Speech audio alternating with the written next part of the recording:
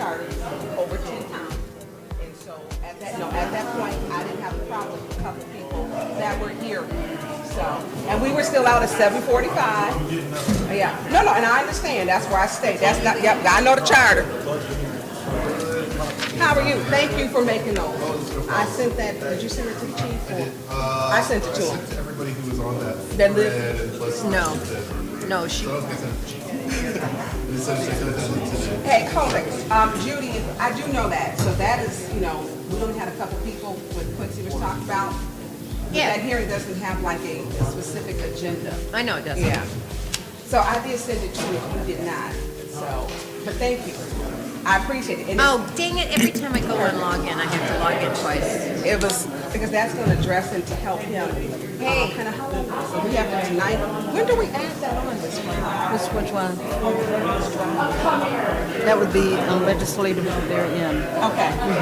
Okay. As an add-on. Okay. But you can, we could have Dennis mention it as an add-on. That's his, he chairs it. There's 2 more dozen in my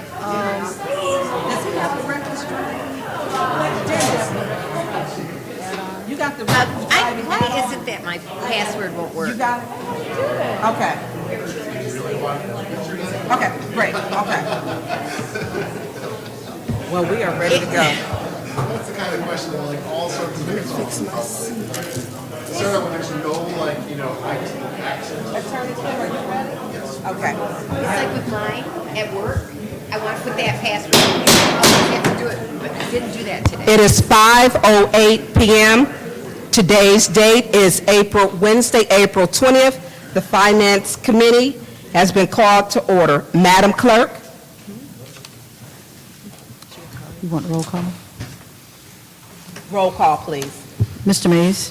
Present. Ms. Lewis? Present.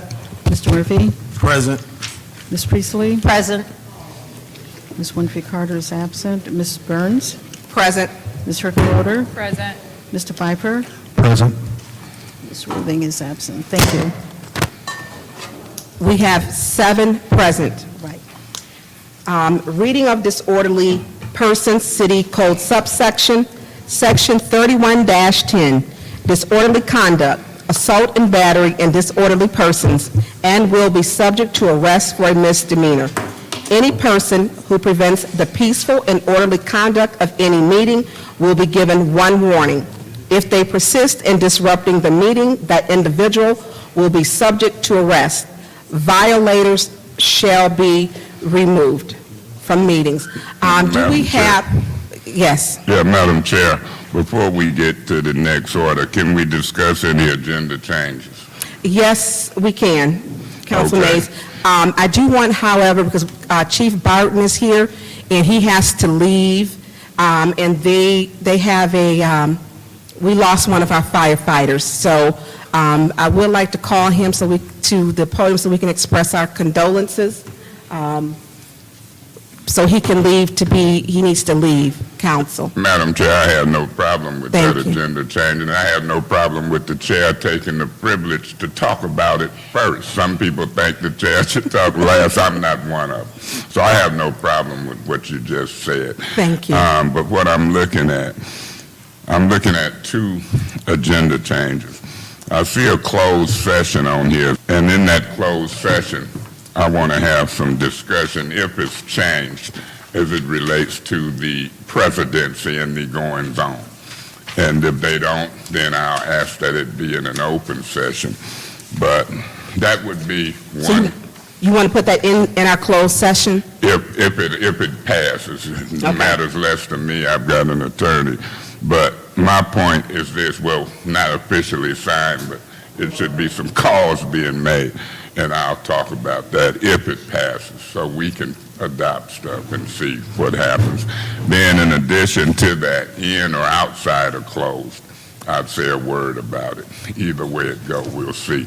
And then the second agenda change, it would be a special order. That would be a special order as it relates to the budget process, and that's appropriate in Finance Committee meeting when we get to it with that. So those would be the 2 suggested agenda change for me at this time. Okay, so those are your two. Any other agenda changes? Any other Madam agenda? Chair? Yes, Councilwoman Priestley. I don't know if this is appropriate, but since Mr. Bryan from Ernst & Young is not here, I'd like to, never mind, forget it. Okay. Madam Chair, Councilwoman Herkenroder? going off of what Ms. Priestley said, I think it'd be appropriate, since Brian is not here today, to move the special order to Monday's Special Affairs meeting.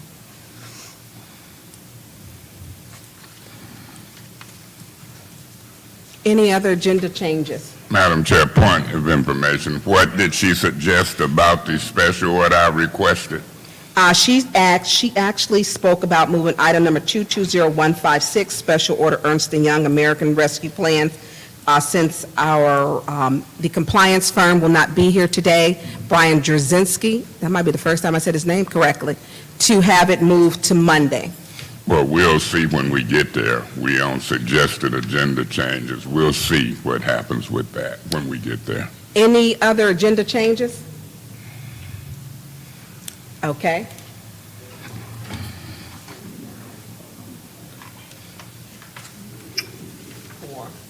Okay, we will take a vote for agenda changes to, you want both of yours, Councilman Mays, for executive session, correct? I want to start out with that. Okay, you want to put them in executive session, which would be a special order for the budget process, and then for your, the other one's a private Start for the out president. with the executive session first, if I may. The city attorney gave a legal opinion as if when you're dealing with certain issues dealing with personnel, his legal opinion, which is recorded, was that the person didn't have the opportunity. And I haven't researched it yet, but I'm making a record. And I'm making a record in order to show what do and did not happen based upon the previous request. So this is a second bite at the apple as it relates to me discussing business with this council in closed session as it relates to disciplinary or whatever issues they want to call it. And so if it does not pass closed session, we'll see under discussion items at the end, depending on who's here, we'll put it there. So right now I would move or ask that it be in closed session without objections, but if not, we can vote. And if it passes to go in there, fine. If it don't, then let's move it to discussion items. Okay, so you want to have that, that item to be put into closed session, executive session, closed session? Some of it, Okay. some of it deserves that and is warranted, I think, by law. I don't know. We'll see. Okay, and you But I want it know. without objection? Point of order. What's your point of order? I can't, there's too much. Well, that's them executives in the Excuse me, back. in the audience, we're having difficulty hearing, That's please. quiet in them back there. Yes. Thank you. Can you, I didn't hear you were talking. Yeah, Councilman so Mays. either place, either or. And if it's neither place, it'll end up in court. But I'm just making a record and seeing what the pleasure of this body. So, Okay, so you want to have that in executive session? or if not, in discussion. And whether we vote or whatever, it matters less to me. I'm making a record. Okay, is there any more discussion on moving that? Councilman Yeah, Murphy? I'm not clear what he's requesting. He's requesting to I move, see on the agenda that we got an executive closed session. It's not specific about what this closed session is talking about, so I'm Point not of sure. information, what's your point of through you information? to Mr. Murphy, it's specific Henry versus City of Flint et al., and then give the case number. Did you see that? Proceed, Mr. Murphy. Thank you very much. So his request that he's asking,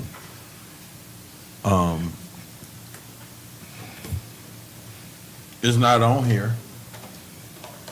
So whatever he's talking about is not specific Specific on to this what's in agenda executive as session. far as this executive session. Point of information. What's your point of Through information? you to the speaker, Mr. Murphy, there was a whole process of disciplinary procedures as it relates to the president. Do you realize that an executive session can be requested by any council person or group at any time, whether it's on there or not? Do you realize that? Being, to my colleagues, being that anyone have a right to talk about what they plan on do or want to do or file until anything is being filed and it is presented to our city attorney and our city attorney is following the proper protocol, I will not be voting to talk about no verbal opinion or whatever my colleague decide they want to do or what they think or their interpretation of whatever legal opinion that we have received as a council. So until my colleague or whoever decide that they want to go file and do whatever they want to do to file whatever right they have to file with the courts, they have a right to do that.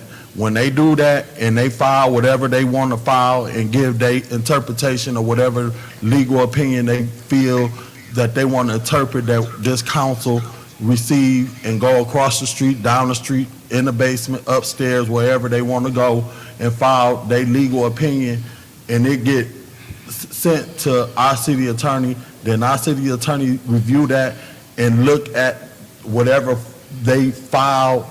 I won't be supporting to go into no executive session to go talk about whatever somebody got to say. So they can do whatever they want to. My colleagues, whatever y'all so choose to do, I want to take care of the business of the city of Flint.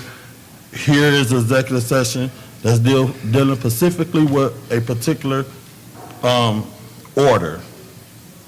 When something else comes, and our attorney feel it's appropriate to bring it on and to talk about it and discuss it, I'll do that. But I'm not interested in going based on somebody's interpretation of what they think they want to do. Well, I just did confer, Councilman Murphy, with our city attorney, Mr. Kim, and Councilman Mays does have the right to ask for it, we vote on it.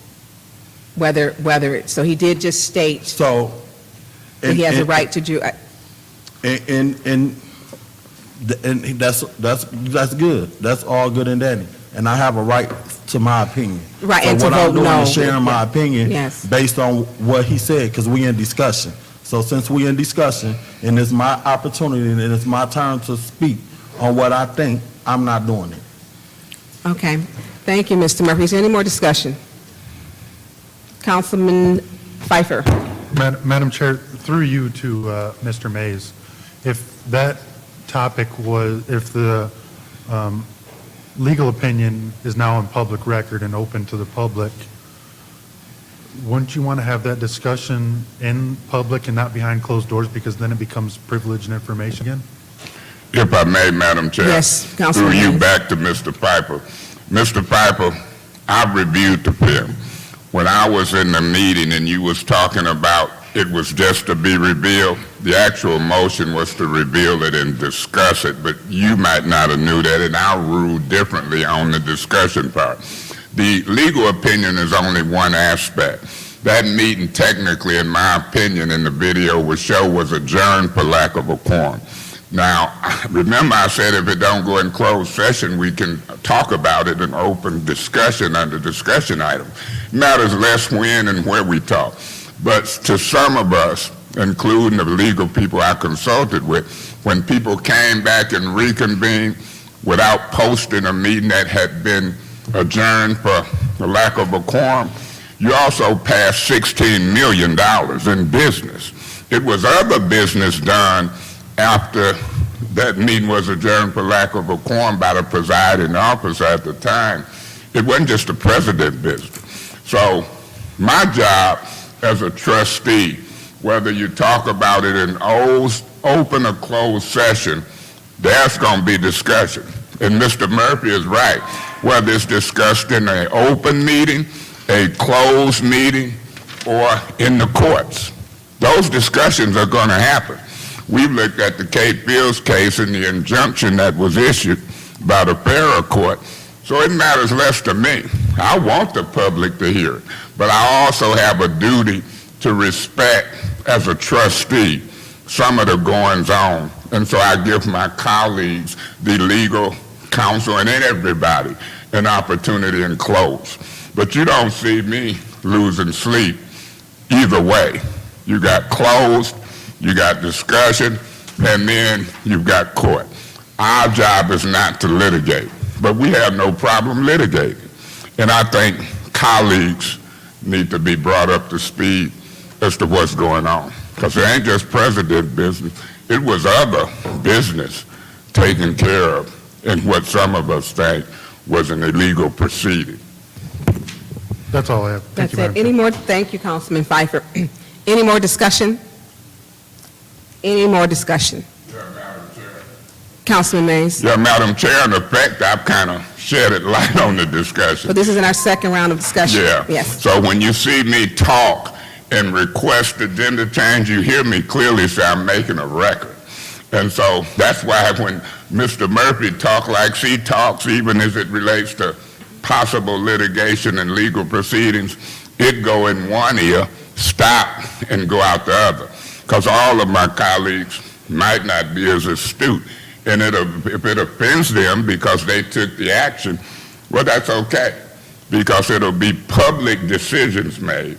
It'll be public things taken, and let people and their actions fall where they may, publicly. But sometimes you try to give people heads up if you choose. Thank you, Madam Chair. Thank you, Councilman Mays. Any more discussion? Any more discussion? Any more discussion? Madam Clerk, roll call to see if we... Point of information. Yes. Does this motion includes the closed session and or the discussion item, or do they want to split that up? I was doing them both. Okay. I was going to do them both, which would be your two changes, which would be to speak in reference to the presidency and then the special order for the budget process. No, you missed my point. Oh, no, go ahead, sir. See, I don't want people to feel boxed in. If they don't want to talk about it in closed session, the motion included discussing it under discussion items at the end of the meeting. If they don't want to do neither one of them, then somebody should split them up. Then I think they That's should my be... point. You see my point? So you're stating... I want to give them a fair Yeah. shake. So you're stating that if it does not pass in executive session, that you want to move it to discussion at the end of the agenda? And if that don't happen, I can assure you 100%, then the final arena, and that's probably where it'll go anyway with this crowd, they'll be coming to court maybe. Okay, well, let's vote on the first one then, because you've got, this is broken up. So the first one is to talk about the presidency in executive session. So we'll vote first on that one. And not only the presidency, it was $16 million worth of business and other things done in that alleged session of council. Thank you, Madam Clerk. Roll call. The yes vote would mean Councilman Mays' special order. We'll talk about it in executive session. A no vote means we will not talk about That's it in correct. executive session. Right. Madam Clerk? Okay. Mr. Mays? Yes. Ms. Lewis?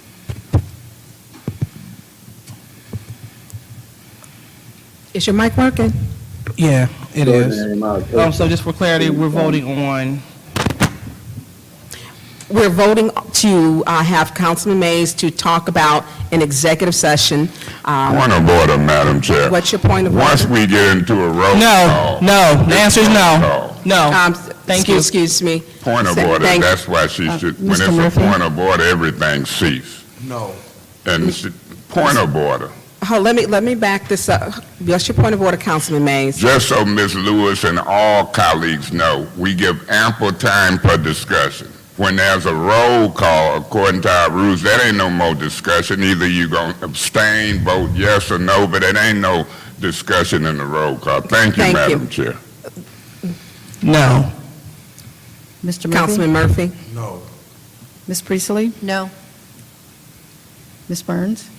Yes. Ms. Herkenroder? No. Mr. Pfeiffer? Yes.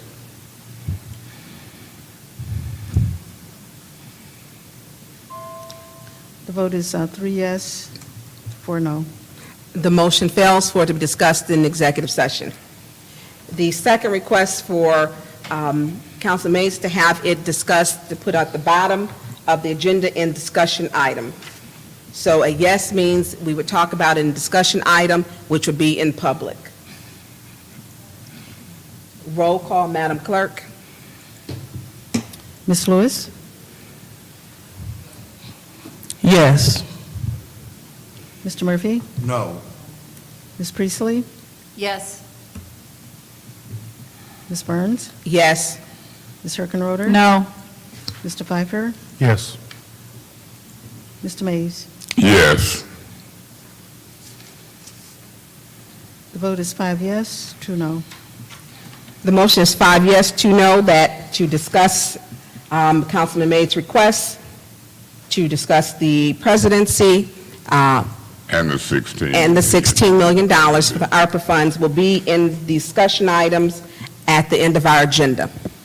Councilman Mays, and that is the budget part that you're referring to, correct? No. You have- The budget part, if I may. Yes, enter please. into that discussion on the agenda change. As I've watched a number of budget processes over the years that I've been here, the deadline for us is the first Monday in June. There's been budget hearings scheduled. When we get into those budget hearings, there's no city attorney, there's no staff. The police department, for me, would be an excellent example of why you need the city attorney.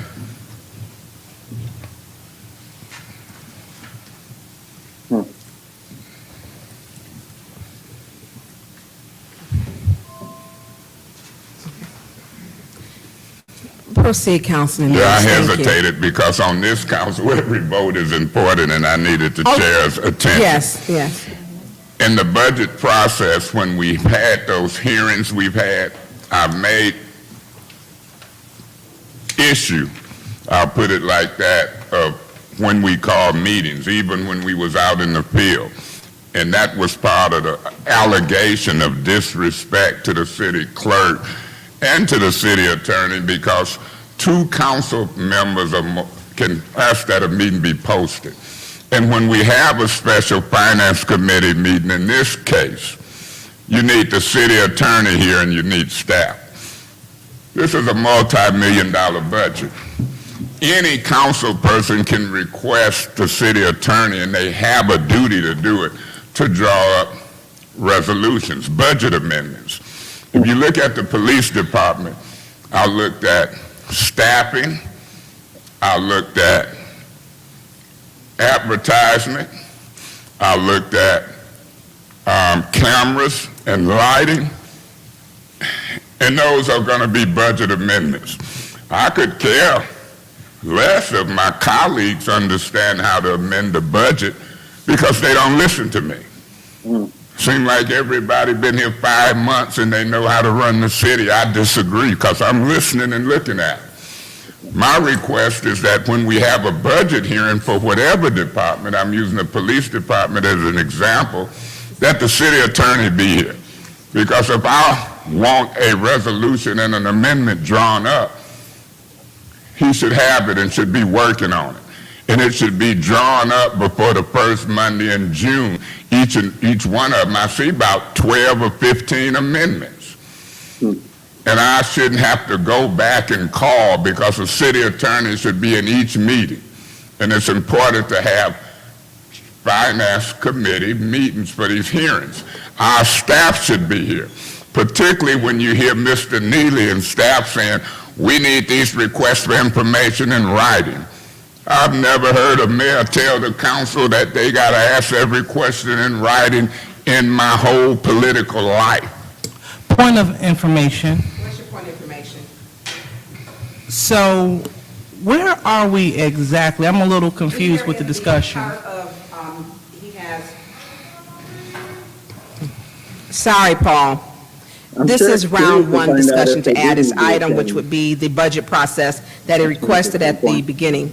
So this is the other part to his second agenda change. Okay, thank you. You're very welcome.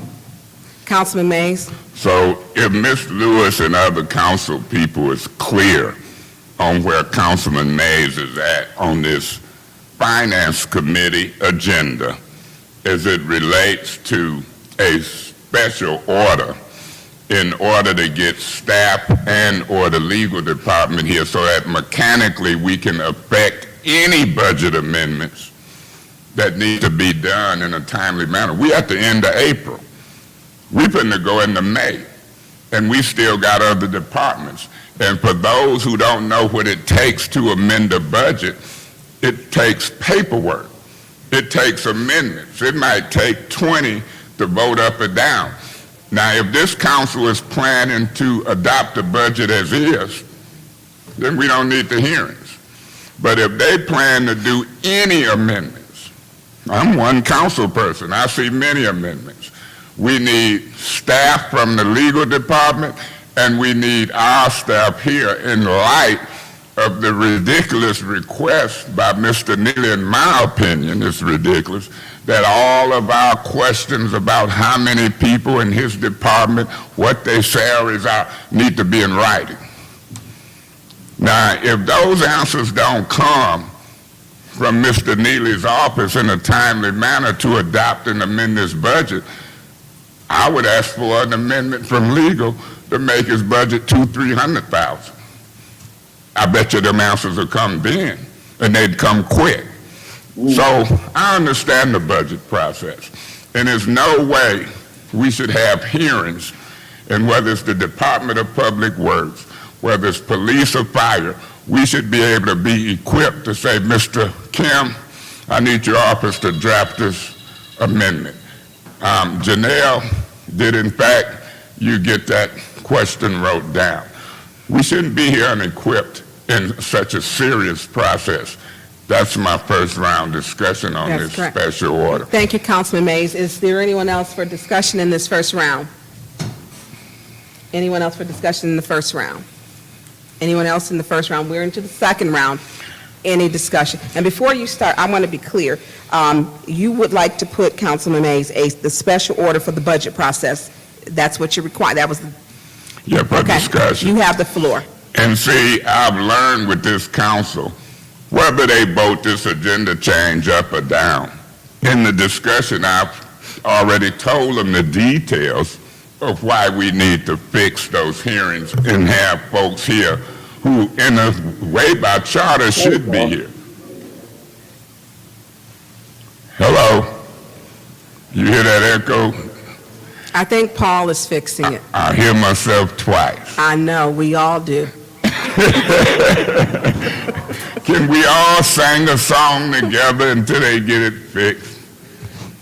Whose birthday is it? Let's do a birthday song. Councilman Mays, hold on just a I got the second. floor. Paul, is that fixed? Thank you, Officer Metcalf. Councilman Mays, thank you. Councilman Mays, you Officer have the floor. Metcalf, arrest that machine. Now, this is what I like to say. See, I've learned how to maneuver in the middle of what I'm going to call a hostile council in a hostile work environment and just a lack of understanding.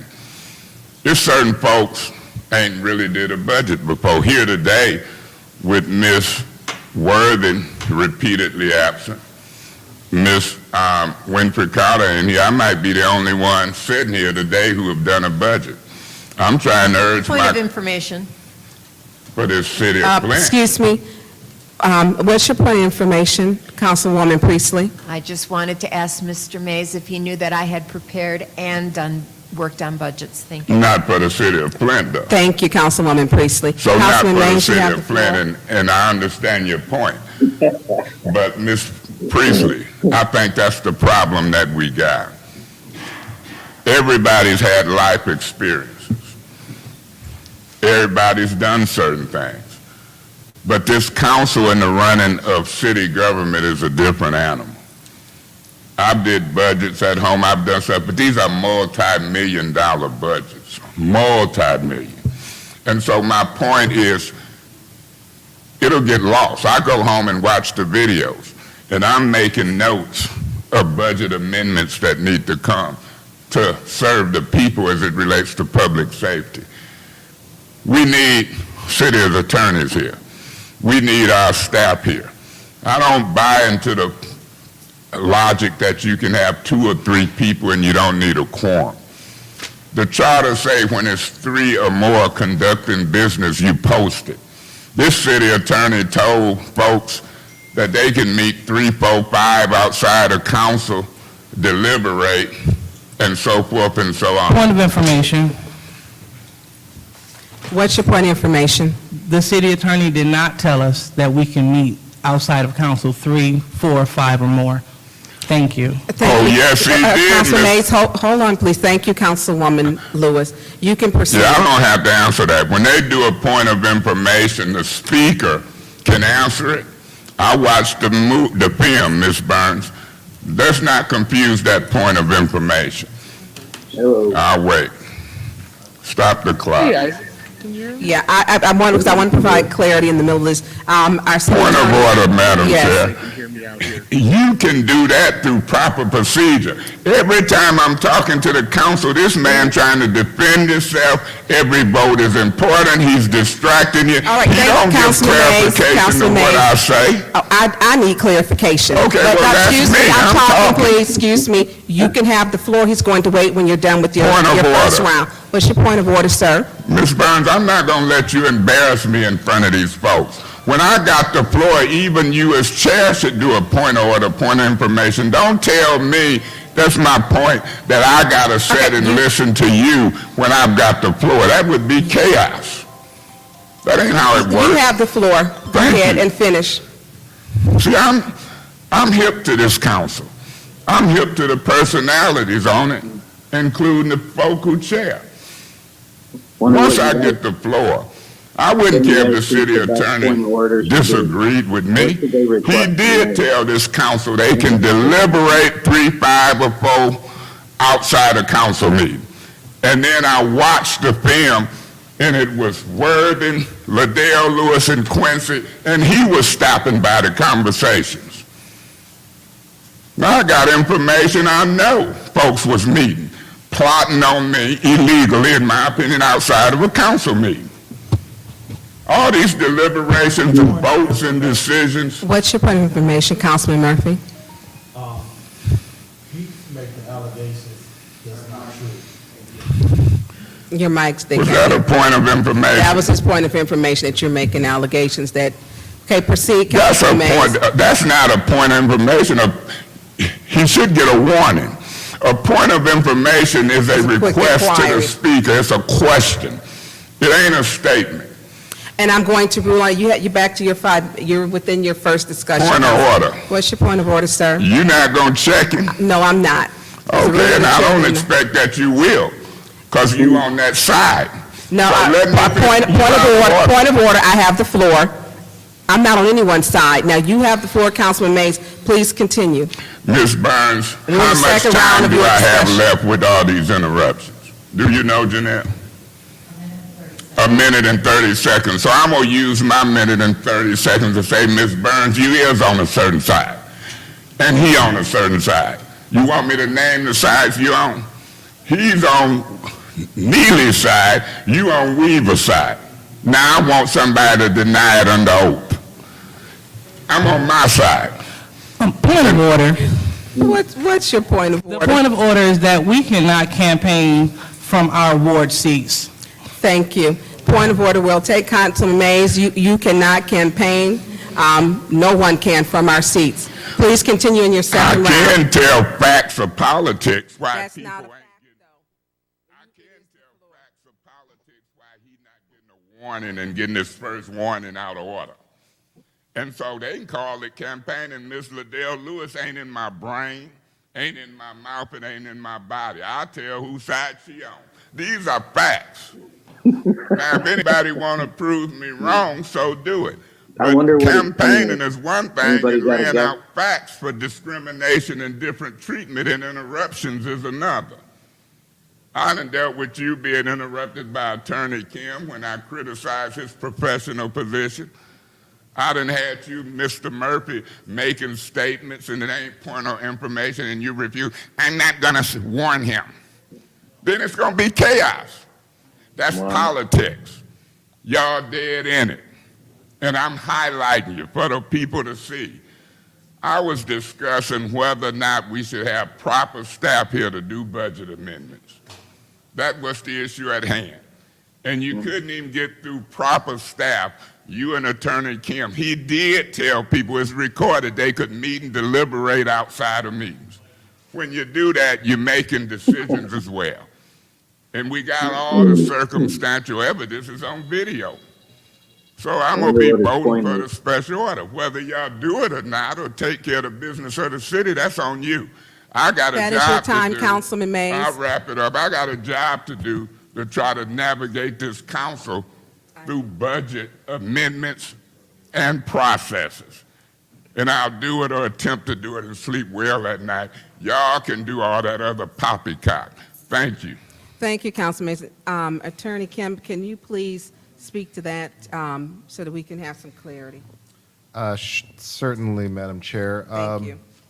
With all due respect to Councilmember Mays, I believe that a number of statements they just made were factually incorrect. I believe that the information I've given to the council has been legally correct in terms of how the Open Meeting Act applies, and I think we're going to get to the I business of the believe that the city record now. itself reflects what I said, and it's not in accord with what Councilmember Mays has. Point of information. What's your point of information? Through you, Councilman that's Mays, right. you have to wait till I'm through talking, please. What is your point of information, Councilman Mays? That's the You only have the talking floor. it is. What's the point? My point of information is through you to the speaker.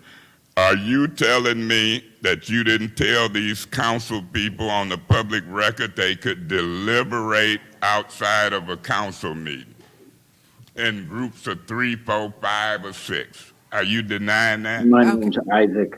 I'm Do you need to speak? moderating for this, trying to navigate Again, I the would just say that I believe conversation. that his statements are not in accord with what was previously said. Point of Okay, information. what's your point of information? Mr. Kim, you're a lawyer. This is an easy question. Did you not tell these council people on record they could deliberate outside of a council meeting 3, 4, 5, or 6? Yes or no? No, that's not what I said. And you can go review the YouTube video if you'd like. Thank you, Councilman Mays. Thank you, Attorney Point Kim. of order, Madam Chair. What is your point of order? I want to pull that record and show it on that video at a later date. Thank you. Thank you. And is there any more discussion in the second round? Yes. Councilman Murphy? Thank you so much. And let me clear this to the public. Do not believe funny, this C.D. man when Williams. he talk about who Councilman Murphy supporting for mayor. And I would like to do a referral to you, to legal, and to the clerk based on the charter. Is it appropriate for, I don't know whether he running, I heard he's running for office, to be using his seat to campaign or to make allegations about who we out here supporting, because I ain't endorse nobody. And this agenda was, I thought what we was talking about was the agenda change towards the financing. So I'm not clear, how did we get to talking about the finance to him making? Point of information, Madam Chair. What's your point of information? Do my learned colleague understand ain't nobody been certified to run for nothing yet? Councilman Mays, learned colleague is a personal attack, sir. Please refrain from Point that. of order. What is your point of order? Hell, I'm 64 and I'm still learning. Councilman Mays, I can don't we not use? point of order if What's I your may. point of information? Point of order is takes What- precedent, and I what was is your in a point of point of order order then? when she called the point of But she information. could call a point of information. Point of order. What is your point of order? Do you know that if in fact I'm learning, Hi, Ron. My At name's Isaac. 64, I'm doing moderating for this. it's not a trying to personal find attack. information about Everybody is the learning. budget. And so I don't see why you think when you say learn it or learn That's not a or proper, teach. that's not a proper Well, point of to me order. it was 'cause you were No, it's ruling me not. out of And order. you're abusing the authority. No, that's not. Councilwoman Priestley, what is your point of information? Does Mr. Mays know that I really dislike being told I'm older than I really am? Seeing how I'm 4 days older than you, please refer to your age as 63 and not 64, just in case you don't know how old you are. Thank you very much. Point of order, Madam Chair. What's your point of If order? my age wasn't a personal attack and you didn't check the white lady, but you're checking the black man, what are you talking about? Point of order. What is your point of order? My point of order goes back to Mr. Mays using profanity during council. Excuse me, Councilman Mays, you do not have the floor. Point of order, point of information. She did a point of order, so we're still in her point of order, which you just stated that a point of order takes precedence. Please proceed, Councilwoman Lewis, and I'll get to Councilman Mays. Thank you. He used profane language, which consists of the H word, and that is not professional language to be used. So President Mays, he needs his warning. Thank you. Point of order, Madam What's your Chair. point of order? I don't even know if I used the H word. You did. And if it happened today here, I'll use it again. It ain't a crime. But the point is, let me sit in the audience till y'all get through with discussion, and I come up and vote, because some of this stuff is petty, it's Okay, childish, and it's Councilman just Mays, a waste. we're not, yes, you are excused. Is there any more discussion within this first round? Yes. Councilman First of Murphy. all, we are elected officials up here. I wonder if we can get the vote now. African American man, it does something to me when he referred to them as white women. She is an elected official. I think it's derogatory for him to sit here and call them out by their name outside of what they was elected to do. And I think you as a chairperson ought to be checking them and giving him a warning. They were elected. Now here, some of us getting Does anybody here know threatening what they're going to be emails and voting all of on? this stuff about us sticking up I don't for have a people, point of order, talking about actually. sitting here protecting white women and all of this stuff, and then here he go calling her out of her name outside of who she's elected, and you the chairperson. You ought to be checking them. We elected. This man just is completely all out of order, been out of order, stay out of order, and he don't be getting checked. And he need to start getting checked. Sitting up here accusing us supporting somebody for mayor. We ain't talking about that. We on the agenda change. This man is a liability to the city of Flint, and he has not have no intentions on moving the city of Flint forward. And if you guys want to facilitate and chair these finance committee, government ops, legislative, whatever chair y'all is, y'all ought to put him in check. If y'all wonder why me and him going back and forth, look what y'all allow him to do, and don't stop him. He wrong and out of order. She's elected. Is there anyone else are you done, Councilman yeah. Murphy? Does anyone else would like to speak in the second round of discussion? Is there anyone else? Is there anyone else? I'm going to speak. Councilman Murphy, let me be very clear to you, and I did get legal advice, which is what we have to go from. It is in the context. I am not in agreement with anyone being called learner, because I believe it speaks to a person's learning ability or disability.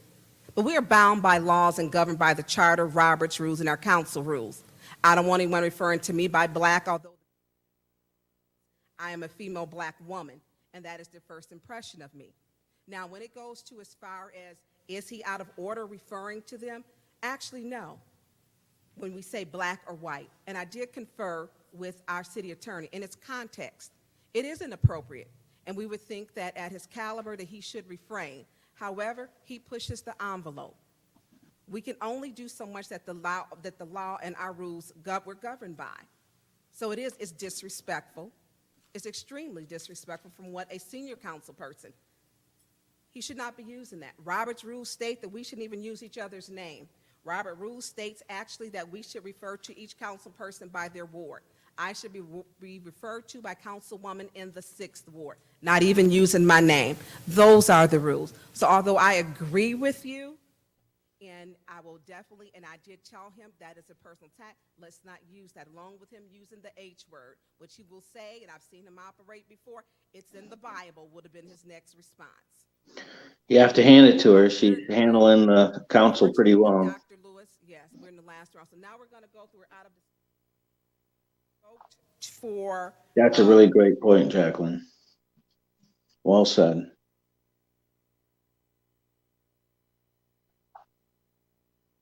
what's going to happen next.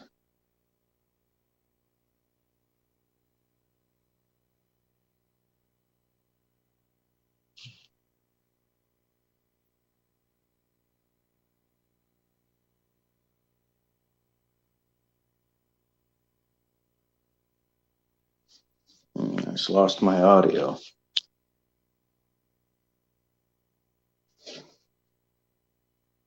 No. Ms. Priestley? No.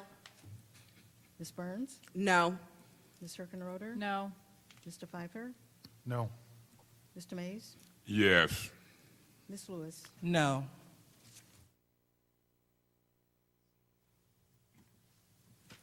6 no. The vote is 1 yes, 0 no. The item fails. 6 no. 6 no. 6 no. The item, it is 6 no, 1 yes, it fails. Before we, other discussion item would be, so we can have some civility and decorum. We lost one of our firefighters. It is the second firefighter that we have lost to an untimely death. Chief Barton, could you please approach the podium? Point of order, Please. point of order, Madam Chair. That would be ordering that agenda change without objection. I'm sure you won't have no objection.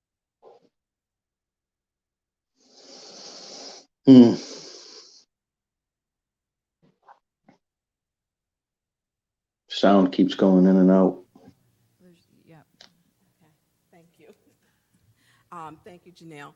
I would like to, There and it thank you is. for that, Councilman Mays. I would like to order I will order without objections so that we can have our fire chief, Ray Barton, approach the podium so that council, we can discuss, or not discuss, we can offer our condolences to losing one of our own who has served our public community. Madam Chair, Yes. one quick inquiry. So did we totally close the sessions for agenda change? Because I know that we have an executive session, and I know that we have public speakers that would like to We speak. did close We that. closed it? Yeah. Okay, I'm sorry. Thank you so No, much. no problem. Chief Barton, could you, that is order without objection. Chief Barton, Oh, could you, Point of order, Madam What's Chair. your point of order? We still have to vote on the agenda change to move the special order with Ernst oh, and yours, Young I to forgot special about that. affairs. I apologize for the Ernst and Young. Uh-huh. Just a second, Chief Barton, and I apologize. We also have Councilman Herkenroder asks for the resolution 220156, special order Ernst and Young American Rescue Funds to be moved to Monday. Is there any discussion? Yeah, Madam Chair. Councilman Mays, you have the floor, sir. Yeah, I'm so glad for discussion. This is a finance committee meeting. We're in the middle of the budget process. We paying $1 million for Ernst and Young to help walk us through the spending of ARPA funds. When we request somebody from staff or a contractor for $1 million, and we got less than 30 days to amend the budget, through you to Mr. Edwards or Mr. Whittigan, can they come forward? I want to hear the excuse why we can't have this big-time $1 million in a finance committee meeting. I want to hear what the reason is. You paying $1 million and can't get one representative in a finance committee meeting, and the council controls the purse strings for the city of Flint. If Mr. Neely called him, they'd be there. This is disrespectful to me. I want to hear what the reason is. Did somebody die? Did they get the flu? Is they only got one staff person? What's the reason we don't have anybody here?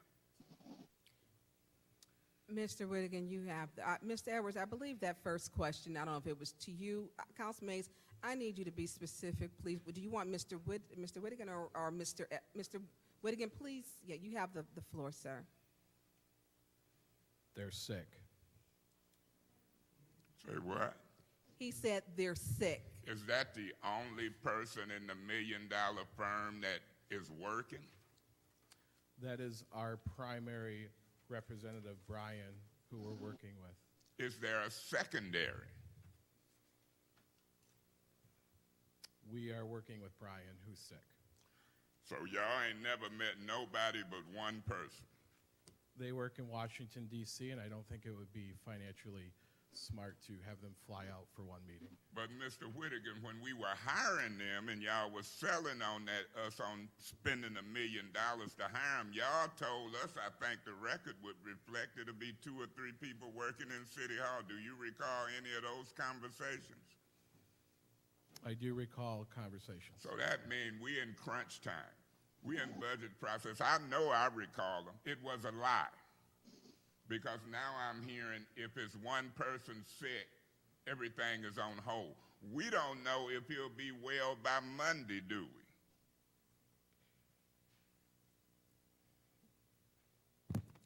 Do you really want me to answer that?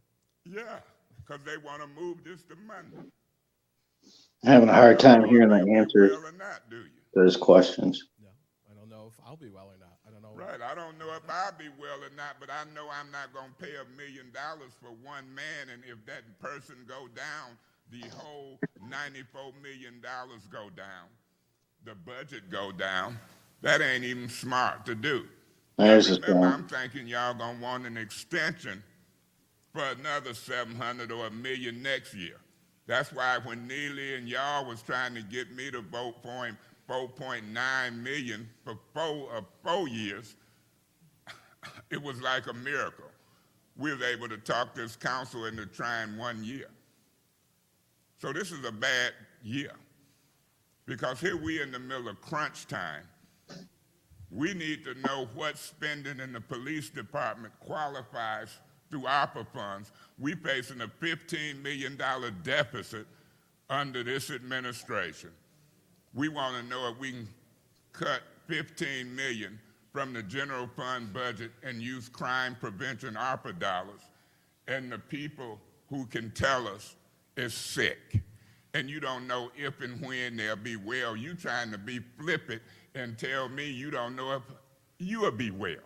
Hell, I don't know if I'll be dead. So don't Councilman be Mays, flippant with point of me. order. Please refrain from using hell. saying in the hell? Yeah, because you're not using it in Send the me to biblical jail. sense. I'm not. Through you to Mr. Edwards, is it something you want to say? Y'all need to quit that petty stuff out. That's point of you. order. That's not petty. That's being respectful, sir. I don't think it is. Through you to Mr. Edwards, is it something you want to do to shed light That's a on good this? point. A lot of people do work Mr. remotely. Edwards, I wonder you if they have the could floor, remotely sir. get an answer. That's a great Thank you, question. Madam Chair. Through Thanks, Linda. Madam Chair, to Councilman Mays. They don't want to That's a come in front of me. discussion, There's at probably this truth point to in that terms too. of talking Nice, about Ron. options or optional individuals to be present at council. We've heard your concern at this point. We can move forward and have that discussion with the E&Y to see if they can put in place other individuals that support. But Brian has been the primary. He has the wherewithal, the knowledge and wisdom concerning the proper course for these funds. But if it's needed, another option of an individual, we'll have that discussion with them and see if someone can be assigned guys are right. along with Brian to support Brian through that process. Let's try to keep this meeting moving. Let's try to keep the process moving. And let me make my point. This is a letter from you, the city administrator. Can you see it? Being truthful, no, I can't see all the You want to detail. grab it? This is the letter, Mr. Yes, Edwards. yes, This is the letter where you said you wouldn't be here on Mondays. You said you and staff would be here. You know the letter? Yeah. And so now they want to move it to Monday, and you done already give a written notice. Now, I don't care what this council learn or don't learn or know or don't know. You've called me on my cell phone before, correct? Yes, Councilman. I've got a job to do. The one man with the $1 million firm then went down. I'm going to ask that you call me between now and Monday or after Monday, and we figure out who can give us this information so I can bring budget amendments. I don't care what they vote on and do. They don't have to be concerned about getting this information and doing the budget as I am.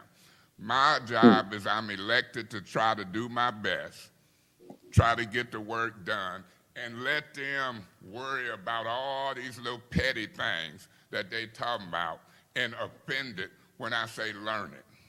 So what about, through you, Madam Chair, to you, Mr. Edwards, do you see my point as somebody trying to get some stuff done? Mr. Edwards, you have the floor, sir.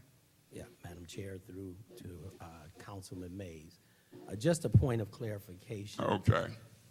That letter was issued to reserve our right to take those steps, but we will be here on Monday as a part of, in terms of our administrative staff, those who have issues before council, and of course myself, will be present at that point in time. As I said before, between Mr. Whittigan and myself, we will get with E&Y and have the opportunity to talk about, is there another designated person that could be suitable to fulfill council questions or to fulfill any requirements concerning an understanding and update about the ARPA funds.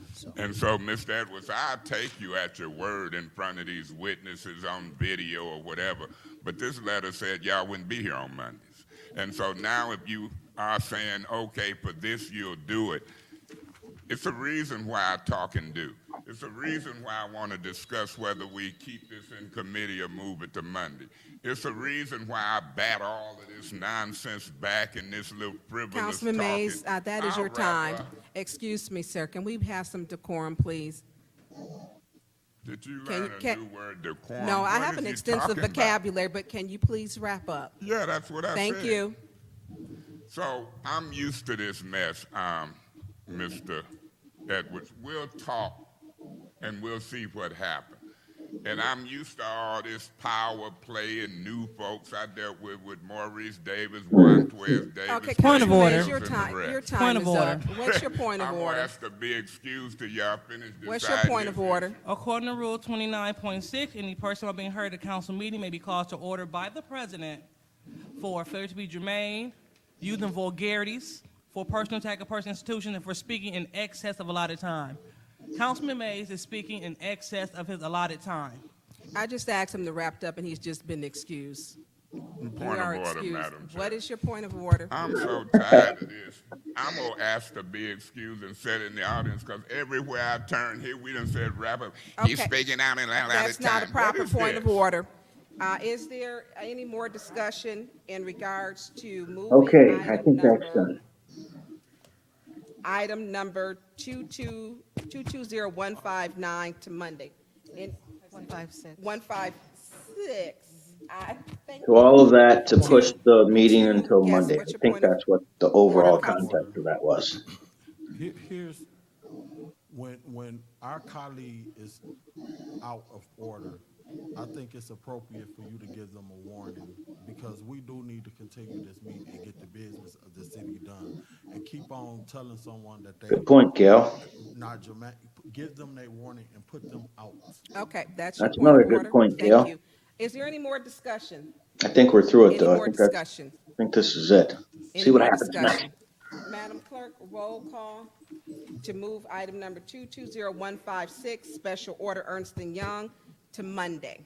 Okay, Ms. Priestley, Yes. Ms. Burns, Yes. Ms. Rickenroder. Yes. Mr. Piper, Yes. Ms. Lewis, Yes. Mr. Murphy. Yes. The vote is 6 yes, 0 no.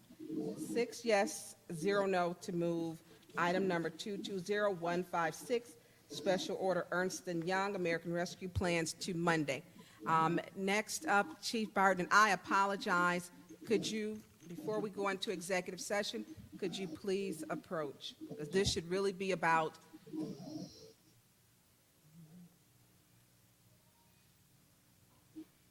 Karen, it's about Karen. It's about Karen. We care about what happens. I want to tell you, and something shouldn't be more important than what you've been going through. I understand you losing one of your own and how close the fire department is. The public doesn't understand that within 3 years, you lost 2 firefighters to an untimely death. And for that, I offer my sincere, my deepest condolences to you and every firefighter that is on that staff. I understand the grieving process, and I understand that you are grieving, along with the people that work underneath you. I would like to offer my colleagues at this point in time, if they would like to say something, to offer condolences, because this is something that's serious. We've lost 2 people this year, one in the police department, Captain Bernie, and now we have lost John Stinger. He was a firefighter. Both of them were public servants who worked for the city of Flint, dedicated their lives to saving lives. And for that, I thank John in his absence, and my sincere condolences to his family and to the fire department and to you, Chief. Would any of my colleagues like to say anything? In all due respect, I would like to hear from the chief first.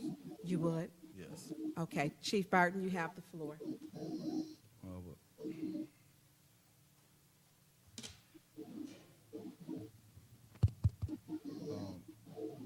Thanks for the condolence, and I'm here, and I don't want to confuse. Like I say, Colin Burney lost his life in an accident, and our firefighter, and it's happening in the police department too. Our firefighter lost his life to suicide, and it's something that's attention has got to be brought to it, because right now it's in fire and the police and public safety around the country. We're losing more firefighters and police to suicide than we are line of duty deaths. And so, as with us, we understand, we recognize it as a line of duty death. And it's so hard with John Stinger and myself and Chief Green back there when you lose someone. And in John Stinger's case, the city give us the tools, they give us Reliance, they give us the things to help. And when we get 5 visits and things like that per situation, but in our service, we can have stuff happen back-to-back days. And I'll give an example. Station 6 a month ago, on one day, they had a run. They had lost 2 infants, one to SIDS and one to a grandmother rolling over on a baby. And so they go through that trauma, and they get past a week, and 10 days later, the same crew have another infant death. And so it's something that, like, in support, and the council, the mayor, and I understand y'all supporting us, and it's just, we got to find a way to kind of do more. I don't know what it is. I looked at the Reliance. In this case, I reached out to the young man. I introduced him to Reliance. I had him call EAP. For 3 weeks, I talked to this man every day. I even talked to him the day before he took his life. And so that grieving process is horrible, because everybody finds fault. Everybody's finding out what they could have done differently, and it goes from grief to guilt to anger, and it's everywhere. And like I said, and it's in public safety, because we see so much. We have to respond to these deaths. The police responding to the shooting. We live every day not knowing our lives as we coming back home, and then it gets too much to bear. And then when you have outside personal things, all these things coming apart, and that's where we at. And so, like I say, it's really a big push to start recognizing it as a line of duty death, because, again, around the country, and I did have the numbers, but yesterday was a terrible day, because it's like being the chief of the department. I have to be the figurehead. I have to keep my composure to keep everybody else from breaking down. And yesterday was a miserable day for me. And so I lost those numbers in my head, but it's, like I said, we have more deaths in police and fire for suicide than line of duty, and people don't want to say it was suicide. Well, it was suicide. But we got to figure out how to support each other. And as a city and communities, we got to be able to support the people in blue. And that's all I ask. Appreciate the condolences, and we'll get through this, because that's what we have to do. And that's the hard part of our job, because right after he passed, we have a time to grieve. But that grieving is, if you ain't taking everybody out of service, which we can't do that, because we still got to give the city fire protection, police protection, public safety still got to go through it. Same case with Officer Bernie, killed in an accident at 5 o'clock. They call us in, they give us time to grieve, the county cover. And they might cover the rest of the day, but the next day we got to go back and do our job. And so just thank for the support. Pray for the firefighters. Pray for John Stinker and his family. And we appreciate y'all's support. Thank you. Thank you, Chief. Would any of my colleagues, Yes. Councilman Murphy? In respect of what he just said, I would ask my colleagues to join and the public to join us, and I would like to take my time for us to stand in 1 minute of silence. I'm going to do that at the end once everyone Okay. speaks. I've already planned that. All right, well, that's it. Anyone else like to speak while the chief is here before we do a moment of silence? Yes. Councilwoman Priestley? Chief, as someone who has suffered from depression in the past, there isn't anything you could have done? No, I understand that. Like I said, I hired in the department in 1987. And I tell people, unfortunately, because I've been there so long, I've seen a lot of things. I've seen people commit suicide by hanging themselves on a doorknob on a door, when at any given moment, all they had to do was bend their leg and get up. So I understand when a person is committed to doing it, it's going to happen. And so I do understand all of that. But like I say, I've been on the department over 30 years, so it's just getting my young guys here not to quit, not to leave, not get distracted. So we got to be there to support them. Well, you had definitely had my prayers, because I'm telling you, without God, I wouldn't have made it through. And it's not something I talk about often. I had it planned. I knew what I was going to do, and there was nobody who was going to stop me, but God did. I was lucky. And so I think that when you are in those depths of despair, there's not much you can do. And I hope that you don't keep thinking that if you and the others in the park department could have done something. Because seriously, without the intervention of God. Now, I pray for you and your department. I can't imagine finding a baby dead. I had a hard enough time when I lost newborn puppy. I can't imagine a baby. So you definitely have my prayers and my support. Thank you. Before anybody else like to speak, I would like to tell y'all about John Stinger. He committed suicide, but John Stinger was a person that, as men, human, that we want to walk around with this heart and attitude. And anybody that know John Stinger would attest, John Stinger would want you to believe he didn't care about anything, but in essence, this guy cared about everything. John Stinger took care of the Frost Avenue neighborhood. Those people are going to be missed. It's a joke. Me and Chief Anthony, when he called to give his condolence to Anthony the other day, he was like, John Stinger was the mayor of Frost Street. And he just took care of everything. John Stinger would come to me as chief and be like, hey, I want to pay for some garbage dumpsters to put in some neighborhoods so people can clean up. But he never wanted me to tell. And so it was so hard. And he didn't just do this one time. He did it every year. His mother was in Kith Haven. And when she died, he still went there every year and donated and did things for Keith Haven. He was a great guy, and I don't know nobody. And he was 50. I have never met anybody that loved Flint more than this guy. He was so proud of Flint. He was proud to say he lived on Frost Street. He graduated from Northern. He was on the Flint Fire Department. The dude loved Flint, I'm saying, with all his heart. And it's just like he would talk about it, and he was proud of it. And so he talked about Frost Street like it was $1 million neighborhood, and he was proud of it. And like I said, but he helped everybody. He would get people the shirt off his back and things like that, and you would watch him do it. And so the guy just loved Flint so much. And so it wasn't like when he did it, he was just a guy like that. He was a guy that really cared, but we walk around that we got to be so hard and got to be when it don't matter. But like I say, in essence, his actions showed he was the total opposite of what you're seeing on the outside, because so many people are going to miss him. I've had people calling me from all over the state talking about what John did and what kind of person he was and times he helped them. And so that do help us get through this. But like I say, the guy was a great guy. So by no means because he did that was he out of his mind and things like that. But we all know everybody have a breaking point, and only so much can get put on you. I just wish it could have turned out differently. But again, we'll get through it. Madam Chair. Councilman Mays. Yeah, Madam Chair, to him and his family, and then to the City of Flint employee family, specifically the fire department, but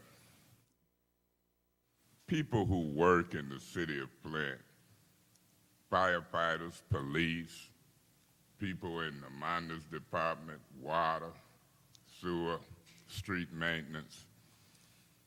As you can see from these council meetings, the pressures and the communications, and then when I was elected in the UAW as a committee person out at Flint Truck and Bus, we always used to say, even though things at work can bother you, you don't even know what's happening in people's personal lives. And so whatever then went on, I pray to God for his soul. I pray that his family is taken care of. This just ain't no cavalier conversation about praying. I believe in God. I call on him regularly. And I'm going to ask the residents of the city of Flint to pray for his family, pray for the other employees in City Hall, pray for everybody. And let's lean on each other, because you got some terrible people out here. And people will put pressure on you. The job can put pressure on you. And then you have family instances. And so I appreciate you telling this city, and folks watch this from across the country, Chief, because I get calls from Arizona, Mississippi, Colorado, and I hope that everybody listening to this, and I'm glad that you had told me back there it was suicide, and we'll wait to see. But I'm concerned, and I'm prayerful, and I'll pray moving forward that if there's anything we can do for any employee or any person in this city, whether they work for the city or not, let's tough it through. We don't know why. And I always quote Proverbs, the 3rd chapter, the 5th and 6th verse. Trust in God with all thine heart. Lean not to thy own understanding. Acknowledge him in all thy ways, and he shall direct thy path. God bless you and the firefighters, the firefighter family, and anything we can do or I can do, I'm sure on standby. God bless you. Councilwoman Herkenroder, you have the floor. Chief Barton, I don't have anything eloquent to say beyond the fact that grief is really hard. And we never know when it's going to hit, especially when it's death by suicide. You will definitely be in my thoughts. All of your men and your women in the fire department will be in my thoughts. And please, please let us know what we can do as a body to help support you in the future. Thank you, Councilwoman Herkenroder. Anyone else? Madam President. Councilman Pfeiffer, you have the floor, sir. Make sure your mic is working. I think we're working today. So, Chief Barton, I think we all express our deepest condolences to his family as well as everyone in the department. And I would just like to say that I'm sure everyone in your department is leaning on you and depending on your leadership during these trying times. So I thank you for your leadership, as well as Chief Greens. If there's anything that this body can do to help soften that grievance period, or whatever we have to do, please let us know. We're here if you need us. Thank you. And before we do the moment of silence, I would like, Madam Chair. Councilwoman Lewis, go ahead, please. Thank you. Chief, my condolences as we celebrate the life of our distinguished firefighter. It's a very tough job. And how do I know? Because you remember, I was down there at the station with you all, working hand in hand. It's a very tough job. Going to homes, like this, seeing infants, just seeing people at their worst. And they're dependent on you to make it better. You know, you take home a lot of trauma. So I understand that. And I also would like to thank you for being transparent about suicide, because suicide is a very hard discussion that we don't have. And, you know, we just had a community meeting in the 2nd Ward, and we were talking about, we brought in GHS to talk about how that it's okay not to be okay, but it's not okay not to receive the help that you need. So that's very important. And just, I echo the sentiments of my colleagues in saying anything I can do, I know it's minimal, but anything that we can do as a body, I'm there. But I like to be proactive, and I would like to put out a resource. And this is a resource that can be used by Second Ward citizens or anyone in the city of Flint. St. Mark Baptist Church, right there on McClellan and DuPont. They have a strong suicide prevention program with counselors and therapists on call just for you.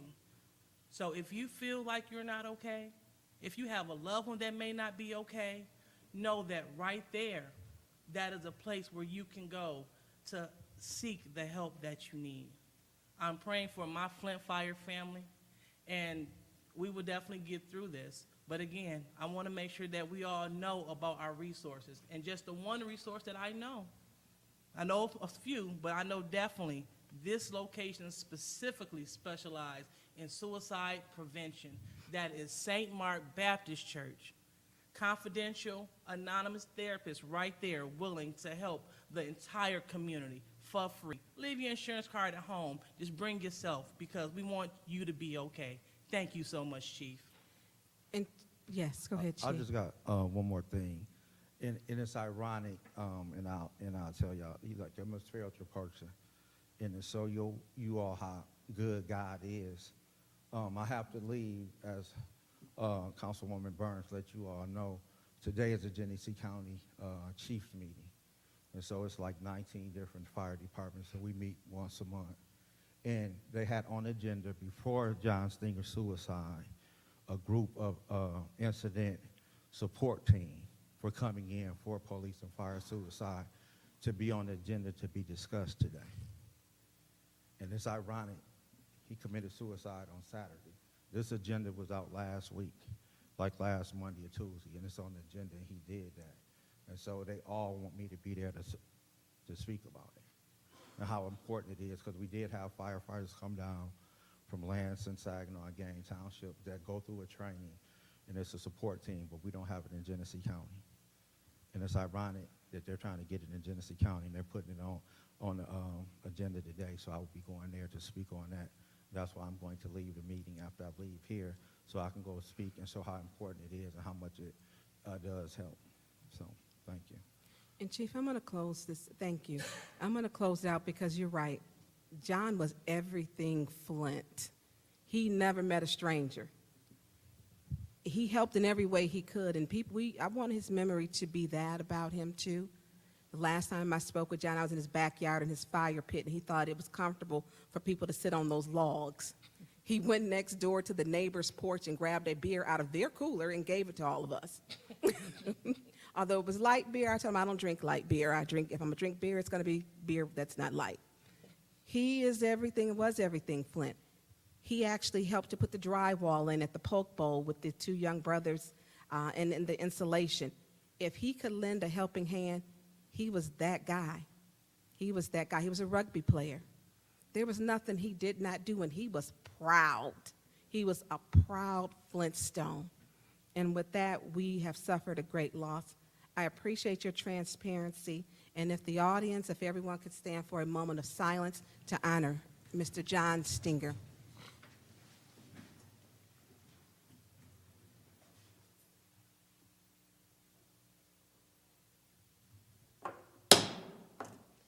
Thank you. Now on to, with executive session, we need to do a roll call to go into executive session for, Madam Chair. oh, forgot about that. We got a lot of paperwork up here. Yes. You've got, Yes, I'd like to make an agenda change to add the resolution to approve the collective bargaining agreement, or add that to the agenda at the bottom of the resolutions as, it doesn't have a resolution number, though. no, it doesn't. Yeah. Adam. An add-on, it would be after 220163. Okay, there's a motion on the floor to add on the bargaining agreement, resolution to approve the collective bargaining agreement between the City of Flint and ASME Council 25, Local 1600. Support. It has been so properly supported by Councilman Murphy. Is there any discussion? Any discussion? Any discussion? Any discussion in the second round? Madam Chair, Yes. really quick, so, is it too late for me to add my agenda item as well? I had already had this one up here. I had already had it. Janelle had brought this up here to me before. You want to add your agenda item? What is Yes. your agenda item? Right, my agenda item is to have public speaking before we go into a closed session. So you want to, let's get past this, then we'll vote on that one, okay? Thank you. Okay. In the second round, there's no discussion for the add-on. We did round one, round two, no, there was no discussion to add on the resolution for approved collective bargaining agreement between the City of Flint and ASME 25 and Local 1600. Madam Clerk, roll call. Ms. Burns? Yes. Ms. Herkenroder? Yes. Mr. Piper? Mr. Mays? Yes. Ms. Lewis? Yes. Mr. Murphy? Yes. Ms. Priestley? Yes. The vote is 7 yes, 0 no. Okay, the vote is 7 yes, 0 no. We will be adding on right after item number 220163, the resolution to approve collective bargaining agreement between the City of Flint and ASME Council 25 and Local 1600 will be after item 220163. And now the next one is Councilwoman Lewis would like to add public speaking before we go to into executive session so that the public may speak. Is there a second? Point of order, Madam Chair. What's your point of order? You could order that without objections. Thank you. I will order that so without objections. So we're now on to public speak. Are there any objections? Well, there are no objections. We're on to public speaking. We have our first public speaker.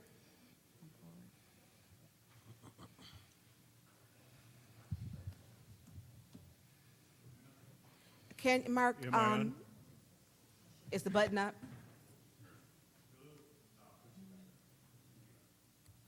Hello? There you go. Yeah, Is that you're a it? little taller, so you may have to adjust that mic for you, Mark, Mr. Baldwin. Okay, is it okay to start? Okay. You have, Okay. you have the floor, sir. Okay, Mark Baldwin. It's kind of hard to start after hearing Chief Barton and reflecting on our firefighters. I'm just going to speak on that really quick. Chief Barton, Deputy Chief Carey, Willie, Corey, John. I know several firefighters, and they're never off the job. They never can do enough. Their conscience keeps pushing them, pushing them, pushing them. And, you know, we've got several firefighters that are alive and need our support. Let's give it to them, please. These are the most amazing people in Flint, our firefighters. I don't even know why I'm here. Zoning. Let's get this zoning passed. Let's move on. So Councilman from the First Ward, he stated several times we need to get back to the master plan, to get our new master plan. We're 9 years behind, or 4 years behind what we should be. But we can't do that till we get the zoning passed. Several years have passed since we put that zoning together, and things have changed in Flint. We dropped 20% of our population. Things have to be changed in that, but let's get it approved, and then we'll move on and start a new master plan and start building Flint. It's time to quit doing nothing. We need to move forward. And then Councilman Murphy, he brought up a really good point about what is appropriate for public servants. And I'll be sending a letter to everybody here about that, because because you need to be appropriate. No slander, no signing off on lies. I was so glad you brought that up, Councilman of the third Ward, because this is something that needs to be taken care of. Thank you. Thank you, Mr. Baldwin. Next public speaker, please. Good evening. Councilwoman Lewis, Arthur Woodson, I'm glad you brought up St. Mark's because I have PTSD, disabled veteran, and I do groups and mindfulness and all the different groups. And one thing that we're working on over at St. Mark's, I'm not part of it as far as staff or anything like that. I go there because I know that this is real, because I deal with a lot of veterans who have done things that they're not proud of, and some things they couldn't handle. So I understand what a lot of people are going through. But here's the issue. St. Mark's can't get funded. They came here through Community Block Grant, tried to get $500,000. And Ms. Wilcox said she don't know them, so she didn't give them any funding. So we couldn't do groups over there because we can't pay a person, an instructor or a therapist to even come over there. Y'all have ARPA funds, and ARPA funds can fund this program. They have given their budget.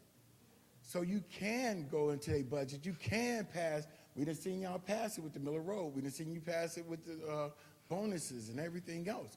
This is something that can be funded because it's something that's going on right now that really needs attention brought to it. And I'm gonna be honest, right now, I believe that this council, the administration, all of Flint really need a therapist instead of a parliamentarian, because you can't follow the rules if you have some things going on, you know, anger, hate, disappointment, because I hear a lot. Even Mr. Whitaker came up here with attitude. Everybody's talking to each other, talking at each other instead of with each other. Thank you. Thank you, Mr. Woodson. Next public speaker.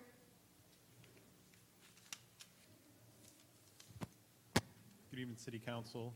My name is Joel Arnold. I'm a 7th Ward resident, and I'm here to speak.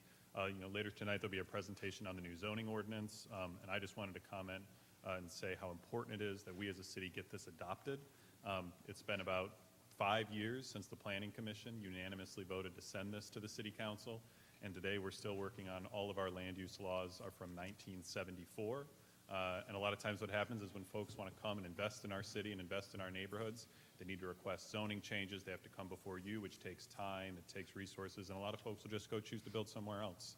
And we want those investments in our neighborhoods, in our city. And so this zoning ordinance is an opportunity for us to see investments, whether it's new homes getting built in green neighborhoods, traditional neighborhoods, mixed residential neighborhoods, new businesses on every side of our city. This is a real opportunity for us to update our laws, get with a zoning ordinance that reflects the residents of today and the residents, the 5,000 residents who were engaged in this process, and really come to a point where we can have a set of land use laws that reflect the Flint that we all live in and the Flint that we want to become. So I'm looking forward to the presentation that'll be happening later tonight, and this being before council in the coming weeks. But I would strongly encourage you guys to vote yes, to approve this. And then, like Mark said, we can get to work revising the master plan, which we're supposed to do, and continually making updates to make sure that we have strong neighborhoods in every corner of the city that people want to invest in. So thank you. Thank you, Mr. Arnold. Next public speaker, please.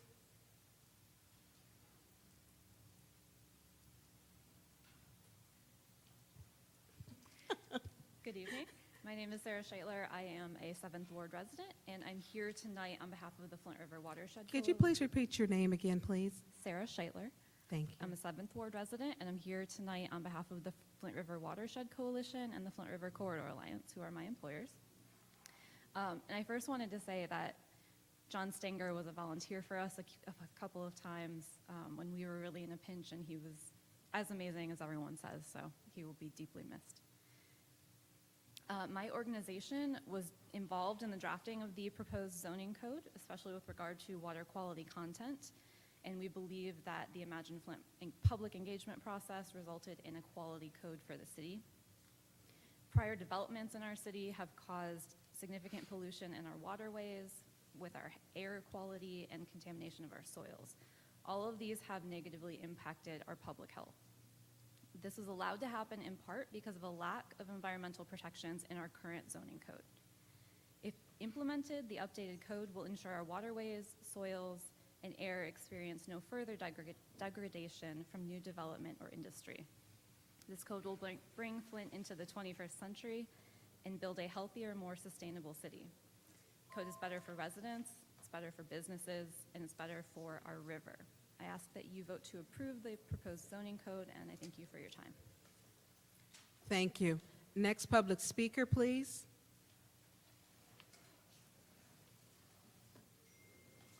Hello, my name is Moses Timlin. I'm a resident of the 7th Ward.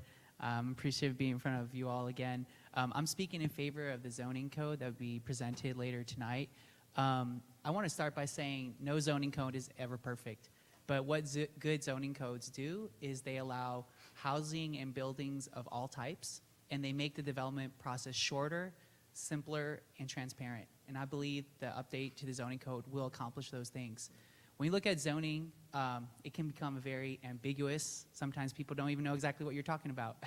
But what zoning does do, it dictates how land can be developed or redeveloped.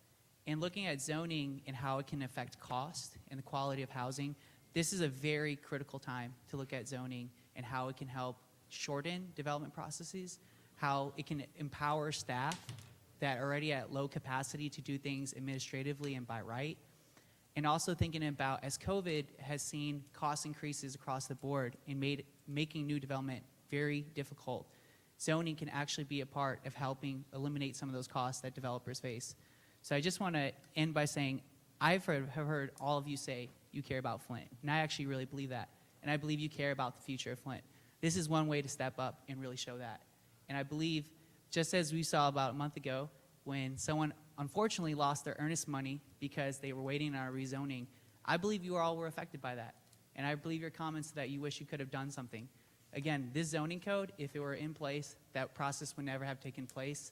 And I believe you care, and I hope that this zoning code reflects that. Thank you. Thank you. Next public speaker, please.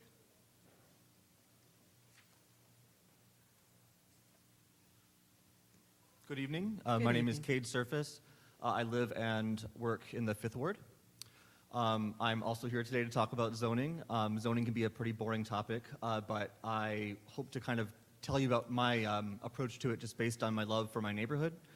I am proud and grateful to own a home in Carriagetown on Garland Street. But before I had my act together enough to own a home, I rented a duplex just down the street. Before that, I shared an apartment with a couple of friends. Before that, I shared a house with some coworkers. And before that, I rented just a single room in a giant house for less than $100 a month. Before that, I lived in my car. I needed this neighborhood in order to be able to build the kind of life that I have now. And I truly give credit to the supportive nature of Carriagetown for me to be able to have a life that I didn't know I could have 10 years ago, 15 years ago. But beyond just places to live, I also have had a neighborhood that lets me walk to a park or walk to work. I've been able to walk to school, to get groceries, to get coffee and see neighbors, to go to the hospital to vote. I can only do this because the laws that govern the use of the land allow for this diversity of uses and allow for a place that really nourishes a person. And I don't say this to brag, but I do feel very lucky because there's not a lot of neighborhoods left in Flint that do allow for this, but that hasn't always been the case. You all know that there used to be dozens of neighborhoods in the city of Flint that allowed for the type of life that I've described and that I really enjoy. And unfortunately, a lot of those neighborhoods were wiped out based on the 1974 zoning codes that currently rule the land. We know those codes were based off of the prejudices and the trends of the 1950s and 60s, trends that certainly were not considering everybody in our community and were not considering the realities of our community today. And so while the codes as written, I should say the draft codes as written and as in front of you are not perfect, they are far more perfect than what we're living with now. and I think that they will offer us an opportunity to further improve them and create a city that's better for all of us. Thanks a lot. Thank you. Next public speaker, please.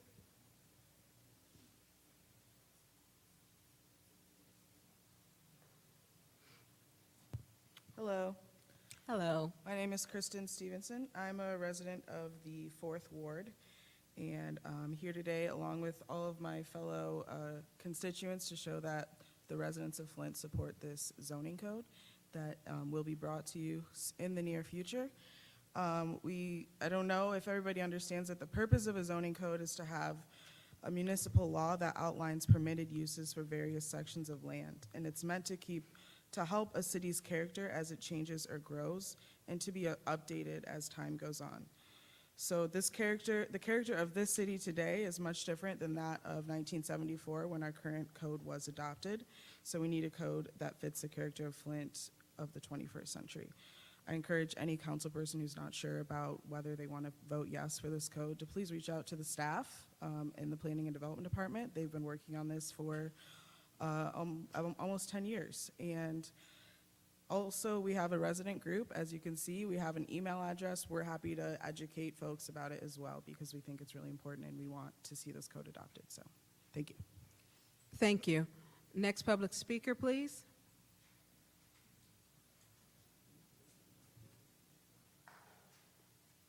Good evening.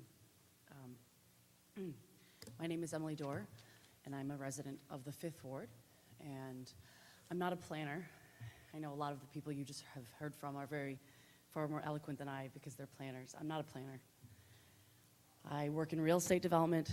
I'm an entrepreneur opening a business here in Flint as we speak, and I'm here to just say that zoning matters. It matters. It makes it harder to open a business when you want the business to operate in a building that is there, but this current zoning code requires 10 or 15 parking spots when you know that the 9 parking spots that will fit is enough, but that actually would add so much more cost. And we need to be able to have entrepreneurs open businesses in our city, and I know all of you want that across the city, not just downtown. We want businesses to open in every neighborhood in our city. And believe me, the zoning ordinance is part of that. And I'm happy to sit down with any of you and walk through the specific ways that the current parking requirements in the current zoning ordinance is very cost prohibitive. And that's just one of my points. In my day job, we talk about housing development, and people across the state, across the country want different types of housing, not just single family homes. And that's something that perhaps some of you are interested in, but if you are looking for data around this, I'm happy to share that as well, because we need to make sure that Flint is a place that people who want to buy homes here, but maybe don't want a single family home, but they want a row home, a town home, maybe a tiny home, maybe they want to be a homeowner. Flint is a city of builders, and that's the other thing I wanted to make sure I say is that we've always allowed for people in Flint to build things, and that's actually our strength. My parents were raised here, grew up here, and we build things here. We need to let our homeowners build accessory dwelling units above their garages if they want to rent to a tenant to be able to make money. So yeah, thank you. Let more entrepreneurs and homeowners build things. Thank you. Thank you. Next public speaker.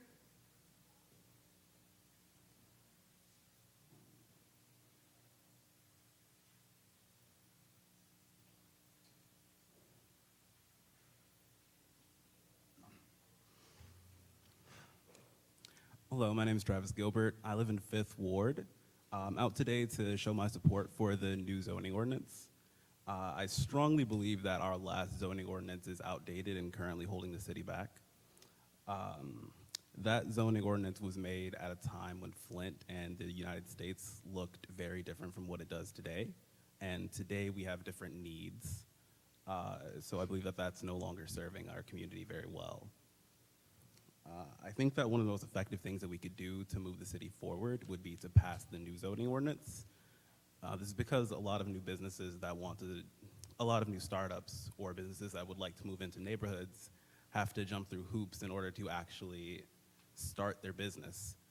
This discourages people from actually making investments in Flint and further slows down our economy. And as a person who cares about the way that myself and my neighbors are able to use their neighborhoods, I firmly believe that you should all vote yes on the new zoning ordinance in order to move Flint forward. Is that it? That is it, yes. Thank you. You look like you had some more to say and the timer hadn't No, went off. I like to keep things brief. All right, thank you, Mr. Gilbert. Next public speaker, please.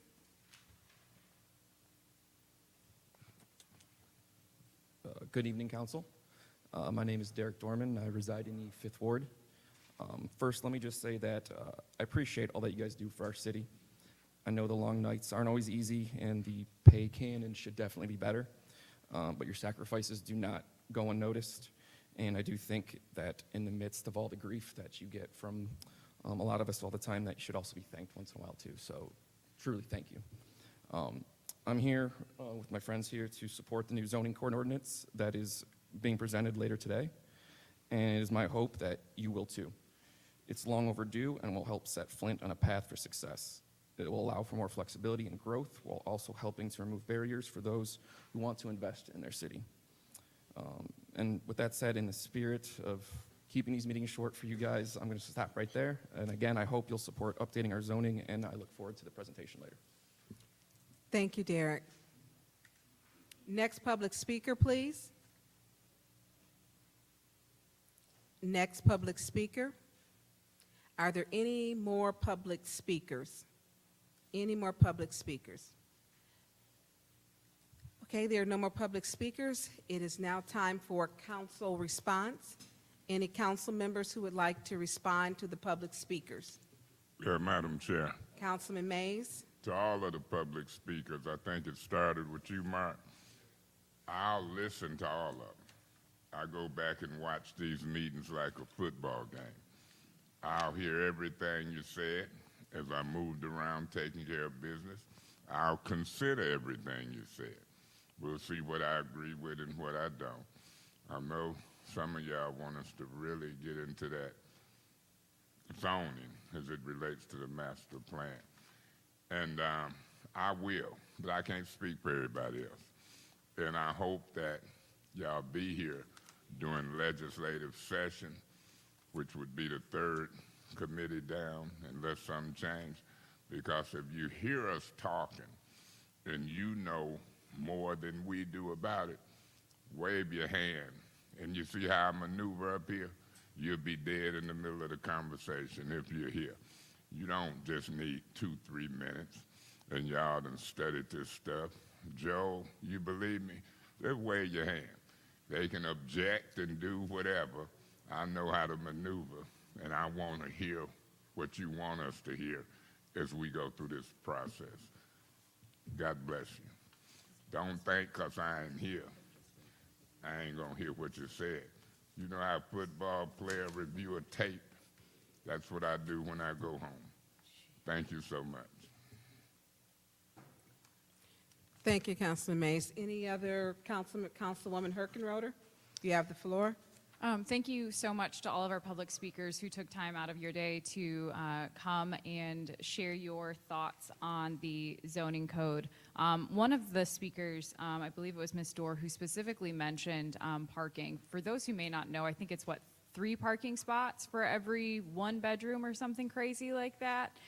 If we even just look at the landscape of our community, there's so much empty space that could be used for housing, which we know is a major problem in our community right now. When we have hundreds of people who are experiencing homelessness on a given night in this county, that is a problem. If we want to actually help push the future of Flint forward, we have to vote yes on the zoning code. We have to be able to push Flint into the 21st century. For reference, for those who also don't know, 1974, Nixon was still in office. Happy Days was running their original episodes. We need to get out of the 20th century, and we need to bring Flint into the 21st century and the future so that we can continue to build the city up that we all love. Thank you so much for coming out tonight. I am in total support of the zoning code. Thank you. Thank you, Councilwoman Herkenroder. Any other council members for Councilman Pfeiffer? You have the floor, sir. Thank you, Madam Chair. As the chairman of the legislative committee, I got my packet yesterday, and I spent about 10 hours looking at it, reviewing it. To those that said it's not perfect, it's not perfect. There are some things that I think that are in there that from a few years ago, that don't make sense today. So I look forward to those conversations. So far, what I'm getting into, there's a lot of things that are good. There's more good than are bad. So I look forward to the conversations. I look forward to the presentation from Ms. Wilcox and her colleagues, and more importantly, from more comments from the constituents and the residents about what they feel is good and what they feel is bad, because although I won't call out Happy Days, that's out of order, but I will say that it is outdated and it's time for a change, and I look forward to it. Thank you. Thank you, Councilman Pfeiffer. Councilman Murphy, would you like the floor? Yes. You have the floor, sir. I worked on the master plan. I remember we used to meet, it was called Salem House, and then I was on the, I think, Natural Resources Committee. So I've been wanting to see this come up way long time ago. Not only did I want this to see take place, I can remember me pushing to have them invest $200 million in the urban neighborhoods that I'm yet to see. So I'm in support of these zoning changes. I just want to be careful. I want to make sure that over in some of the neighborhoods, it don't, it restrict us from building housing in a green neighborhood. That's one of my concerns. So I'm gonna be looking for that fine print. Not only will I be looking for that, one issue that I have that may not necessarily have something to do with the zoning ordinance is that the brownfield development dollars that was used to tear down homes, they can't combine the lots.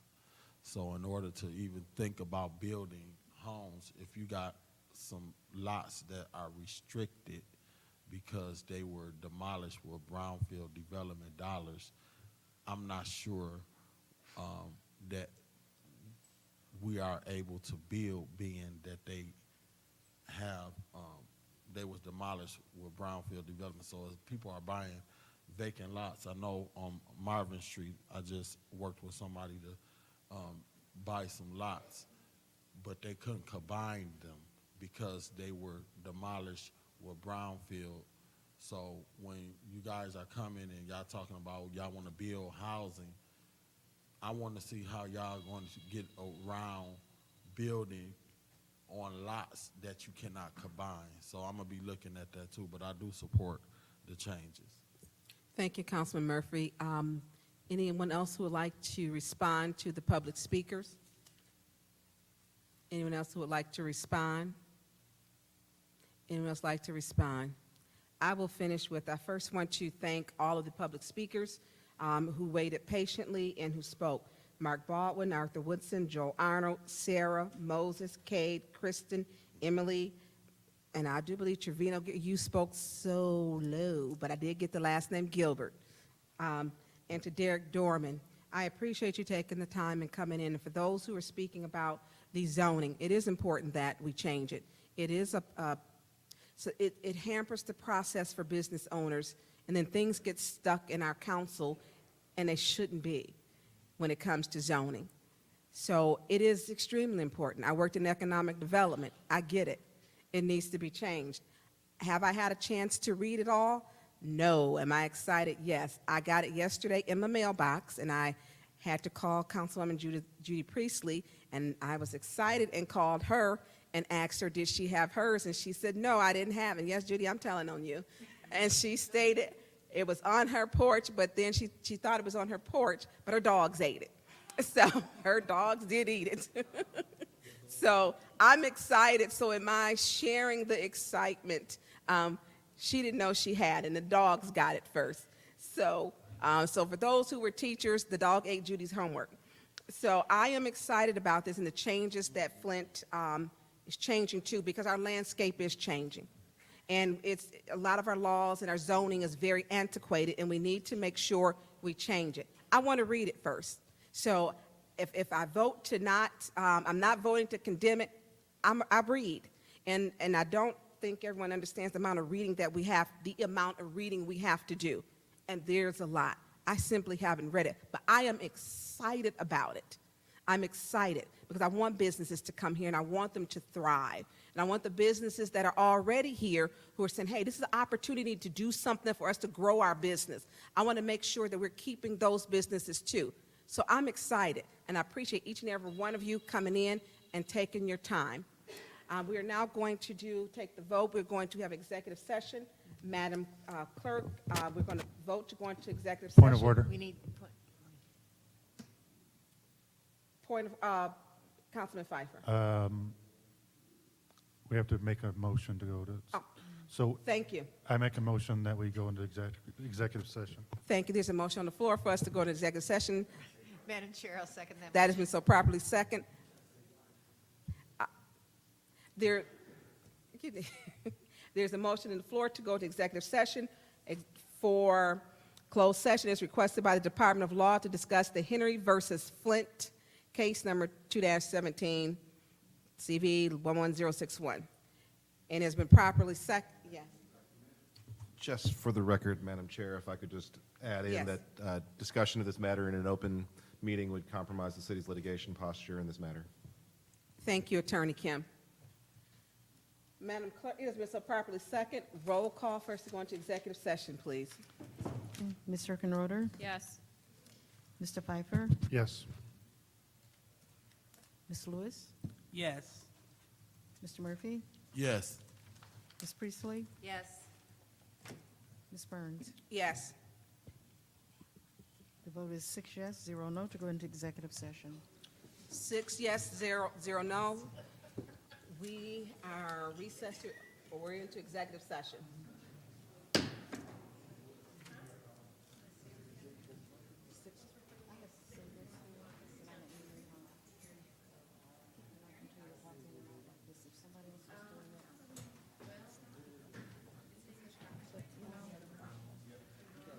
I know you can't, I'm just bringing it to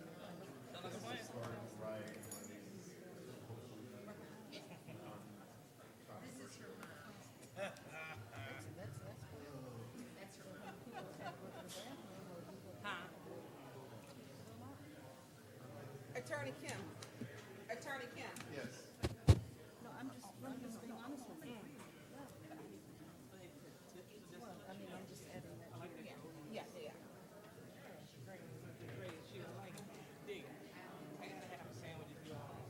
I got it from, what's the place called? The Bambino. The Bambino. Well, I can't eat none of that. I can't eat ham, I can't eat red meat. Oh, damn.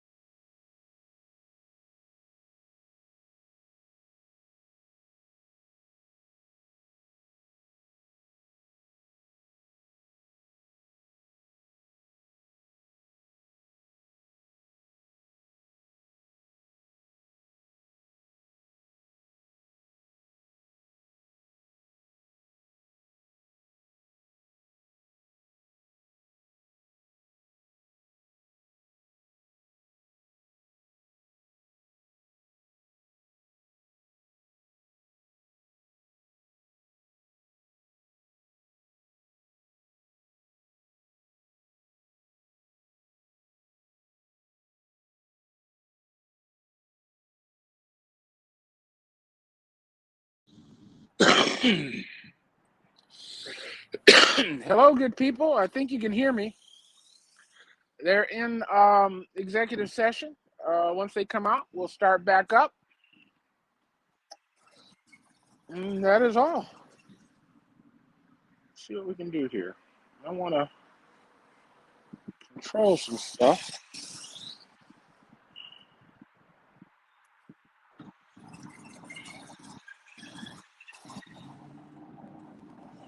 Da da da da da da da da da da da da da da da. Da da da da da da da da da da.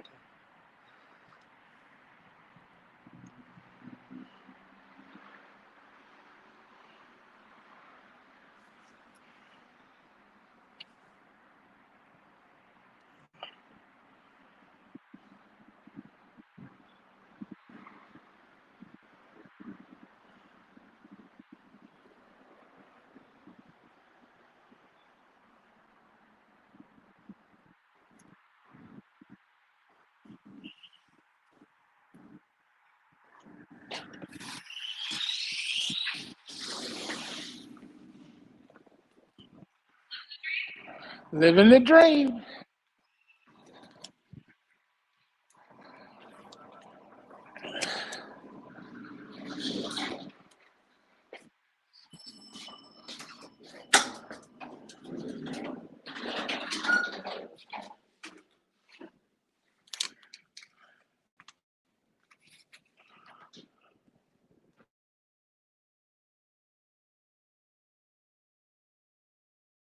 Singing in the rain. And don't threaten me because I will sing.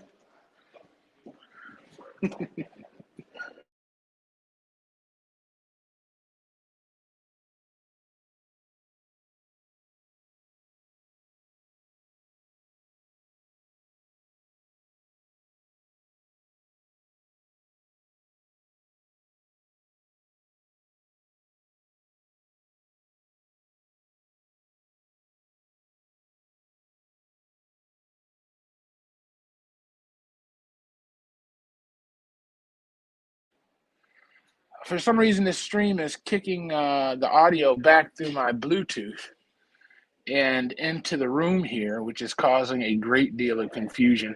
But I'll figure it out eventually. Yeah, I'll figure it out eventually. But welcome to the stream, guys. Let's see, get rid of this. Go here. Hide current comment. Please stand by.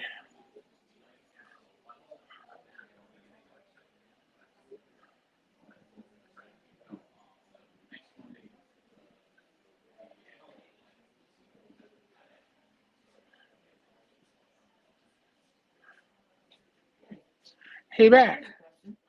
Okay.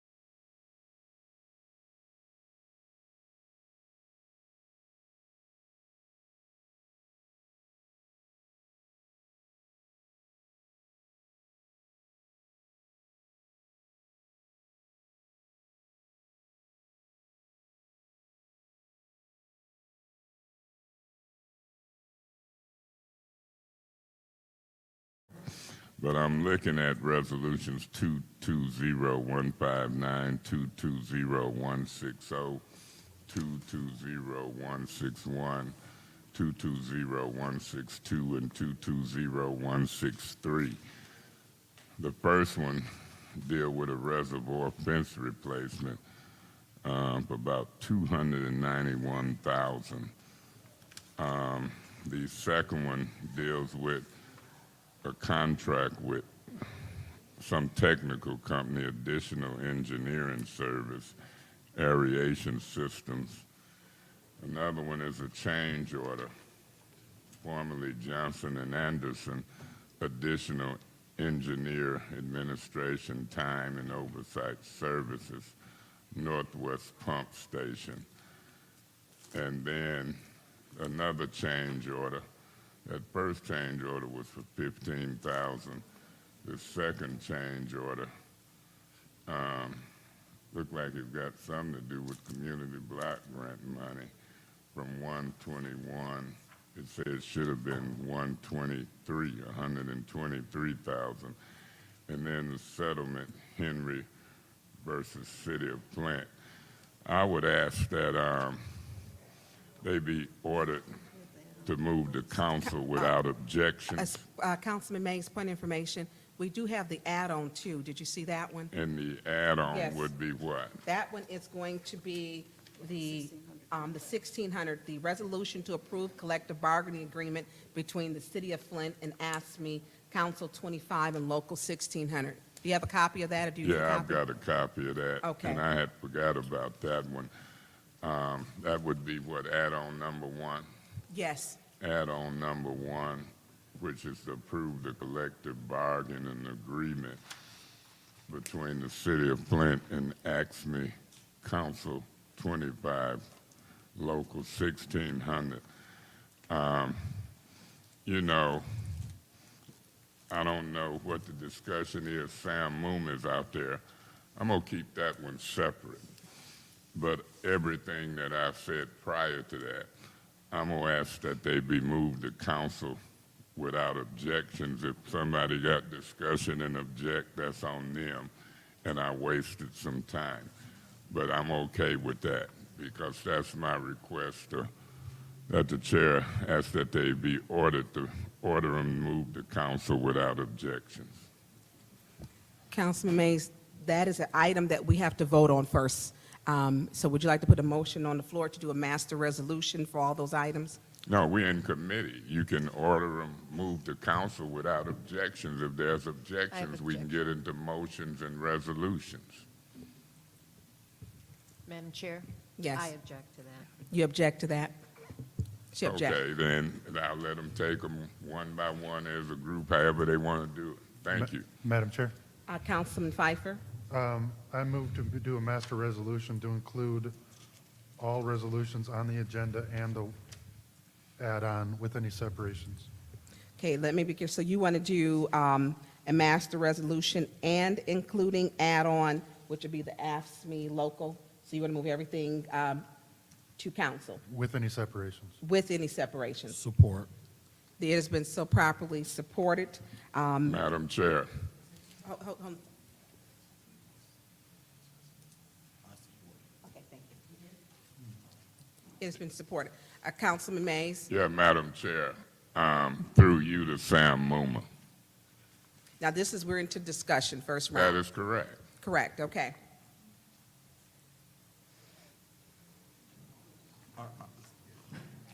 Point of, Right, correct. point of Yes. information. What's your point of information? Are we doing any separations? Yeah. before Are we there, get into let me, discuss- are there any separations? Madam Chair, point of order. It's been a motion made and properly second. We're in discussion. You gave me the floor. I said through you to Mr. Muma. I'll decide if I have any separations. You can always make separations. Now, I'm asking to maintain the floor and asking through you to Sam Muma in Yes, discussion. please proceed, Councilman Mays. You have the floor. Well, thank you so much. Mr. Muma.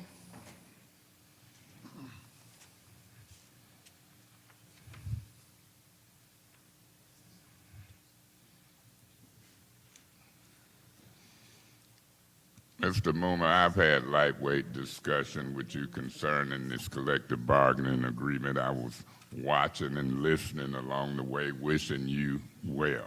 I come from a union background. Is there anything you want me and or this council to know as it relates to this approving this collective bargaining agreement prior to us sending it to council for final approval? Any and everything, if you've got anything. If not, I might have a couple questions, but I'd like to give you the floor first. You are the head of that union, correct? Can you hear me? How about now? Mr. Moomer, start out by saying your title and who you Hold are. on just a second, Councilman Mays. Is your mic working? Can you hear me now? I can hear you now. Thank you. Go ahead. First, I'd like to say I'm Sam Hume. I'm the head of the ASPE Local 1600 city employees, civilian employees in the police department, and various other departments. Secondly, I would be remiss to say that I had a grandfather who retired from the fire department, so our thoughts and prayers go out to that family with the loss that they have. I think he has pictures still over there. So with that being said, I was gonna hope that we did this as a team, but I got called up singular, so we brought a team together, but we've been at the table for a while. It's a very fair contract, given that we're not out of the woods. We have some financial difficulties. We have an unfunded liability. We have things we got to take care of, but we overwhelmingly ratified what we negotiated. It was fair, and it gave us a chance to just move into the future to see where our finances would go, because we have a lot of work to do to work on our finances. So I would urge the council to support it and move it to council. And I'm here, as I'll always be here. Anytime I got stuff on the agenda or council wants me, I'll be here. Same as I would do for the administration. So we look forward to any discussions or questions you may have, but it was a team effort, and most of it was done with the Chief Personnel Officer Director with Eddie Smith and Sean right over here from the Williamson firm. From point of information, where is he from? The Williams firm. And what do they do? What did they do? They assist the city in matters that have legal possibilities behind them, so they assisted in the negotiations. This is the first contract we've had since the EM. In 2011, I can narrate this story. 2011, we were on the verge of going to an EM. There was a bargaining unit or two called ASPE, Council 25. We tried to prevent the state from coming in here, and we give up 11% to try to do that in 2011. Well, it wasn't good enough. Not everyone got on board. There was other entities that needed to do something similar to keep us with our autonomy. It didn't happen. In 2012, there was an imposed contract to our bargaining unit. In 2014, there was an imposed contract to our bargaining unit. So this is the first time in a decade that the process works the way it's supposed to. Nobody got what they wanted, but we were able to gracefully together. We had some bitter moments, we had some tough times, but we were able to do what we thought was our best we could do, and then take a look at where we go in the future as we do any contract. But we have a lot of things to get done at this city, and I understand unfunded liability is a difficult task that we're going to have to continue to monitor. And so we took all those things in consideration. So did the city, and when we got there, we reached an agreement. It's been in the works now over 2.5, 3 years, and that's where we're at. So if you have any specific questions, I'll do my best to answer them. So have it been in the works 2.5 or 3 years? It's been in the works since Weaver left. Okay, that's what I was getting at. So it's been like 3.5, because Sheldon's been here, the mayor's been here like almost, what, 2.5 now? Yeah. And Weaver, so it was with the Weaver that we started. It was with Mayor Neely that we ended. Now, in the proposals that you got, seemed like you saying back in 2011, 12, whatever, did those proposals ever make it to a ratification vote, or they was just proposed to the In administration? 2011, we ratified a contract. 2012, we informed the membership of the imposed language. Okay. In 2014, we informed the membership of imposed language. That's what I'm getting at. All I right. think at the same time, we lost waste and demo and everything that I heard people talking about recently here when we went through the most recent waste collection piece. Okay. And now, in this particular contract, you communicated to me that there's some language as it relates to wages that could open up when somewhere in a later date. It's a little over a 2-year contract if it's ratified, and there's a wage reopener April 1st of next year. There's no set wage number there because we don't know where our finances is. So both sides made a decision that it would be better to leave that open until we know what our financial condition's going to be, because it's projected not to be very good. So About how many employees do this affect? 192. About 192, and all 192 would be, could benefit possibly from that clause to open up the wage talks. Well, yeah, everyone, right. All of them. Yes. Now, this contract covers the people making $11 an hour in blight? Yes, it does. Covers everyone. And so did they wages go up? Are they the lowest wage? I know it was some like $12 or something in customer service. Whatever that figure was, I've talked to employees that was concerned in certain areas about the lowness of the wage. What about those workers? In the Them collective. two categories in that the I'm asking you collective- about. In the negotiations, well, there was some consideration in regards to a revolving door the city's had at the lower level positions with the city of Flint, because we have some positions that are like level 13s, 14s, 15s, 16s, that when we hire them at $11 or $12, they stick around and then they leave. We believe we fixed that under this collective bargaining agreement, and their wages are going up. If you guys About what do they go up to starting? $15 an hour. So we don't have any of them $11 and $12 anymore. We do at the moment until we get the contract ratified. Well, I'm But talking about after If that. the council graciously ratifies by moving it to council, voting in favor at Monday night, then we won't have that $11 to $12 anymore. We'll be at $15 starting wages at the city of Flint in my bargaining unit. That's what I wanted to hear. Sam, I think y'all did a good job. I think you did a good job, you and your team. And so I'm glad to see this come. And I had been looking and listening, and it's here. So I'm not going to separate it, because I only want to separate it to get you with any details that you think we needed to hear. I've heard most of what I need to hear. Is there any other aspect other than the wages and the ability to open up in April that you think is unique and good for us to hear before I give up the floor? Primarily, you've already heard basically everything that's the meat and potatoes of the contract. In the ratification vote, I heard the numbers. They were somewhat overwhelming.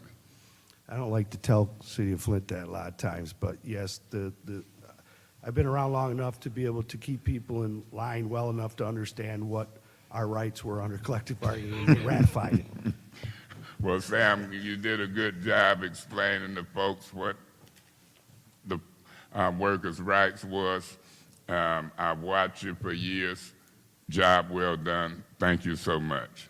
Thank you, Madam Chair. Thank you. Madam Chair.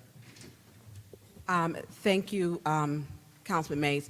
I did have, Madam before Chair. you, Councilman Pfeiffer, Sam, if you could please state, thank you. Before you, Councilman Pfeiffer, I do need the city attorney to speak real quick, and then Councilman Murphy was before you, then you. Council members, I just wanted to bring one thing to your attention. Because this resolution was walked on today, the formal request to discuss, for the administration to discuss this in closed session was not put on the agenda or conveyed here before, at the start of the meeting.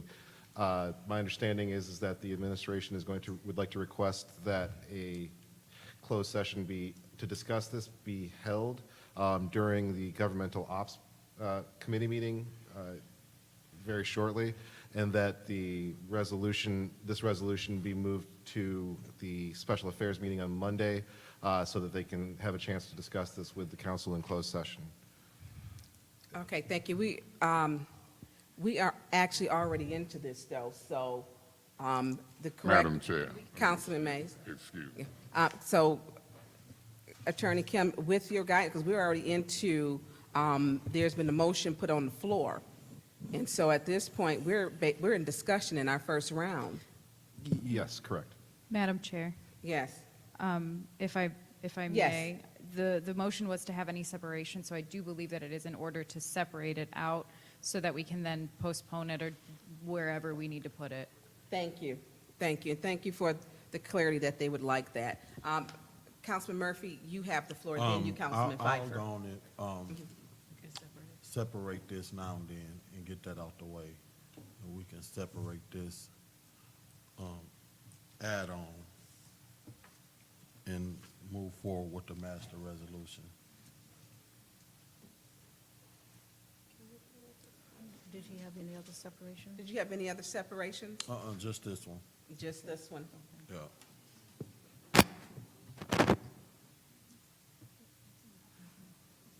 Mr. Pfeiffer. Okay, Councilman Pfeiffer? I don't know what just happened, but it looks like they're trying to stymie this a little bit. I don't know what's happening. I mean, it's brought before us, and we have the contract, and it's public record now that it's been brought before us, so why does it need to be in closed session? I'm confused.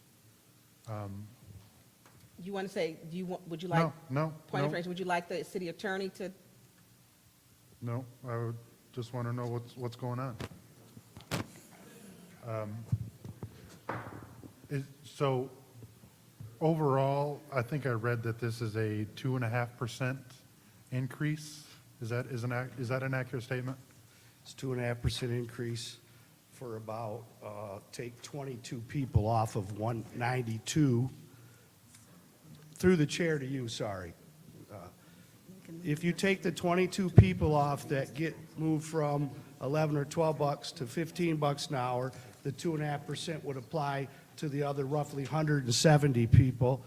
And I'm kind of at all at what just happened because I've been doing contracts here for a long time. We've never went into an executive session on our contract. It's public information. So I don't know what's going on. I have no clue what's happening now. I'll answer whatever questions you want. I urge it to go to council Monday night. There's nothing to hide. You got the packet. You know how much it is. I don't know what we're doing. Yeah. I got something shuffled here. They thought they were going into executive session earlier, and I had to clarify it. Now, Mr. Kim, you pull out something I wasn't aware of that you've been asked whatever. Well, I haven't, and I negotiated the contract with the administration. So I don't know what's going on, but if the council, whatever we got to do to pass it, let me put it this way. I love everyone. That's where we should start. So whatever we need to do to pass, we need to pass it. But I don't know what's going on right now, how this all of a sudden went to an executive session. If that's the case, why didn't we just do it? Why didn't we just add it on like they were trying to do? I mean, I'm lost here. And I didn't want to come up here and do this because this was supposed to be a team thing. Now it's union standing here and management standing there. So I apologize if I seem a little caught off by that. That wasn't what was supposed to be happening. What was supposed to be happening is a couple weeks ago it could have been brought here, if you really want to know the truth. So I'm going to stop because I don't want to get any deeper. But if you have any questions of me, Madam Chair, or any council member, I'm very easy to answer them, and I'm a very easy person to find. I have big shoulders and a big mouth. That's what I was taught. I didn't know I had to be that as a union rep, but I do. And I'm not worried about any of these guys standing behind me because I don't know what just happened. I don't know what just happened. You'll be all right. So I know we're going to get where we got to get because if we don't, they'll have problems. Thank you. Legal-wise. Thank you, Mr. Muma. Through you, Madam Chair, Yes. to the HR Director, can you explain to us why we need to go into closed session? What is detrimental to the public that it can't be discussed in open? Closed session is usually an opportunity for our legal end to discuss and explain all of the financial parts of the negotiation Bless you. and answer any questions that may be uncomfortable or, things that you may find difficult to ask. Point of that's really- information. Yes. What's your point of Never information? mind, I'm going to wait till Mr. Piper get back to floor. Please continue. So it's Okay. for us to ask difficult questions? Correct. Point of information. What's your point of Through you to information? Mr. Piper. Mr. Piper, if you willing to make a motion that we go into closed session? Sure. I make a motion that we go into closed session to discuss contract with Local 1600.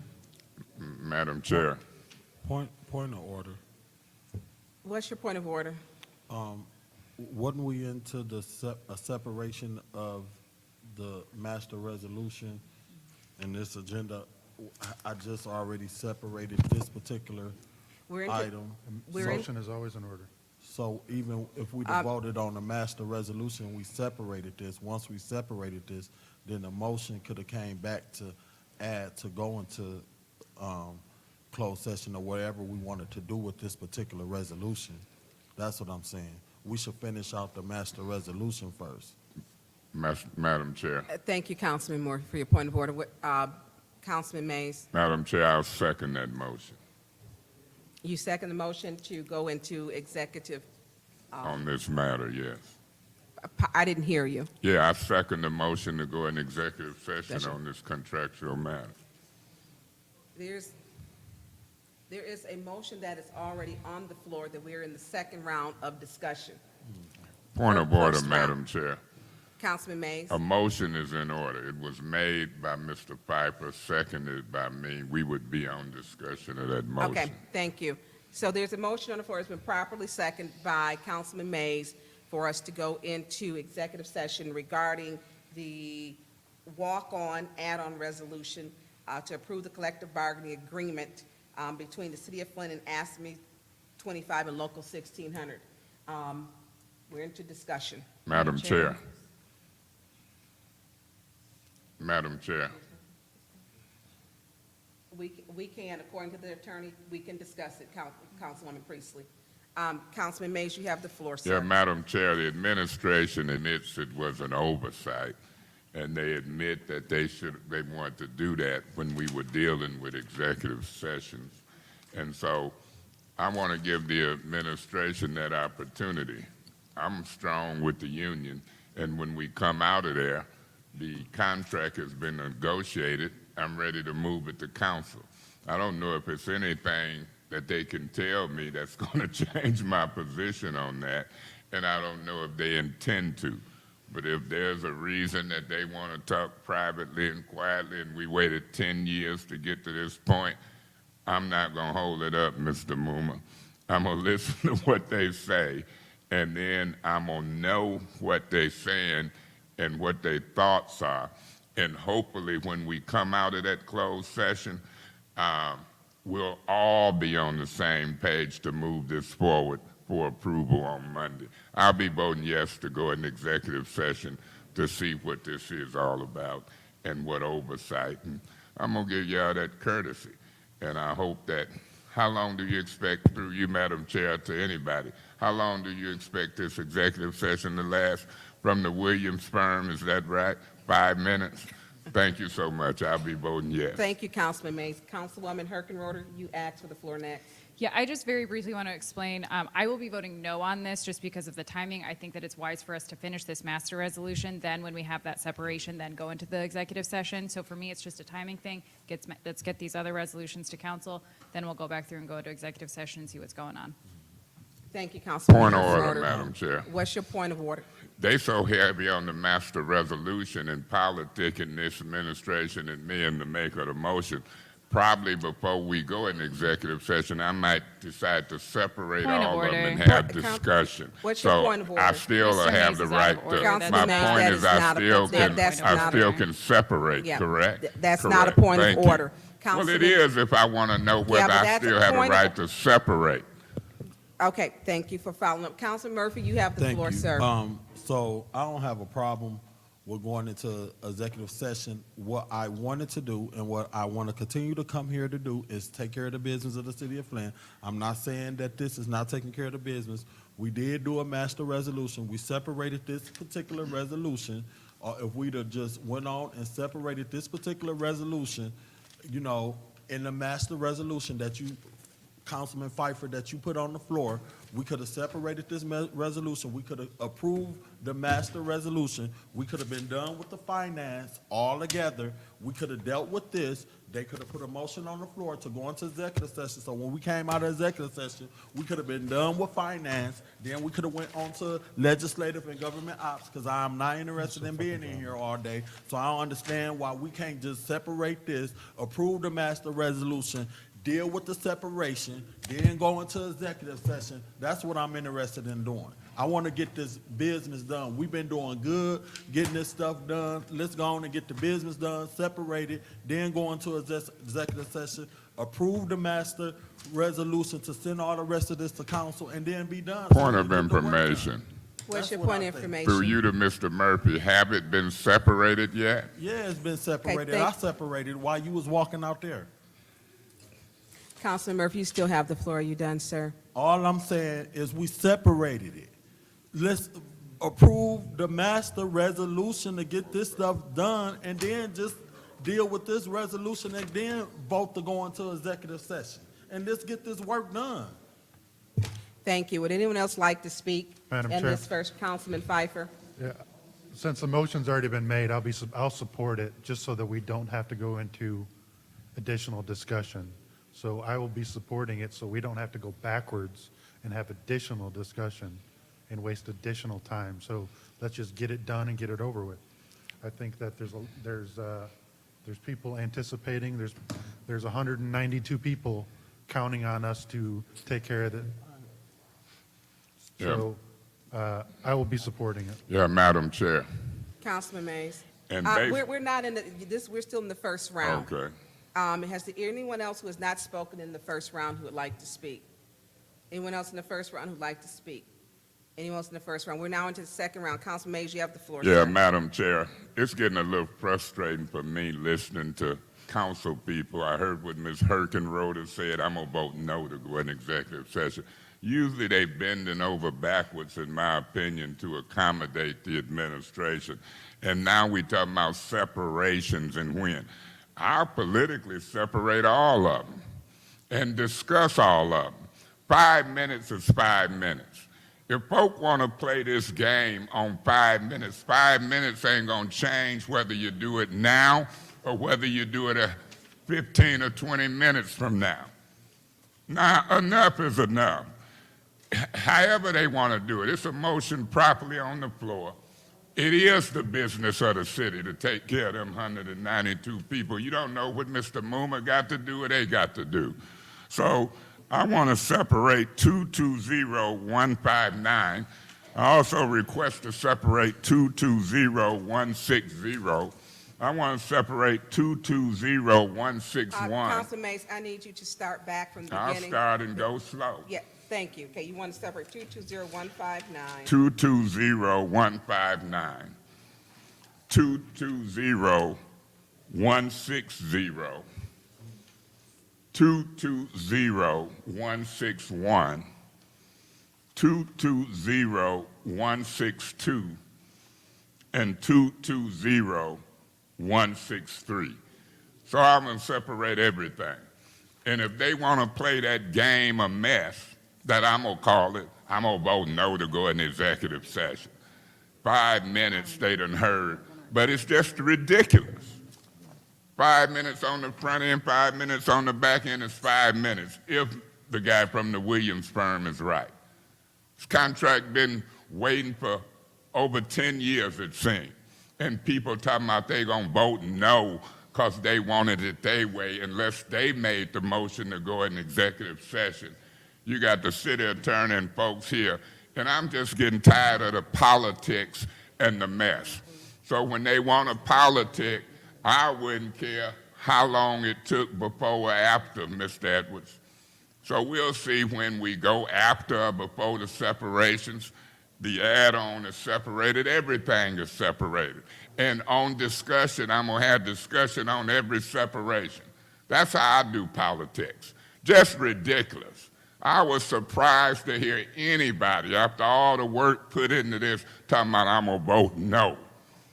Grant the request and move on. This is ridiculous. Those are my separations.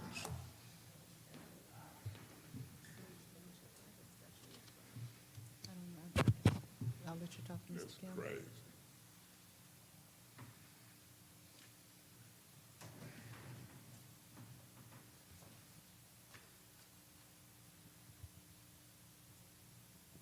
Could have had this done. Madam Chair, if I still got the floor, we could have had this done You do not have. without no, you don't think objection. the timers went off in the first round. The second. We in the second round. Right, thank you. I'm doing it, you've got a lot going on. Yeah, I this wanna could have make- been over with. Well, it's Approval not, without so objection. let me be correct. According to, so you want to separate items number two. Every last one of them, Well, yeah, 220159, 220160, based upon what I'm hearing.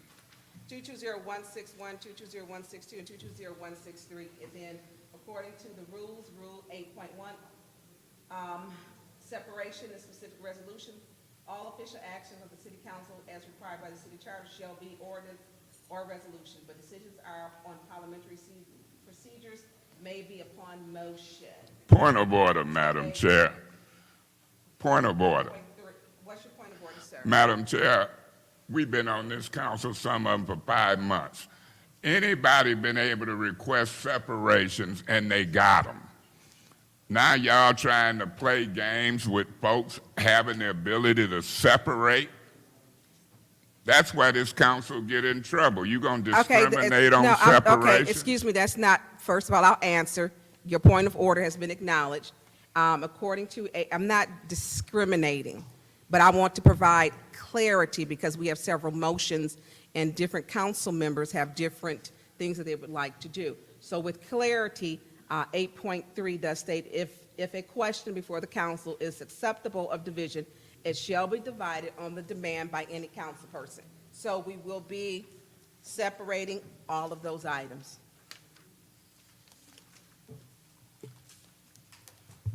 So, is it on me now? Would you, This is my second round. your second time in this round? Yes. Yeah. You can have the floor, Councilman Murphy. So, I thought we was going somewhere with the master resolution. We was doing real good. We had agreed that we was gonna move all of these. At first, it was with objection. That's what Councilman Mays originally did, but then it changed to the master resolution with the only separation of this contract. So now he wants to separate all of the individuals because he want to prove a point to whoever. So being that he separated all of them, and we are going to have to go through this individually and let him play the politics that he want to play, I'll support going into the executive session to deal with this, because it's not that I didn't want to, so I wanted to make that clear to anyone who thought we was playing politics and didn't want to approve this for 192 people that work for the city of Flint. So don't believe this right here. But since he's separating all of them, we might as well go on and go into executive session and deal with this and then come back out and deal with individual and listen to him talk on all the separations until we figure out when we go get out of here. So now we finna be in here all night because of whatever, the politics that he think people want to play when some of us want to come in here and get the work done. Point of That's all we- information, Madam Chair. What's your point of Through information? you to the speaker, they could have been sent to council without objections. Do you recall who objected? been done, wouldn't we? Anyways, back to what I was saying before I was interrupted with whatever statement he wanted to make. I'll be supporting going into executive session so we can get done, because a lot of us just want to get the work done. So whatever we got to do to get the work done, y'all, let's 5 or 6 of us work together to get the work done and deal with whatever interruption of trying to get the business done we got to deal with. Thank you. Are you done, Councilman Yeah. Murphy? Thank you. Is there anyone else who would like to speak in this second round? Madam Chair, Councilman Pfeiffer. I have nothing to speak, so you can call me out or Jermaine or Tito or whatever else, but this is why this council is a joke. We sit here and argue for 30 minutes over going to a 5-minute executive session. This is ridiculous, and it's getting frustrating. We could have been done and on to the business, but yet we want to talk and we want to talk and we want to talk.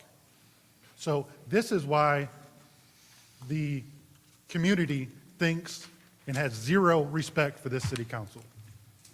Zero. And why we don't get the business of the people done is because of nonsense like this.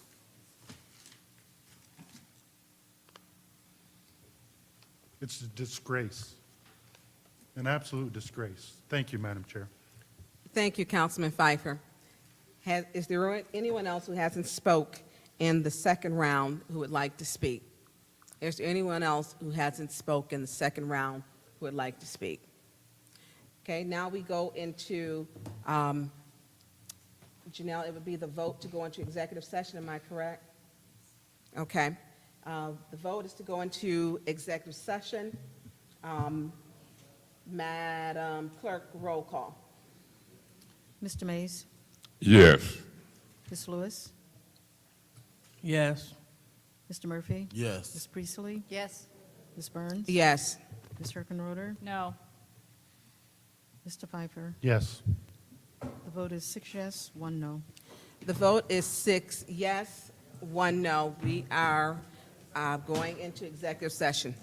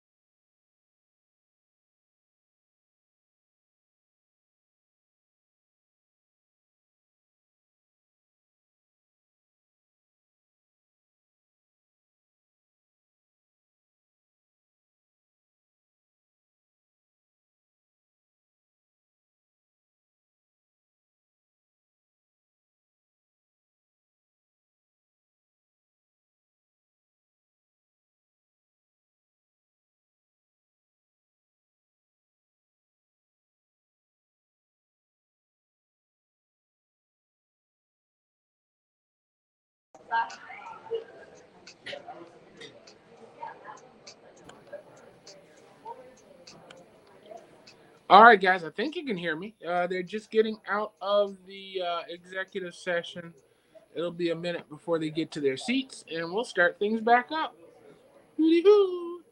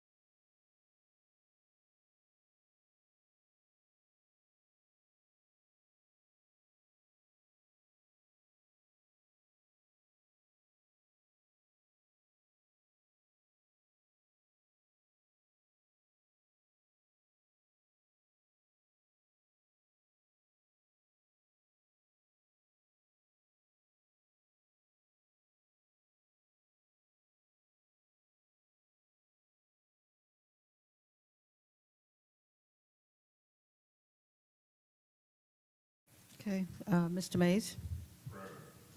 Present. Ms. Lewis? Okay, Mr. Murphy? Present. Ms. Priestley? Present. Ms. Burns? Present. Ms. Herkenroder? Mr. Pfeiffer? Present. Thank you. There are 6 present. Where we are at, we just came out of executive session. I would like to, we did have separations. What I would like to do for those who had, if we could withdraw our separations and go back to the master resolution, which would be putting items number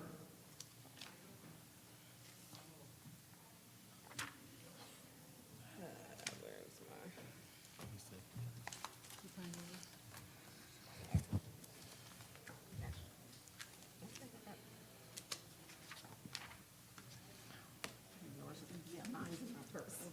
Point of order, Madam Chair. What's your point of order, We would be Councilman on the May? first separation, 220159. So you do not want to? I would move 220, if you give me the floor, then. Yes, you have the floor. I'd move 220159 to council.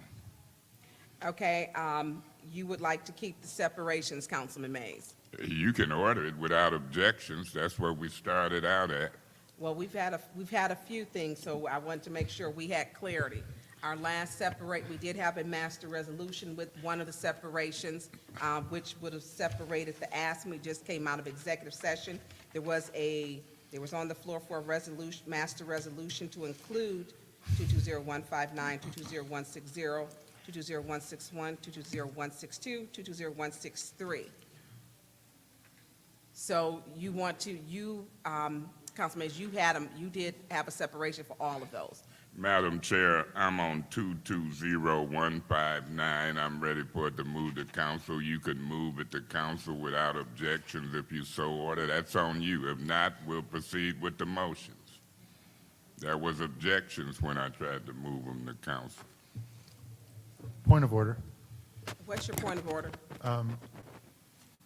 Is that allowed through you to the City Attorney? city attorney?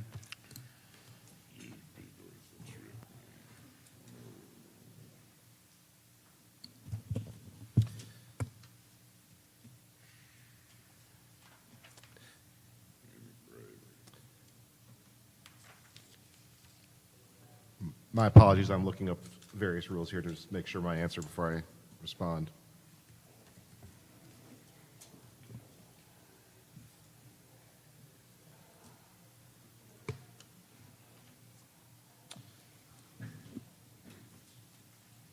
Madam Chair, I believe that Councilmember Mays is correct here.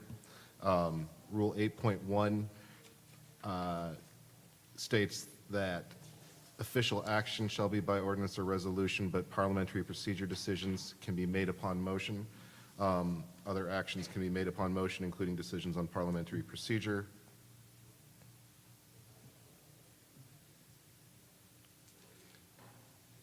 Rule 9.1 requires that the determination of any question at a regular city council meeting shall require a roll call vote. Point of order. The determination Point of of question, any question at a committee meeting shall be upon a call of the chair for a vote. Hold on, there was a point of order. Yeah, this is a committee meeting. You don't have to have a roll call vote. It can be ordered without objections. If there's an objection, then it can be a motion. I was about to get there, Councilmember Mays. Rule 9.2 states that the determination of any question at a committee meeting shall be upon a call of the chair for a vote. If there is an objection, a roll call vote shall be taken. So unless this is a committee meeting, unless there is an objection, a roll call vote is not required. So the call of the question for the chair here would suffice. Okay, so we're going to, thank you. Councilman, that suffice for you, your question, Councilman Pfeiffer? Yes. Okay, thank you. So back to Councilman Mays. Councilman Mays, you want to move item 220159 to council without objections, correct, sir? I don't have that power. You can order it without objections. Right, well, I would like to move item number 220159 to council without objections. Madam Chair, I do Yes. object. I have questions. I'd Okay, like answered. there are objections. Councilwoman Priestley, you have the floor. Yes, I'd like to, is somebody, I would like. Point of order. Wait a minute. We need to have, thank you, we need to have that second. The point of order. There's There not ain't a motion. There's not a motion on the floor. Janelle? And there was And objection. then there was an objection with Councilwoman Priestley. Madam Chair, Can we, Yes, I Councilman make a Pfeiffer. motion to send 220159 to council. There's a motion on the floor to send item number 220159 to council. Madam Chair, Councilman Mays. I second that It has been motion. properly second. Discussion. okay. Madam Chair, is there someone from the administration who can answer a question on 220159, the fence for Kersley Reservoir fence replacement? No, you can't. You don't know the answer. I know about it.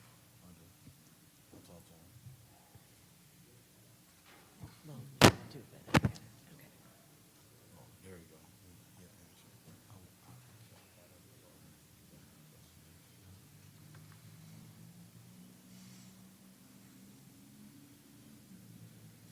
Through you, Madam Chair, to Mr. Brown. Mr. Brown, it says in this resolution that, that they are the sole source because they've done the fence before. They have, that company has done the fencing work around the dam before and is familiar with the work that's being done. Yes. But that doesn't mean necessarily that they're the only ones who could do that. Is that correct? That is correct. I mean, there are other fencing companies that probably could do it, but this is one that we have had and has done a good job for us previously. I'm familiar with the fence. I just wondering why it didn't go through a bid process. To try to get the work done as quickly as possible so that we can get it sealed up before the spring starts and people start going out in that area, because of the holes in it could create a nuisance, what they call, I think, an attractive nuisance. And if that happens, somebody gets hurt, it's going to be on the city. So we're Thank trying you. to get that taken care of before anything happens. Thank you very much. Thank you, Councilwoman Priestley. Would anyone else like to speak in this first round? Anyone else? Yeah, Madam Chair, Councilman Mays, you have the floor. through you to Mr. Brown, it's a whole lot of reasons y'all coming up with not to bid this work out. Do you think it's getting to be a little much? Honestly, sir, no. I think this is what needs to be done to get the work done. Okay, through you, And Madam Chair, to purchasing. I see the purchasing person here.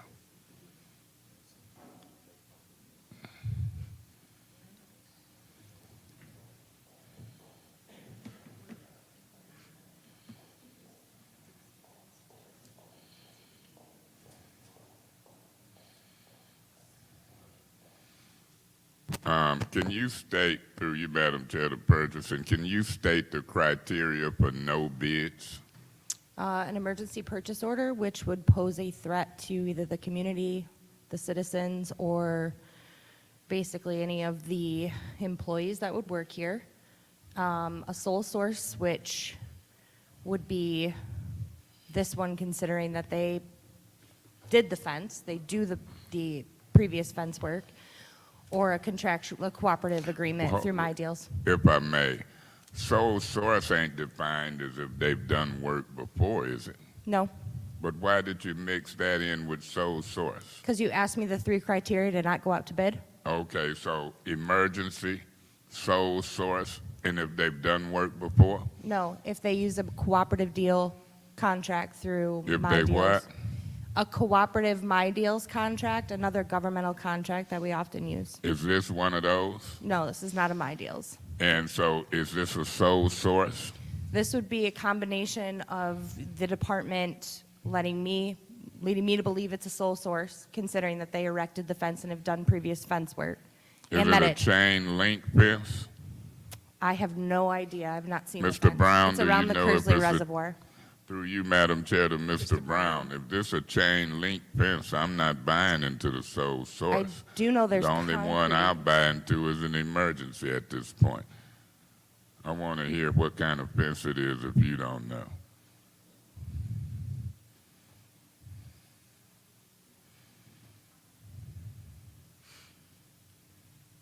Do you know what type of fence it is through you, Madam Chair, to Mr. Brown? I know that it is a type of link fence, but I don't know the exact height or that right now with me because the person who set this up isn't here. That's our water plant supervisor. But it's to get the work, like I said earlier, to get the work done and to stop any nuisance. And it's something that we've been trying to get done in the past. We'd like to get it finished. Convince me, either one of you, that it's an emergency, because I don't think it's a sole source type of fence unless it's some special kind of fence. I'm understanding it's out there by what, the Holloway Dam? Yes, it's around the dam to keep people from getting into areas that they shouldn't. And how or long have areas it? that they can hurt. How long have it been down? There are sections of it that have gone down. Not all of it's down, but this is to replace everything new to get it taken care of. And how long have it been down? I couldn't tell you that. So I've we only don't. been here a year. Okay, so if it's been down 2-3 years now, it's an emergency. I don't know, Mr. Edwards, through you, Madam Chair, is it some light you can shed on this? Because I'm stuck as to the emergency for no bidding Okay. versus a sole source or a cooperative bid.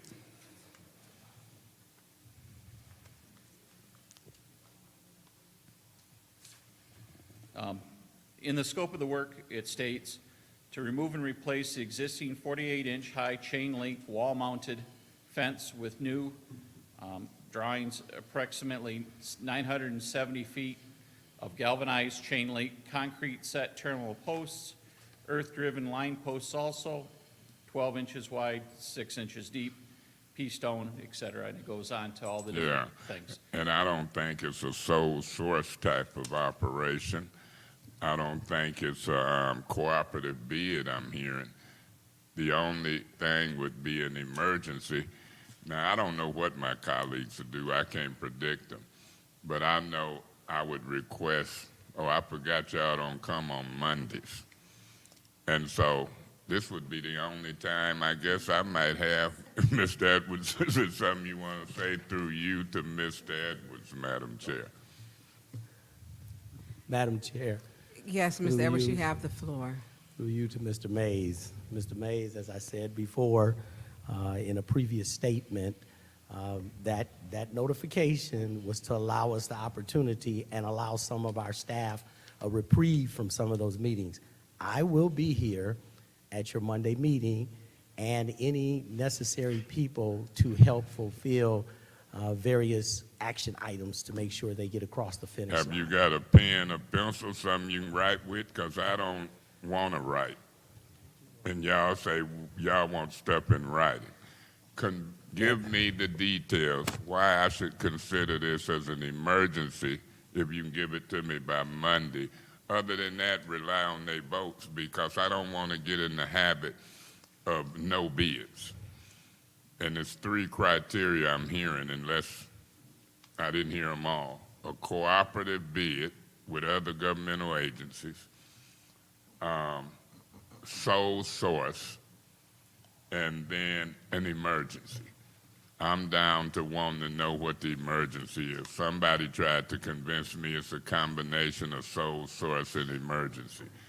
And then I guess for me to make that determination, I want to know how long, if anybody know, he say he been here a year that the fence been down. I want to know why it's an emergency. Other than that, rely on my colleagues. If I say yes, they say no. If I say no, they say yes. So if I abstain, I don't know what they do. That's just my opinion. But the bigger issue is I don't want to see a lot of bids, a lot of things coming without bids. Thank you. We'll see what happens when Madam you can Chair. provide that information. If you get it before Monday, call me on my cell phone, 922-4860.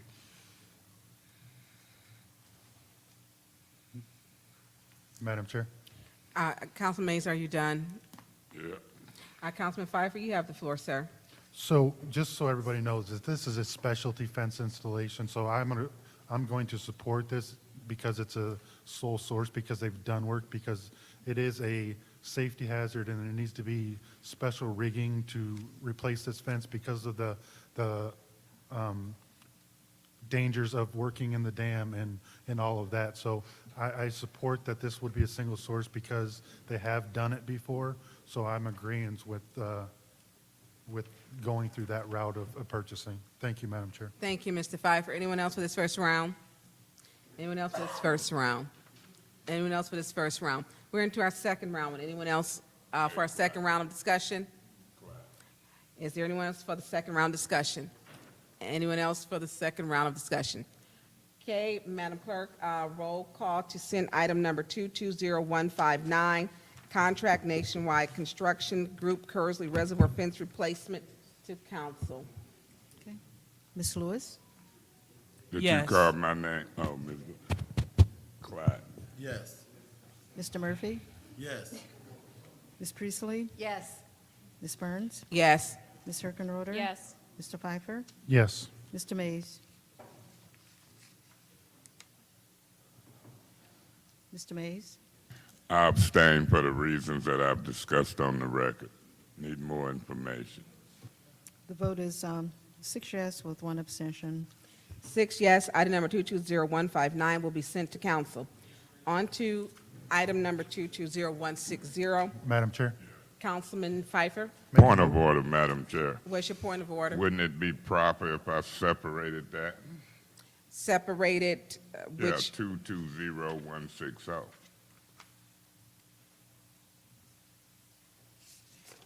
Last I knew, I separated them all. we are going, it is separated, so, So I separated it. Correct. Wouldn't that be the proper way to see what I want? Separated for oh, first? yes, that's correct, Councilman If I Mays. may. Yes. Yeah, Madam Chair, I would ask that 220160 be moved to council, ordered without objections by the chair. Yes, thank you, Councilman Mays. Item number 220160 to be moved to council without objections. Any objections? Then item number 220160 will be sent to city council without objections. Madam Chair, Councilman Mays. 220161, change order number 1, formerly Johnson and Anderson, DLZ, formerly Johnson and Anderson. I would ask that it be moved to council, and you could so order without objections. Item number, Council Mays is requesting item number 220161 to be moved to council without objections. Are there any objections? Are there any objections? Item number 220161 will be sent to council without objections. Councilman Mays? Madam Chair, 220162, change order, contract J. Rannick Electric Incorporated, street improvements, Martin Luther King Avenue, Community Development Block Grant Funds. I would ask that the chair order that move to council without objections. Item number 220162 to be moved to council without objections. Any objections? Any objections? Any objections? Item number 220162 will be moved to council without any objections. Councilman Mays? Yeah, Madam Chair, 220163, settlement Henry versus City of Flint et al., case number 17-11061. I would ask the chair to order that move to council without objections. Item number 220163 to be sent to council without any objections. Any objections? Any objections? Any objections? Item number 220163, settlement Henry versus City of Flint, to be moved to council without objections. Our next one would be add-on, which would be the resolution to approve collective bargaining agreement between the City of Flint and ASME Council 25, Local 1600. Yes, I will ask that we move this resolution to council. Okay, It there's a don't mo- have no number on here, so I can't. Yeah, it doesn't have a number, it's just add-on one. So it is asked to Councilman Murphy to move resolution to approve the collective bargaining agreement to council between the City of Flint and the ASME Local 25 and 1600. Is there a second? Yeah, Madam Chair, Councilman Mays? I'll second that motion Okay, it has been seconded. Is there any discussion? Yeah, Madam Chair. Councilman Mays, you have the floor. Through you to Mr. Muma. Mr. Muma, do you have any more concerns before we vote to move this from committee to council? And you could approach.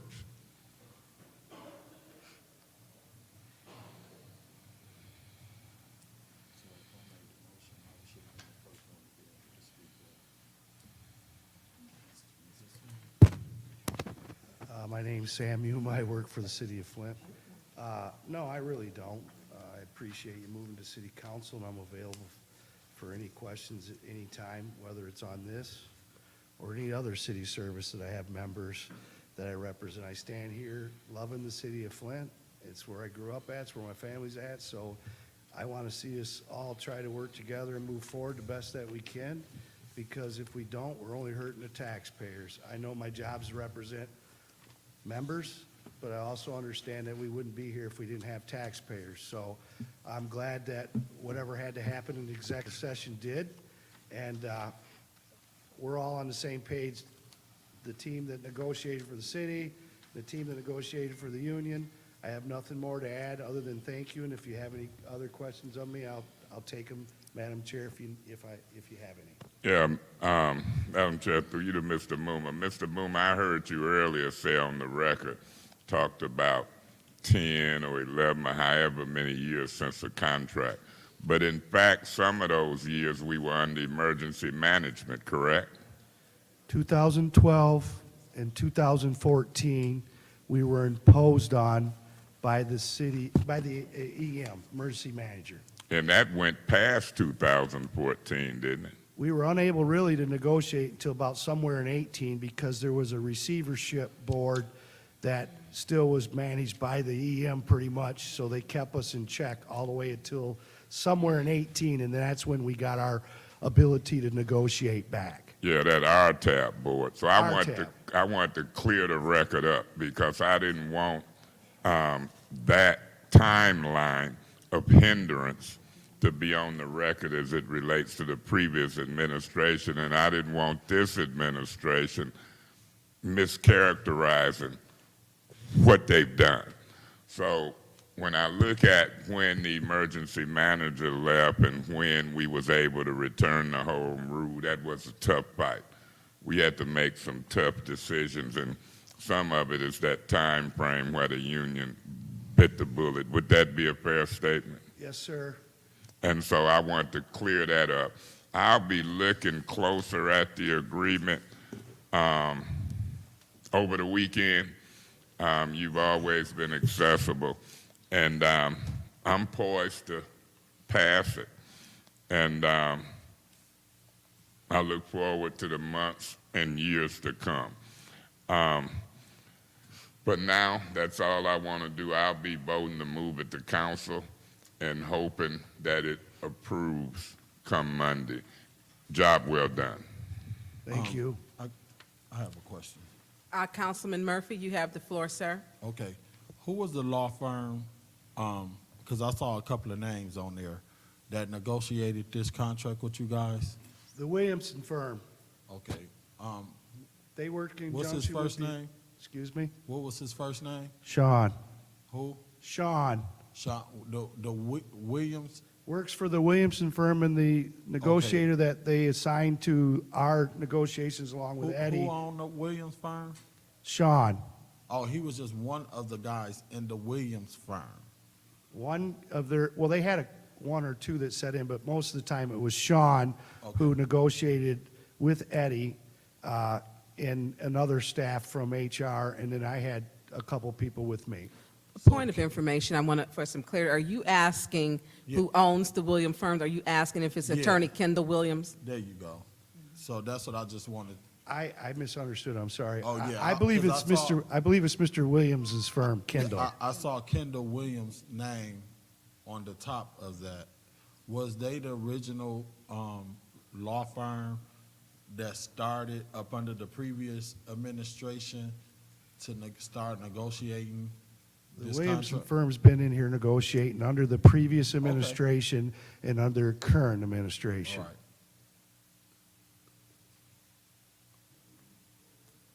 Okay, that's all I wanted to know.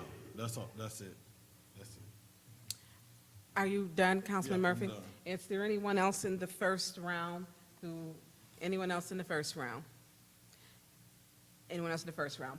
On to the second round for discussion. Is there anyone in the second round? Anyone in the second round? Anyone in the second round? Well, I'm going to speak real quick. Mr. Muma, I normally call you up and say, Sam, I want to say. Call me Sam, please. I try to be respectful. I get you it. know. But It's we a go different- back a while, so just call me Sam, please. I want to tell you thank you, and then also with the staff. The workers need a livable wage, and I know you worked really hard on this. And I just want to say thank you, and I'm going to keep it brief. You did a good job, and this needed to be taken care of. And now we're going to go to the vote to send item. Thank you. Thank you, Mr. Muma. I like your glasses too, by the way. But thank you. I would like to go on to send item number, it doesn't have an item number, to send resolution to approve the collective bargaining agreement between the City of Flint and the AFSCME Council 25, Local 1600, to move it to council. Madam Clerk, roll call, please. Just 1 second.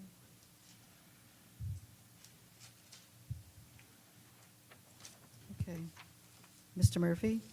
Yes. Ms. Priestley? Yes. Ms. Burns? Yes.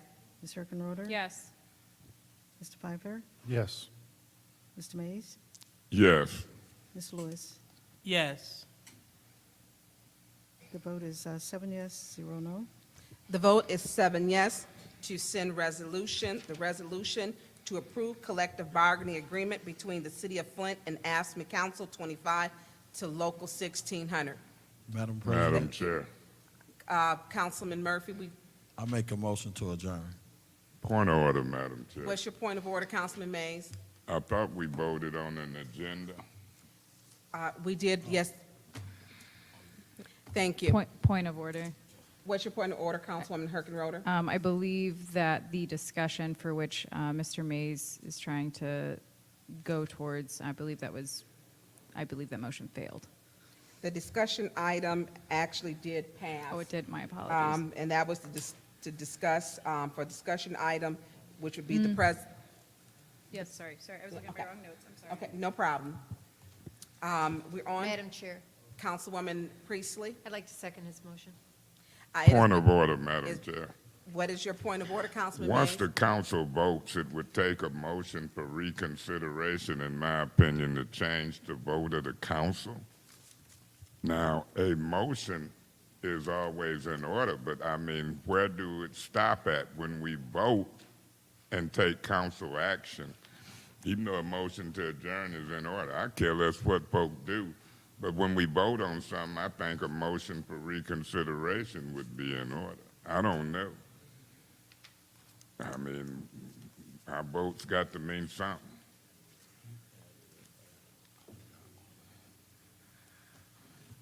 But our folks want to scheme and do as they Okay. business.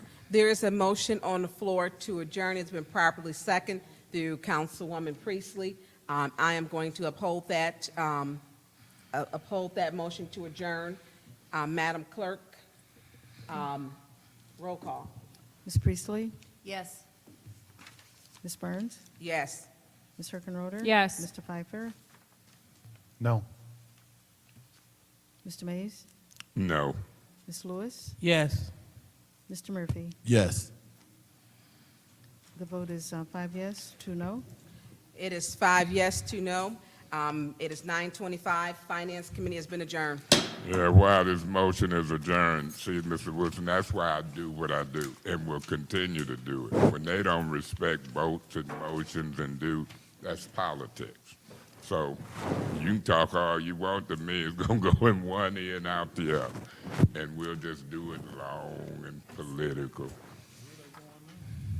I wouldn't want to discuss a illegal meeting and $6 million and presidency and Attorney Kim myself if I was them. They can run, but they sure can't hide. My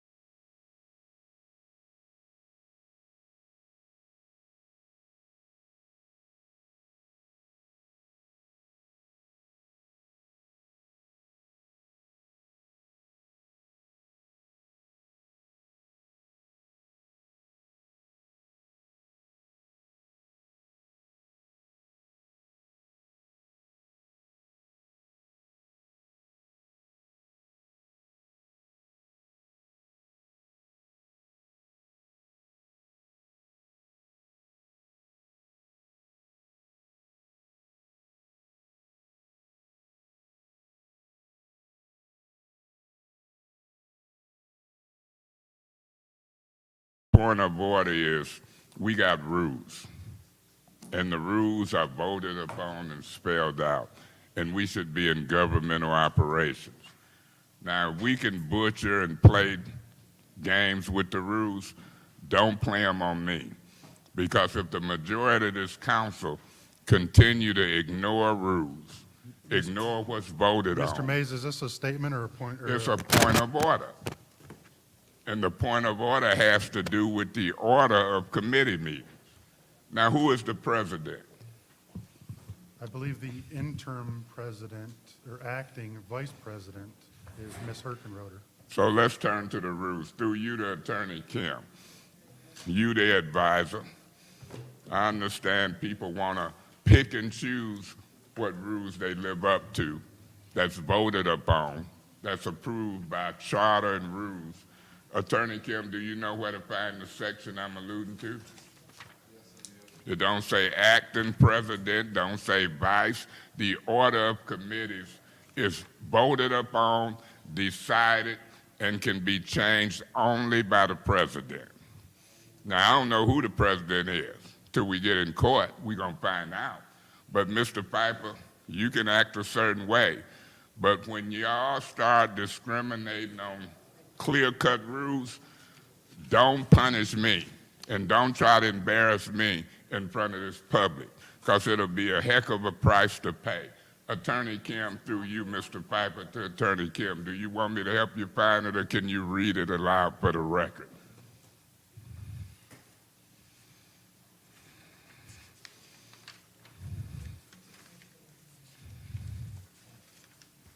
I hear I'm thinking I'm coming to governmental operations. They laughing. It ain't funny to me. Not when I'm the bunny in a ruse. You see it, Attorney Kim, or do you want me to help you? Beg your pardon. 4.9. Rule 4.2 does state that the standing 4.2. committees of the council are finance, governmental operations, legislative, grants, and special affairs. The council president may determine in which order they are addressed. That's it, 4.2. So, Mr. Piper, you want to proceed calling this to order, and your colleagues want to uphold that? If y'all do, go ahead, because I'm going to continue to make my record about the discriminatory picking and choosing of rules that's been voted upon by a body. I've tried to get the rules changed and amended, and folk don't want to do it. They leave, they walk out on a quorum, and because it's convenient for Suzanne and staff, y'all just want to break the rules. You have to vote on rules. You have to change them. It's a due process procedure. We should be in governmental operations. And Actually, Councilmember Mays, there's the rules themselves, obviously, as you know, need to be reviewed and revised. Currently, as it states, Rule 4.4 states that the legislative committee deals with legislative committee, business conducted consists of all matters relating to city legislation, for example, ordinances, policies, etc. And it then states that legislative committee shall meet after the finance committee. Legislative committee shall meet after the finance. Well, I have to agree with that. And so when we look at the order in 4.2, the standing committees, that's just identifying the standing committees.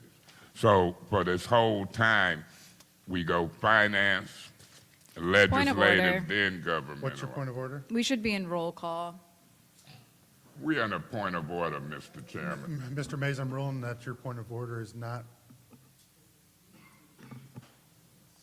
sustained. Madam Clerk, roll call. And Mr. Chair, point of order. What's your point of order, sir? That's fine, but when we're discussing a point of order and we get into the realness of it, I'm getting tired of Ms. Herkenroder interrupting a point of order, and she's out of order to interrupt this before you make a ruling on the What's your point point of of order, information? since she want a point of order. Mr. Mays. Point of order. She was out of order interrupting it before you ruled, and I hope you'll note that. You just ruled on it. What's your point of order? Does Or point of Mr. information? Does Mr. Mays know that he's using rules that were not approved by council? Madam Clerk, roll call. Point of order, Mr. Chairman. What's your point of order?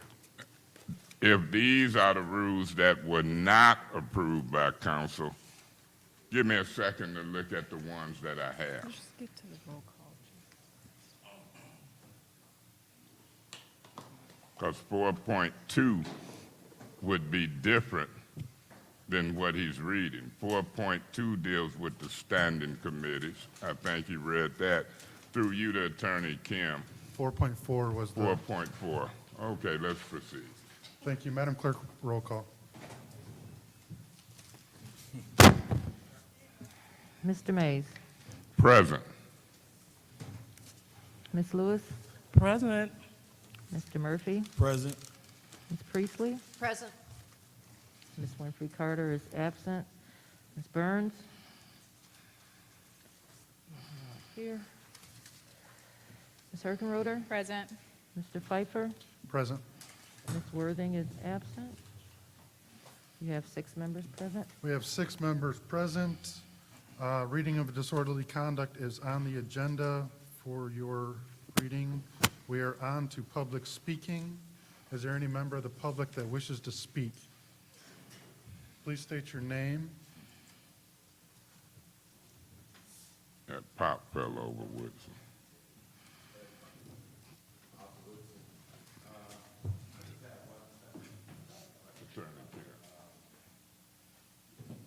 I have a couple of questions about the master plan.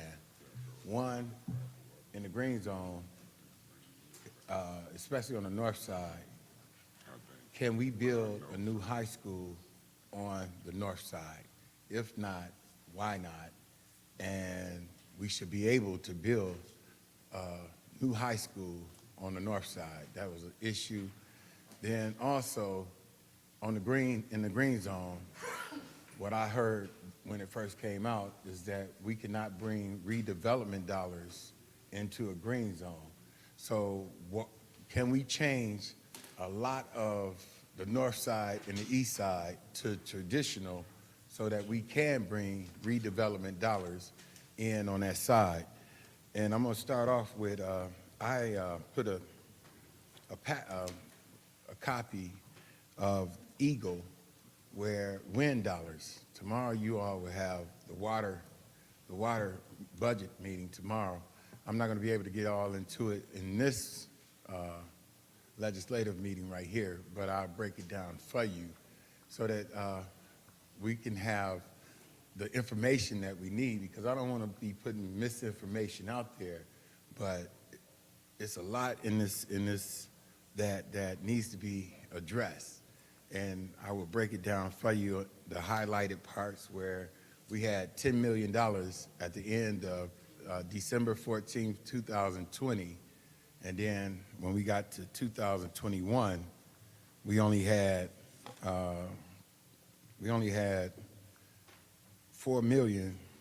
I think it's 4 million. We spent 5.8, and we spent close to roughly 5 million in the service line. So I'll break it down when I come back up. Thank you. But ask those questions for me about the high school and the green zone redevelopment dollars. Thank you.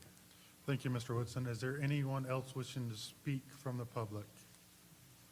Anyone else? Anyone else? Public speaking is closed. Council response. Anyone wishing to respond to the public? Chairman.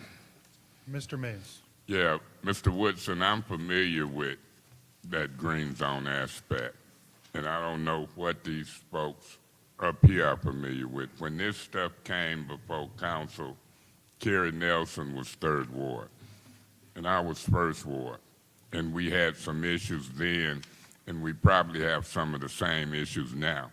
If I was planning and development, I would bring it before this crowd as well, because I've watched this crowd. I've watched how they vet millions of dollars. I don't think there'll be no different in planning and zoning in the master plan. I believe that this crowd has adopted a policy, because I hear them laughing when we've done finance, governmental ops, and legislative and grants for years.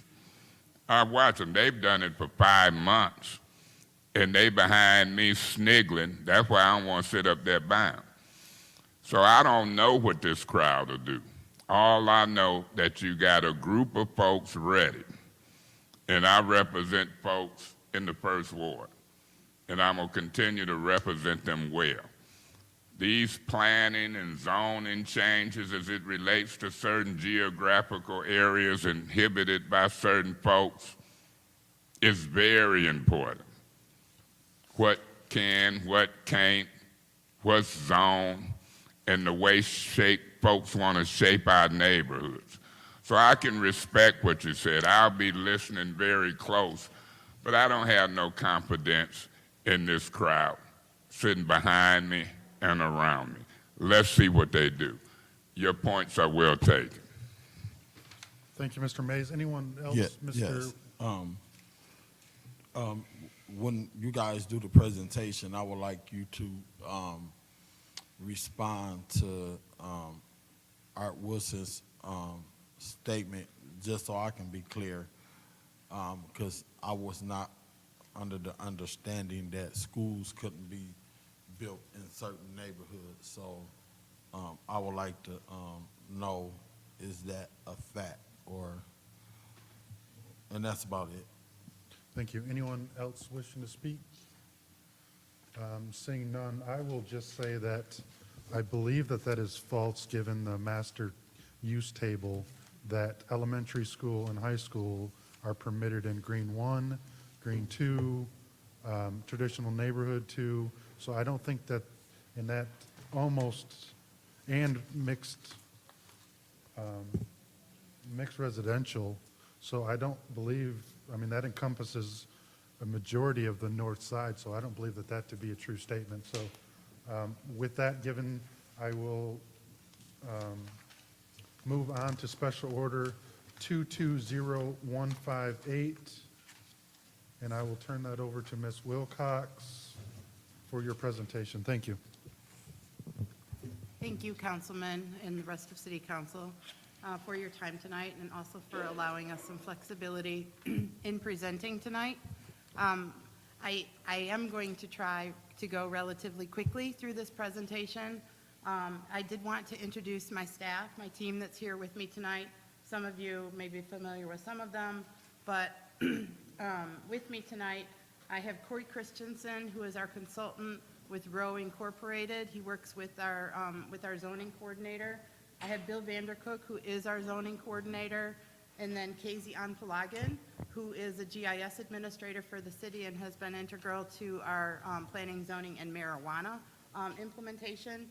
Behind me, I'd like to introduce our new lead planner. This is Roy Lash, and so he will at some point, this is a relatively new position, but he will at some point be up to speed on all of the planning and zoning work that's going on. And then some of you may or may not have met Jonathan Mateen, who is one of our planner ones, and planning works directly under Bill in planning and zoning. And then we have one more staff person who's not here tonight. His name is Max Lester, and he is also a planner one working under Bill. So I did just want to, so you could put some faces with some names and give some really kind of credit to this team who has worked tremendously hard on this process. So I am going to go, I'm going to try to go quickly through this presentation tonight. And really what we looked at doing, and just in the first slide, an overview of the presentation was just kind of a brief presentation of the master plan as the framework for the zoning code, and then introduction of the zoning code purpose and differences between prior zoning code and draft zoning code. So there have been lots of conversation about what a zoning code is. Some of you may be familiar with this, and I'll try not to, kind of dive in too deep for it, because you all have received this presentation and a binder. I believe if anyone does not have it, please let me know. But we have tried to provide as much information to you as possible with the hopes that you'll read it, and also dive into some of the, information that's on the city's website regarding the Imagine Flint Master Plan and the zoning code, which has a tremendous amount of information. One of the big things we wanted to do tonight was really clear up some misconceptions and misperceptions about the draft zoning code. I heard two already tonight from Mr. Woodson's comments, and so I think that that's really important because I've heard through multiple events, just things that are stated as fact that are really inaccurate related to the zoning code. So we wanted to clear up some of those tonight. Those are two examples right there. We are not going to go through the summary of the articles, which is on the agenda, because it is lengthy, and you have a copy of that in your binder. We're going to skip that tonight, but I would encourage you to, in your binder, review the summary, but also before the next meeting, which our hope is to present the zoning code ordinance at the first city council in May. I'd ask you to all, as Councilwoman Burns said earlier, to do some homework and kind of look at those summaries, look at the ordinances, take this kind of into consideration, look at the binder that we've provided, and then come prepared with some questions. And then we do have some time set aside for questions and answers tonight, but if we would like to move past that quickly, obviously we're going to get another opportunity when we bring the actual zoning code forward. So I would encourage you again to do that homework and come with some specific questions, and we'll go over them then. So just really quickly, the zoning code is really kind of the last piece of the master plan that has not been implemented. So the master plan is really a community vision that guides the city over a 20-year period. It was adopted in 2013 unanimously by the then city council.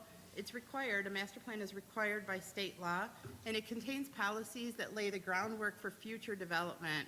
It sets land use policy to guide zoning, and the Planning Commission is responsible for creating it, city council adopting it. So that actually happened in 2013. I heard tonight, some of the members from the public, residents, citizens who are very invested in this work, talk about, the 1974 master plan. The master plan was actually adopted in 1963 and amended in 1974, so we're really dealing with a plan that's over 50 years old. And so it's really important when you think about, I think as Councilwoman Herkenroder talked about, I think Happy Days and what was President Nixon, it's kind of crazy to imagine here we are in 2021 still kind of living with a 1974. Think of everything that has transpired in our world since 1963 and 1974, and that's not represented in that old plan. So, so that's really the last piece, is getting our zoning code adopted so that we actually have a land use plan that reflects the master plan. Right now, they are not in congruence, and so we are operating under a master plan with a completely different zoning code that does not reflect the plan for the city of Flint. On the next slide, I hear a lot about the master plan, just, that it was, master plans are top down, they're not driven by community residents. That is not the case with the city of Flint's master plan. When it was developed over a period of 2 years, there were more than 5,000 people that participated in the development of this plan.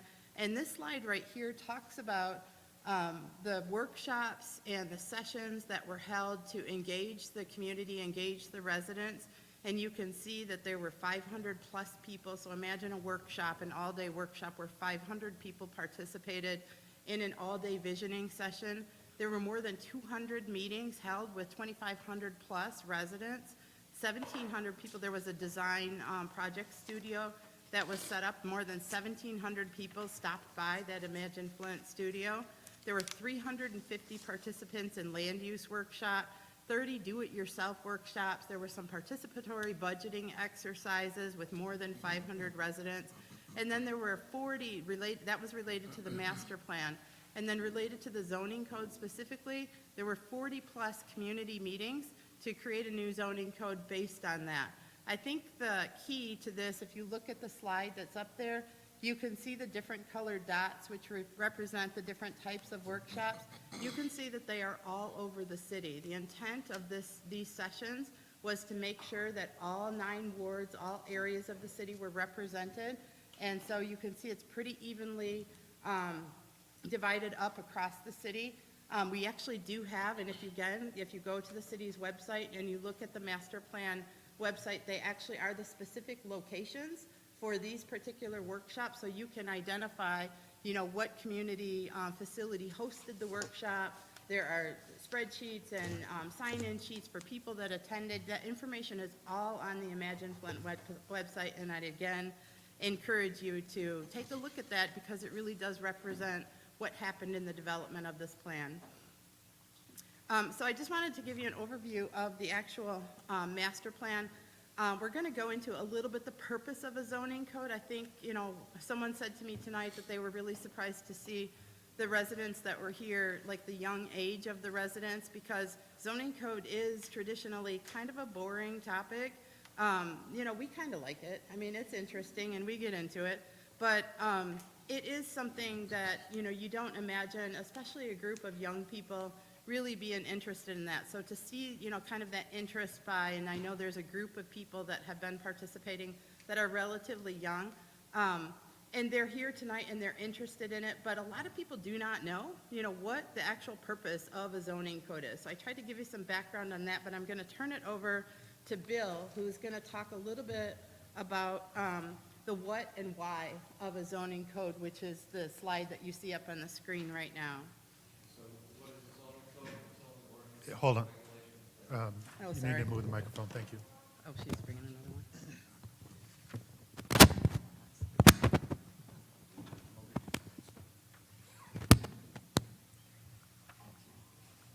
Thank you. So what is a zoning code? The zoning ordinances are regulations that determine how a parcel of land can be used and what it can be used for. The primary purpose is to protect the health, safety, and welfare of residents. It is meant to create stability within the districts so that each district allows for a predictable range of uses and building types. Why is it important? Zoning ordinances are the primary method by which the master plan is implemented. If you look at the little chart below, you're going to see the master plan on one side that correlates to the zoning ordinance on the other side. The key point here is to tie the zoning ordinance to the master plan.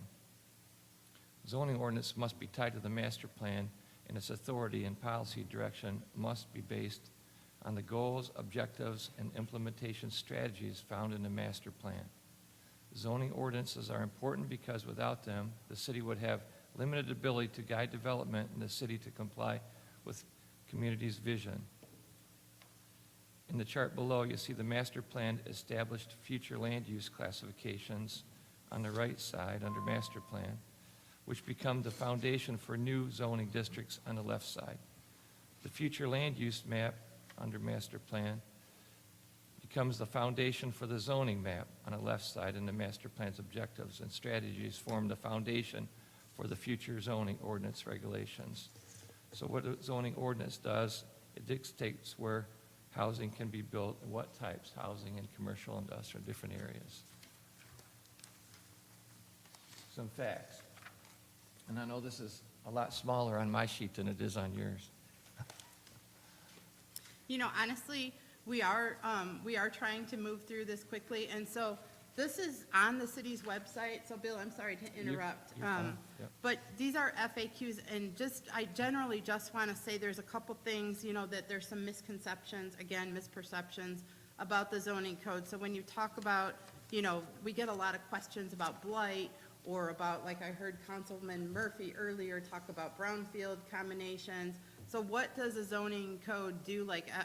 That's kind of what we tried to address, is think about some commonly asked questions. That one's not actually one of them, but I'm addressing it because the zoning code does not address combining lots. That is not related to the zoning code at all. It's a separate issue, and we can address ways to work around that in terms of zoning lots or things like that, but our zoning code doesn't actually deal with brownfield lots. We get questions about rental inspections, we get questions about blight, and so there is just some confusion about that. And, at some point, I think we can dive into that a little bit more, but generally if you have specific questions, you can go to the FAQs page. You can see this on the city's website, and you can see where we direct you kind of look in the zoning code, if it's not directly related, where you might go or what articles of the zoning code actually do say something about it, even if they don't specifically address it. So not going to go into every single one of these FAQs, but I encourage you to take a look at them. I know it's small font, but take a look at them, and you can actually go on the city's website to look at that as well. So just wanted to, rather than going into every single question, so we could speed that up a little. So I'm going to speak briefly on where the new zoning map came from. So with the adoption of this new zoning ordinance, we're going to be having an entirely new zoning map for the entire city with entirely new zoning districts. So it's important to understand where that came from, because those decisions weren't made arbitrarily. As Bill spoke, zoning ordinances have to be directly tied to a master plan. Currently, our zoning ordinance is not tied to our current master plan, which was adopted in 2013. It's tied to the original master plan way back from the 1960s, as we talked about earlier. So what we did when we were doing the master plan, we had all that public engagement where we had people come in and tell us what they want Flint to look like, what they want to see in their neighborhoods. And the overwhelming thing we heard was that people wanted a sense of place in their neighborhoods. So the idea here, this map was created, it's called the Place-Based Land Use Map. It was adopted by City Council in 2013, and it represents the idea that every neighborhood in the city will have a place for people to shop, to work, to live, enjoy recreation. The idea is to create senses of neighborhoods. And so that was the basis that formed the place-based land use map in the master plan. And the new zoning code that we are bringing forward to you puts that plan into action. It puts what people want to see in their city into action, because currently, under the current regulations, we can't provide it for them. The only thing I would like to add to that is just to clarify the difference between this map, the place-based land use map, and the zoning district. This is not the zoning district map. So you actually have this in your packets, and you have the current zoning map in your packet. What you don't have, and it's my fault, and I will get it to you, is it's later on in this presentation, but the actual zoning district map. So we just wanted to be clear that this is not the zoning district. Okay, so this is when you see this map, this is the actual city of Flint approved zoning, approved, by the master plan. It has not been adopted yet by council. Right. But when we talk about zoning districts and the current zoning code versus the draft zoning code, this is the map we're talking about, not the one Corey just talked about. That was the place-based land use map, which really kind of points to this, but it is not. They are two different things. Yeah, sorry if I was unclear, but the one does feed into the other. So the original place-based land use map that was part of the master plan, if we could go to the zoning map. You can see it's very similar because it was based directly off the place-based land use map. It was just that the Planning Commission conducted a further 4 years of work to actually get the details put together and put together this zoning map. So when we do come to you with the ordinance, this is what we will have developed, and this is what will actually be being approved by the zoning code. So next I'm going to talk about some differences between the old zoning code and the new zoning code. I'm going to try and do this relatively quickly because it's actually a very lengthy topic. They are entirely different zoning codes. The one that we're operating under currently was adopted in 1974, and it represents the values and concerns of the city of Flint in 1974. It does not represent the concerns and the realities of Flint in 2013. But more than that, the ordinance itself is structured entirely differently. It's structured in a more modern way and in a more useful way and a more user-friendly way. One of the big issues we have as planning and zoning staff is people coming into our office who just want to do a simple thing like get up a fence permit or build a deck or something very simple. And it's very hard for the layperson to navigate the zoning code and understand what they have to do. The new zoning ordinance was written with that concern in mind to make it easier for people to understand, easier for people to navigate, to find the information they need, and for staff as well. And so we can go into more detail at a later time, but this is just a highlight of the major differences between the two codes. And I just want to add to Corey's point about, what the 1974 code was compared to this one. Also, the big thing to remember is the population that existed in 1974 versus 2022. I mean, we're talking about, oh, sure, sorry, Paul. We're talking about a difference in population between 200,000 plus versus the approximately 81,000 right now. So that's a huge reason for adopting a zoning code that reflects the current land use and the current population. Is there's a huge difference in what the, you know, what the city looks like, as well as how many people actually live in this city now. So just wanted to add to that.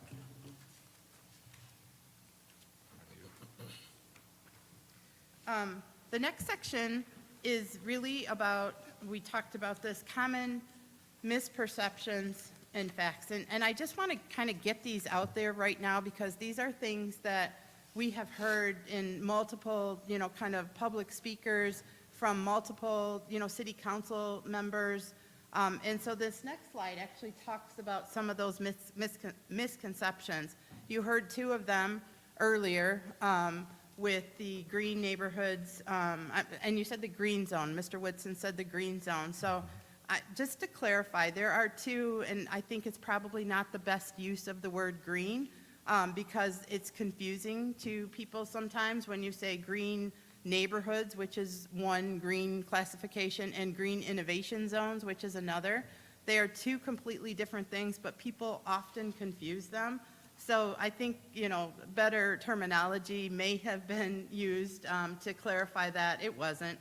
So we are living with that. But that is something, oftentimes when we hear about what you can and cannot do in a green zone, which is often the term that's used, they either mean green innovation or green neighborhood. So that's the very first thing that needs to be clarified, is what do you mean by green zone? You know, which zone are you actually, which district are you actually talking about? So that's the first thing. But a lot of thought, you know, has been, or a lot of communication has been that people think that that means like open space, or that the city is looking to take people's land, or that you can't develop housing in green neighborhoods or green innovation. And the thing to remember is these, you know, the master plan did not create these areas. They were developed based upon what the reality was of the existing land. So when you look at green neighborhoods or green innovation areas, they're really, the impetus for those is really based on population loss, abandonment. There's a lot of vacancy. You know, there's other myths out there about the master plan is, you know, trying to clear land, you know, by demolishing significant swaths of the city. That is not, you know, that is not, the master plan is not creating the disinvestment. The master plan and the zoning code is a tool to deal with the reality of that vacant land and try and prepare it for redevelopment. So two of the things that I heard Mr. Woodson say, and Councilman Murphy wanted me to address it. I wrote it down. Let me see. Redevelopment, actually Corey, I'll let Corey speak to that directly, because there were 2 points that he made. One was about the green zone, that you cannot build a high school on the north side, and the second one was that you cannot bring redevelopment into the north side, and both of those are not true. So I guess I can speak to the high school. This is real quick. So in Article 3 on page 4, it lists out all the uses and then what districts they're allowed in, all the residential type uses. And it does list elementary and middle schools as well as high schools. They are permitted by right in the Green Neighborhood 1 district and the Green Neighborhood 2 district, as well as traditional neighborhood and multifamily. So in all the residential districts, with the exception of TN1. And then that's traditional neighborhoods. TN1 is traditional neighborhoods, and there's different densities. So when you look at, and again, I encourage you all to go to the city's website, but there are actually different densities. So when we talk about TN1 or TN2, it's really the level of, it's like there's a color wheel in the master plan, and it's really talking about those densities that you can dial up or dial down depending upon what's happening in that neighborhood. The second question that Mr. Woodson asked was about, or the second statement was that you cannot bring redevelopment into the north side in green zones. That's actually what green innovation zones are designed to do. So it's really to prepare the city for future development, including housing, including commercial development. In some cases in green innovation, you're looking at green technologies, or different kind of environmentally, solar, turbines, different types of environmental technologies, but absolutely you can redevelop in green, and you have to look again at the specific, be very clear about which green zone you're talking about, but green innovation for sure. And even in green neighborhoods, there are certain small-scale commercial developments that are allowed. So it definitely is, you just have to be really clear about what you hear and what's actually factual. So we're trying to help clarify that. There's another myth out there that the city is trying to turn the city into farmland to allow, to go back to, in some cases I've heard our southern roots where, we're talking about really kind of ruralizing the entire city. That is not the intent. The intent is really to allow multiple uses. And so where some people might be against urban agriculture or something like that, there are other people in the population that are for it. So the master plan is really designed to appeal to, many uses. And one of the things that I think is really helpful to think about when you think about urban ag particularly is that, it's been used successfully around the nation to help develop, especially in areas with food deserts like the city of Flint has, to help provide fresh food, generate employment, recycle waste, strengthen the city's resilience to climate change, which is something that the master plan is also designed to do. So as the rate of urbanization nationwide increases rapidly, urban poverty and urban food insecurity are increasing as well. So urban agriculture reduces the poverty and food insecurity resulting from urbanization while also improving the health of city residents. So that's something, to keep in mind. It's not an intent to ruralize the city or create, have it be farmland again. It's really to provide opportunities for to address some of the disparities that exist in our community right now, as well as the desire to incorporate some green technology abilities. And then the final thing, and I am covering these in a little bit more detail just because they're out there so much and you'll likely hear us more and more try to deal with them, is just about that the master plan is forcing people, I touched on this a little bit earlier, to leave the city. That is not the case. The master plan is not designed, it's really designed to help people live in communities of choice, to have neighborhoods that meet their needs, and it also provides extra protections in the new zoning code so that all existing residents can be maintained, rebuilt, and or sold. So there's things that we can go, when we bring the zoning code forward, we can definitely get into this in a little bit more detail. I'm sure you guys cannot wait. I'm sure you're super excited, but it's kind of fun. And it's interesting, to think about how this actually really does impact our city and impact your day-to-day lives and how it is designed. I mean, if you look at it with an open mind, it really is designed to improve our city. I'm going to skip over the next slide, which is we talked about this generally just a little bit. This is the actual zoning code.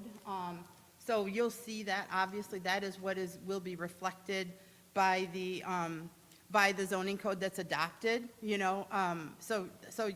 will talk much more about this, but that's just want to be clear about the difference again between this and the place-based land use map. And then there's some there's some slides in here about, and two things I did not touch on. In the master plan has 6 guiding principles. 2 of, in my opinion, and probably 3, but 2 of the most important to me are social equity and sustainability.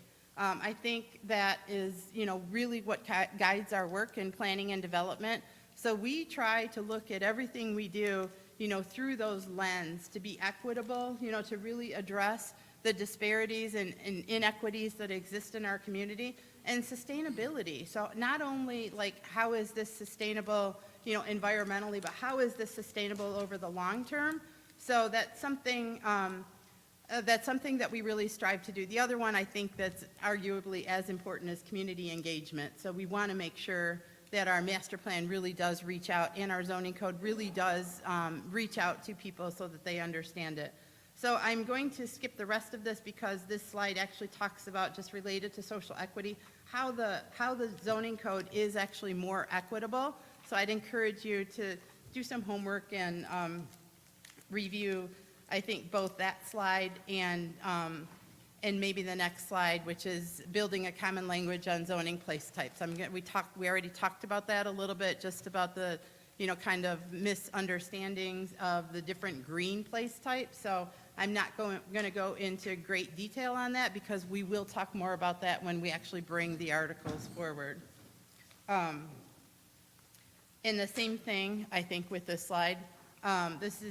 We talked about, so I will say this. Actually, Corey, you can talk about this. Go ahead.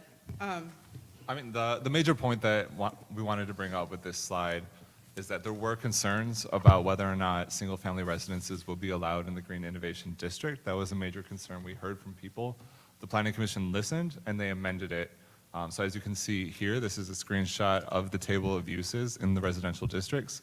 The top line, single-family dwelling, it is permitted by right, Green Neighborhood 1, 2, Traditional Neighborhood 1 and 2, the multifamily districts, and then lastly, over on the right, on the right, GI1, that's Green Innovation 1, now permits single-family dwellings by right. So I wanted Corey to address that and just highlight that because that is a huge misperception that exists out there. I've heard it repeated multiple times. There was a large discussion when we brought the first 6 articles back in, I think, July, to council with the then council. Most of you were not part of that council, but there was a lot of misunderstanding that was discussed about green innovation zones and the inability to actually rebuild housing if it was damaged in green innovation or green neighborhood zones. And so we will definitely get into that more when we talk about the zoning code, but that's something to really clearly understand, that you can absolutely rebuild housing or build housing in these 2 green zones. So just wanted to clarify that. The next 2 slides we are actually going to skip. And this again is some homework for you, but we're not going to go into the summary of the articles. You have actually in your binder a summary of the articles, as I said. They are on the city's website.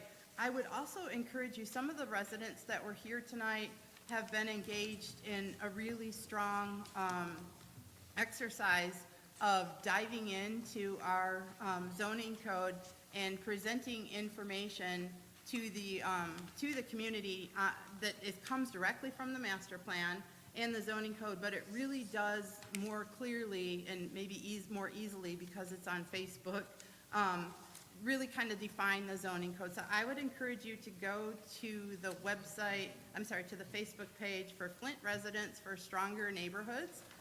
This was done as an exercise separate from the city. We were not involved in that, but it is really something that, helped us because it really kind of took that information from our zoning code and put it out in the community. So we will be sharing that on the Imagine Flint Facebook page too, but you can go to that right now and see those articles.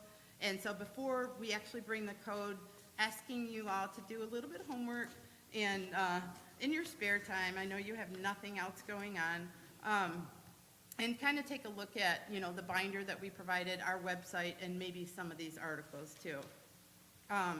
The next slide is really comparing the current districts to the zoning code. I think we can skip over this, Corey. The only thing I would say for this is that,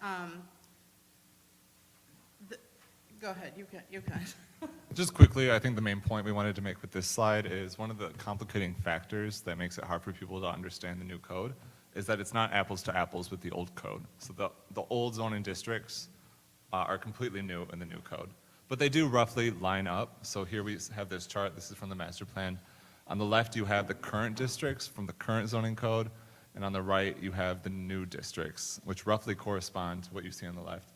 But then there are even more districts because we did expand what you can do in the city of Flint. So we added more districts, including the GN1 and GN2, the Green Innovation and Green Innovation 2, the institutional campus, the university core, and open space.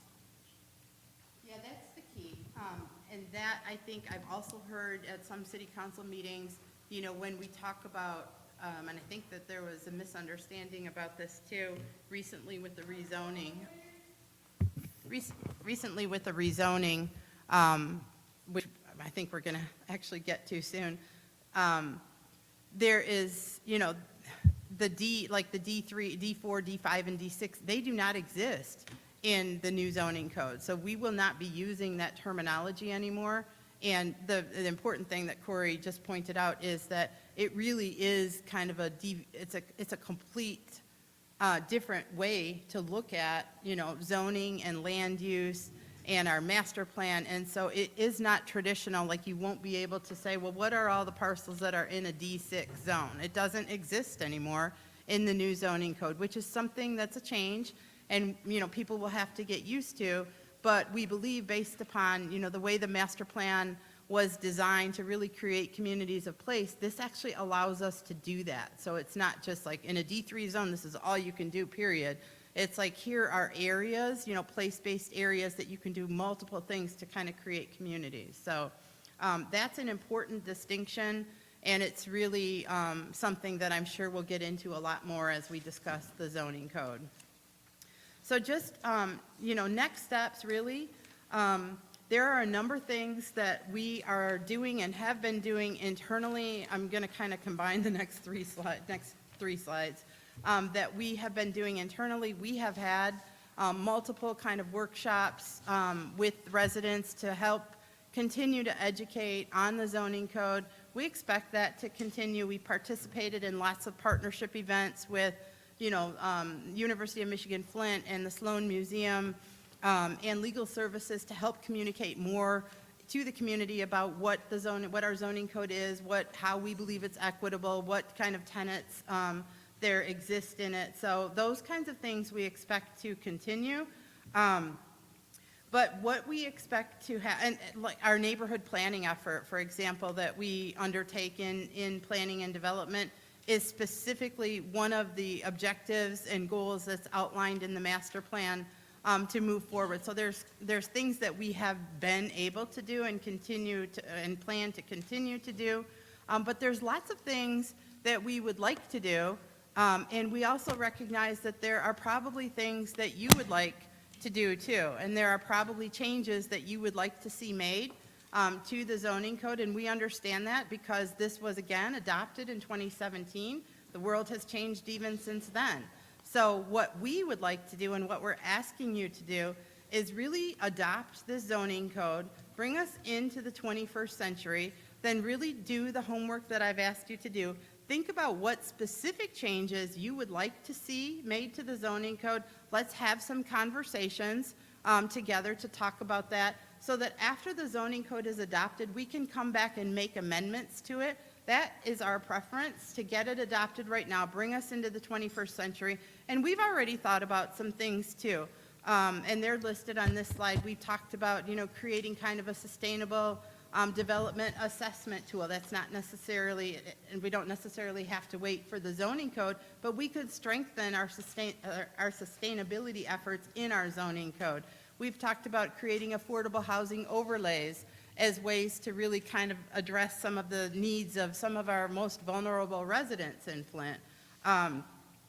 We already do, you know, have asked you to provide pilots, payments in lieu of taxes, and I know that's controversial, but there are ways that we can do different things with our zoning code, and so I'm just asking you to really kind of think about that, so that when we bring this forward, we can have, you know, a really robust discussion around what specific amendments need to be made in the future, and we can continue moving this forward and moving the city forward. The final thing I would say is that one of the things that can happen once we actually do get our zoning code adopted is the city can become a redevelopment-ready community, which I'm sure all of you have heard about, because it comes with some real benefits to the city in terms of dollars that are available for businesses, bringing businesses into the city, which we are currently unable to tap into right now. So we are very close to becoming an RRC. We've taken almost all of the steps necessary, except for for the most part. There are a couple minor things that we still have to do. Adoption of our zoning code. So once we finish that, we are actually very close to being designated an RRC, a redevelopment ready community, which is a big coup for the city of Flint. So again, that's another bonus to adopting the zoning code quickly. And then just timeline. So what we would like to do, we appreciate the time that you've given us tonight. I'm going to stop talking, I promise, right now. And, well, close to right now. I'm just going to say we will bring this back. Our goal is to bring the zoning code to council. We have it, the final draft is done. It's complete. It's been formatted. It's ready to come to you. So we'd like to bring it to the May 4th committee meeting for first reading. At the May 9th committee meeting, and then you guys, obviously, it's an ordinance, so there's approximately, a 30-day time before it'll come back for second reading. We would really like to get the zoning code adopted by the first meeting in June. So I know that's aggressive, and I know you have a ton of stuff going on, but that is our goal. And so I just wanted to be very transparent about that. That's really our hope. This is really the first step.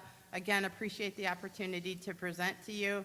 And I will open it up for any questions, but if you want to move on, I can understand that, and we can hold questions until we actually bring the zoning code forward in May. Mr. Murphy? And that's it. Yeah, Mr. Murphy? Yeah, I'm going to have to excuse myself in a minute because I got to be at work at 11.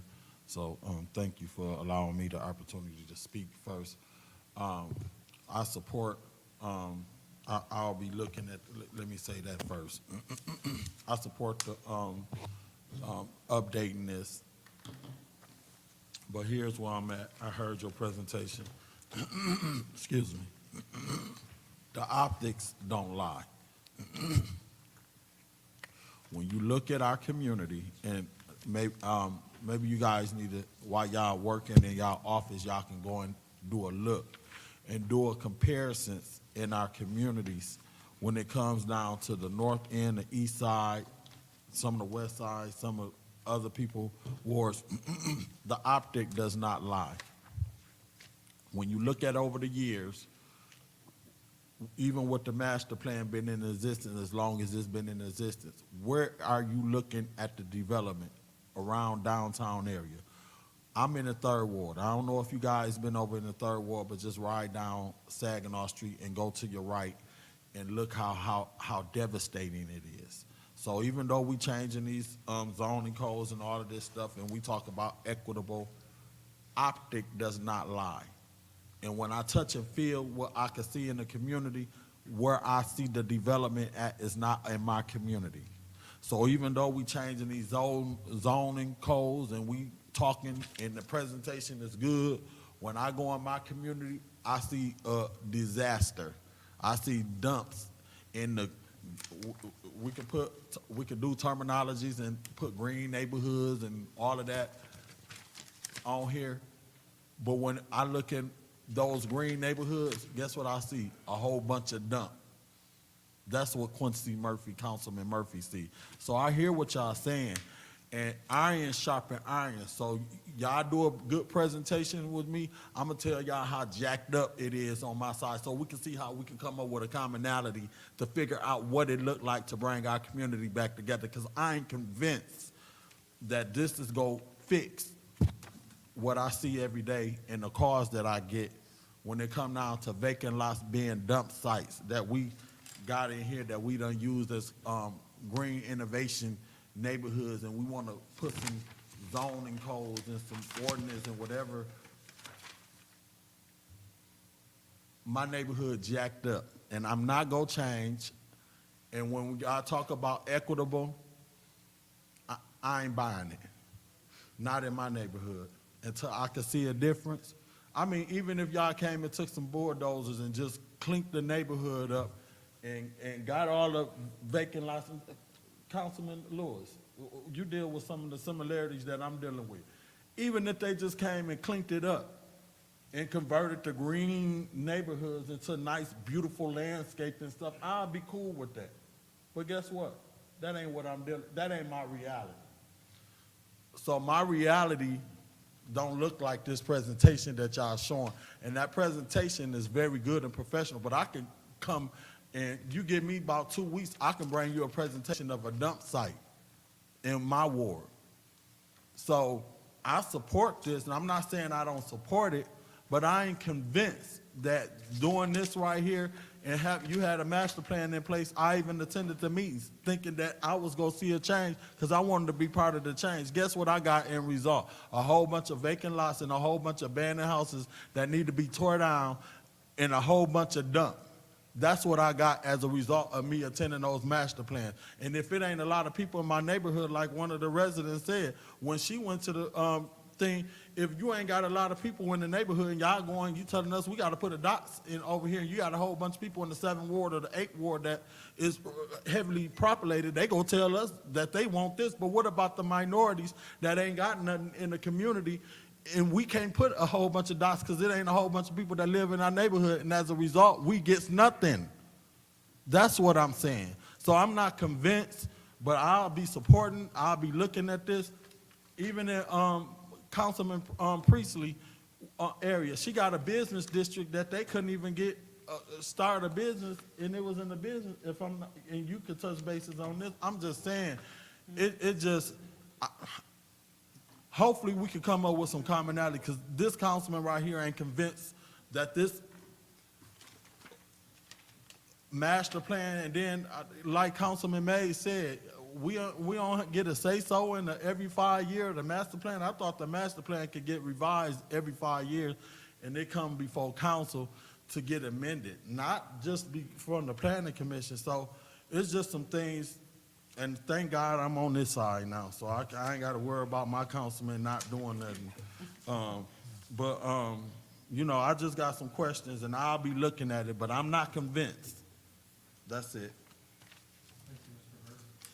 Thank you, Mr. Murphy. Is there anyone else wishing to speak? Councilman Pfeiffer. Ms. Burns. Thank you. Thank you for the presentation, and thank you for having a professional presentation with slides and handouts that we can follow along with. One of the things that I am concerned, Flint has changed. We're not a population of 200,000 anymore, and we can get from one side of Flint to the other side in 15 minutes. 18 minutes probably max. So we do have to look at losing 120,000 people and how are our neighborhoods. And it's not just Flint. I've seen neighborhoods, I lived in Chicago, and neighborhoods changed, and they changed drastically. I don't want to see people who have retirees in our neighborhoods moved out because they can't afford them as, you know, new industries come in. And I want to make sure we're protecting those. I appreciate the clarity, Suzanne, on describing the different type of green zones and green innovation zones, and I appreciate the key. Yes, there is a lot of homework in this, which I will be reading this weekend.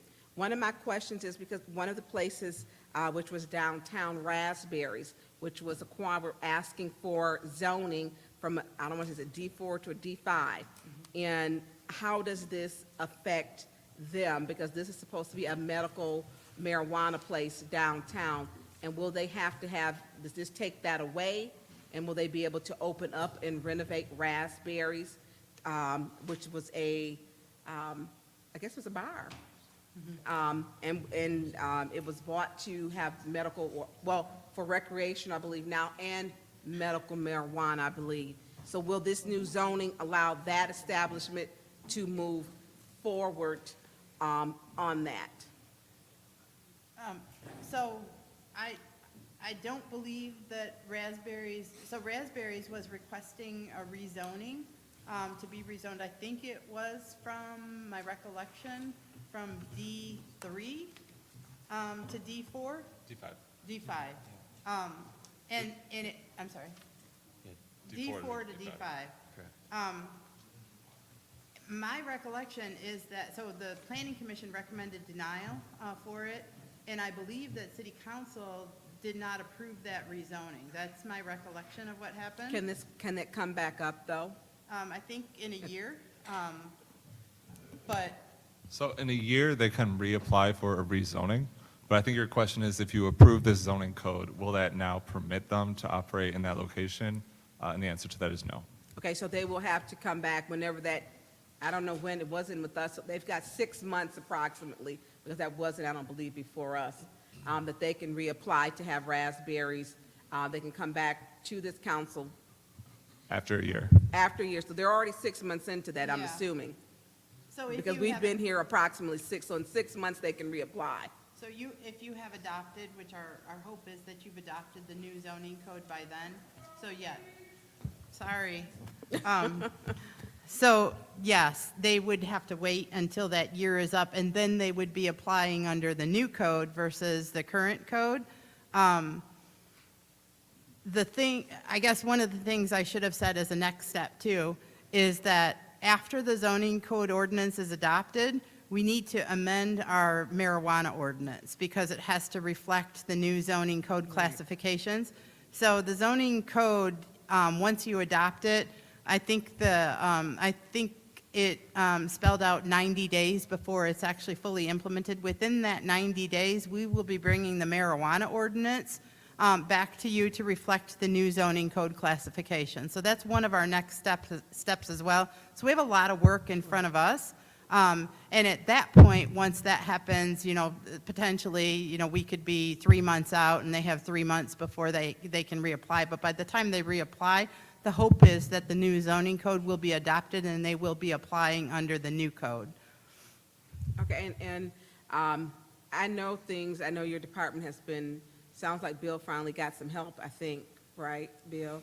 Because Bill was a little stressed when I used to work with him before, just a little bit. Is it possible, if we can get it like a week before you're here so that we can really do some reading? We got it yesterday, and I don't even know, maybe 1 o'clock. I like to do my reading, give us like a week ahead if we could.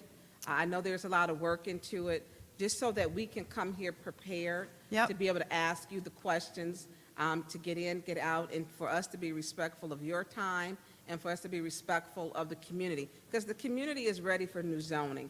I haven't heard one person in any meeting that I've been into that doesn't want the zoning laws changed.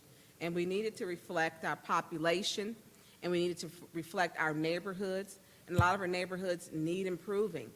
I would be remiss to say when we talk about bringing business to the north side. North side is it's a work in progress, and it's left out. But I also understand that in order for our suburbs or out counties to survive, that Flint has to be thriving. Flint Central Court is downtown. And I would like to see more business moving outwards, and it looks like it's pushing out, but very slowly, very slow. And we have a part in that also. People voted unanimously that we have 6 new council people. They want change, and part of that change is having a new zoning laws change, and I'm looking forward to it. Thank you. Thank you, Ms. Burns. Anyone else wishing to speak? Yes, Mr. Chair. Ms. Priestley. As you know, there is a zoning variance coming before the council soon for a storage unit on Ridgefield Road. And I'm wondering how this new plan would affect that as well. They've reached out to me, so that's why I'm questioning. They're talking about sinking $1 million into the city, so of course that adds in tax base, and that what I see here is that it's traditional neighborhood, and it's an old, it's vacant stores. How would that affect that zoning request? So it doesn't affect it at this point at all, because they're still operating under the current code. So by the time that comes to you, it's based upon, the Planning Commission decision was based on the current code, and the recommendation that comes to City Council will be based on the current code as well. So the new code will not impact that. I mean, you will have an opportunity to, because the Planning Commission makes a recommendation to the City Council. I think it's a rezoning, not a variance, is my recollection. I don't know for sure. I recall the site that you're talking about. We've talked about it too. On the storage units, but Yeah. I believe it's a rezoning, so this won't necessarily have an impact on that. I mean, the process remains the same for someone who disagrees with a decision. And I know that, Planning Commission it's their job to make recommendations to the city council, and then based upon, objective criteria, recommendations from staff. And so we always hope that the city council takes those same considerations, understanding, the Planning Commission has really looked at that kind of objectively. But the new code won't necessarily have an impact on that at this point. And then, once, decisions are made, zoning is in place, the new code will effectively grandfather those decisions in place. So it sounds like it looks like Corey wants to say something, so I will let him do that. But that is, it becomes a grandfathered location under whatever position they're in at that time. I just wanted to point out that the new code does provide special protections for grandfathered uses. So that would be Article 11. If you want to go home and do your research, that would be the article you want to look to for what are called legal nonconformities, which would be uses that were approved under the old code that may not be allowed under the new code. They are protected. So all of those vacant properties that are on Richfield Road, regardless of what they are, they would be grandfathered into this new code? I can't speak to any specific Well, all right. example. But as a rule. As a rule, there are protections for grandfathered, legally approved uses under the old code are protected and grandfathered into the new code. Okay, And specifically homes, this has been a concern that we've heard. So single-family homes, there's a lot of concern by people that when we adopt the new code, that they will not be allowed to live on their property anymore, that their house might be bulldozed. That's absolutely not true. Our code actually goes much further than most in protecting all single-family homes. If you have a single-family home and it is occupied and being used, it can be rebuilt no matter what for as long as it is being used, regardless of what the new zoning says. Yeah, Richfield Road is a mess, as Quincy, Mr. Murphy likes to say, it's a disaster, Yeah, And I'd like to see some redevelopment and going on and some increase in the tax base. That's one of the things I ran on, is to increase the tax base. So anything we can do to promote businesses, I'm all for, as long as they're reasonable. Yeah, and it's really a matter of looking at what the new code proposes for that area. So without looking at specific areas, those are things that we can talk about, when we actually get into discussion about the zoning ordinance, because then you would look at, for your specific area, for areas that you're interested in, if you have a thought, you don't agree with something, at some point when we talk about amendments, that is where, I'm asking, I just talked to Councilman Pfeiffer about that, for council people to come with arguments for why and reasons and discussions as to why, and I'm not saying it doesn't, it may very well do what you want it to do, Richfield Road, but we'd have to look at that specific location first. But then if you disagree with that, that's what amendments are for. That's, rezonings are essentially an amendment to the zoning code that authorizes a specific use for that. And you can do the same thing for more than one lot. So that would be the opportunity to do that. Okay, yeah, I was just concerned when I looked at the colors and looked at them, they said traditional neighborhood, and all that area was traditional neighborhood, and all of those are businesses out there, and so I didn't know how that would affect it, so, thank you. Thank you, Ms. Priestley. Ms. Herkenroder? Thank you all so much for coming this evening and for giving this really comprehensive presentation, and for helping to explain some of those misconceptions and to right those wrongs. I've been a huge proponent of the Imagine Flint and the new zoning plan. I think before I was even sworn in, I had 6 meetings on the zoning code from various people in and about the community who live in the 7th Ward and those who do not. One of the things that if you would indulge me, would you be able to speak a little bit more about the importance of the elimination of parking minimums, particularly for, as my colleague in the 4th Ward said, for increasing that tax base and the opportunity for development on what are now parking lots. So, for example, being downtown, the focal point of our downtown is a parking lot. and downtown is completely encompassed by parking lots. So I'm wondering if you can speak a little bit more about the importance of abolishing those parking minimums and how that helps update the code for development. So I think this is one of the key areas where you'll notice a difference between the philosophy of the old code in the 1970s, when it was all about expanding the use of the car and making the city car-friendly. We're trying to work away from that. Nationwide, we're trying to work away from that. And so one of the elements that the new code implements is parking maximums rather than parking minimums. Essentially, when you drive around the city and you look, usually the parking lots you see are not filled to capacity. And that's because of our current zoning code, which requires exorbitant amount of parking for every type of use.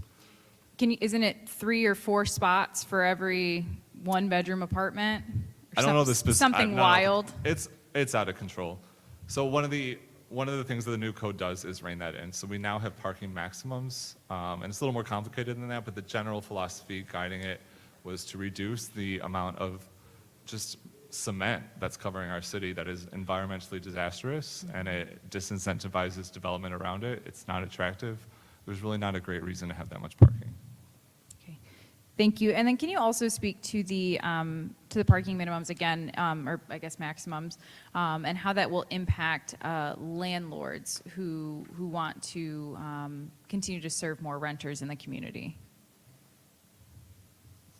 I'm not sure what the reference is Sure. related to that. So just for some examples, so one of the neighborhoods that I represent is the Central Park neighborhood, and some of the landlords there have actually had to dig up their backyards and turn them into parking lots because of these parking minimums. So can you speak just a little bit more about how that will potentially impact future landlords as we continue to develop more of the city?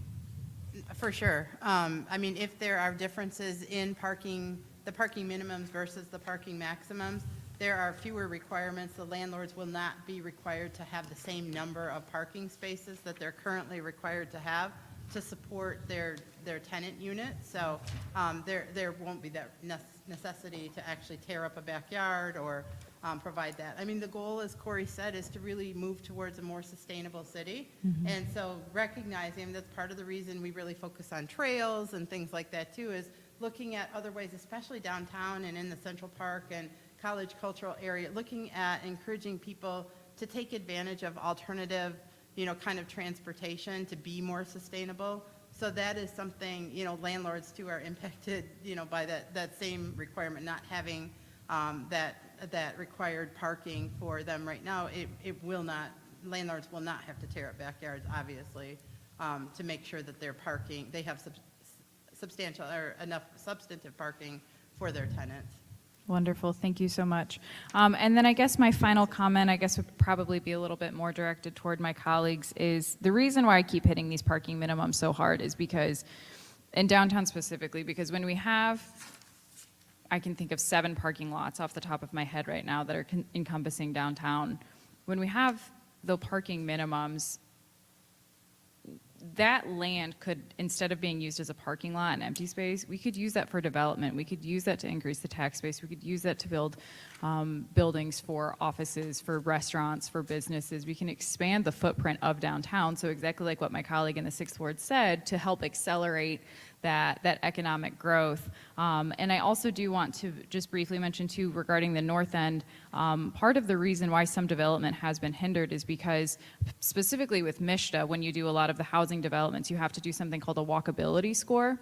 And and please planners correct me if I'm wrong on any of this, if a development or a plan for a LIHTC credit or for pilots do not reach a certain walkability score, they're denied.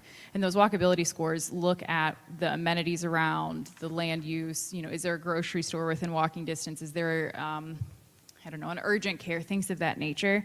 So by being able to help implement these zoning codes, we're able to help make it easier for businesses, for not hospitals necessarily, but, different kinds of businesses to come in and to be able to go into that north end in a much easier way where they wouldn't have to necessarily request a variance. So you all know I'm very passionate about zoning, I'm very passionate about urban planning, and I'm very excited to work as we keep moving forward and get this passed in June.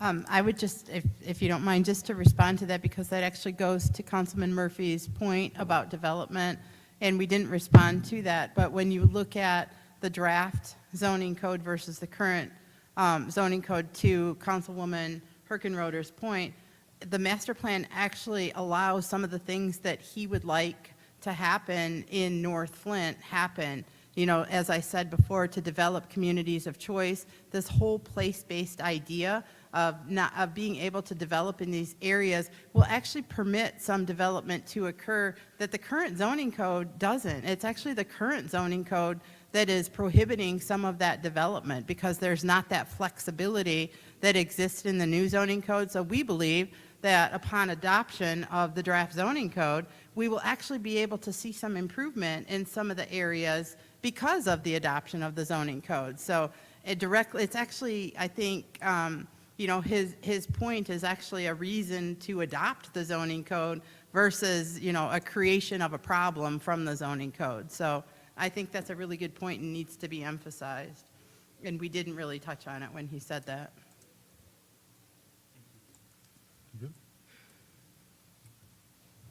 Sure. Very interesting. Lots to do, lots to know. I hate school, but I'll do my homework. Thank you. Yeah, because one thing we want to do, we want to get away from antiquated ways of thinking.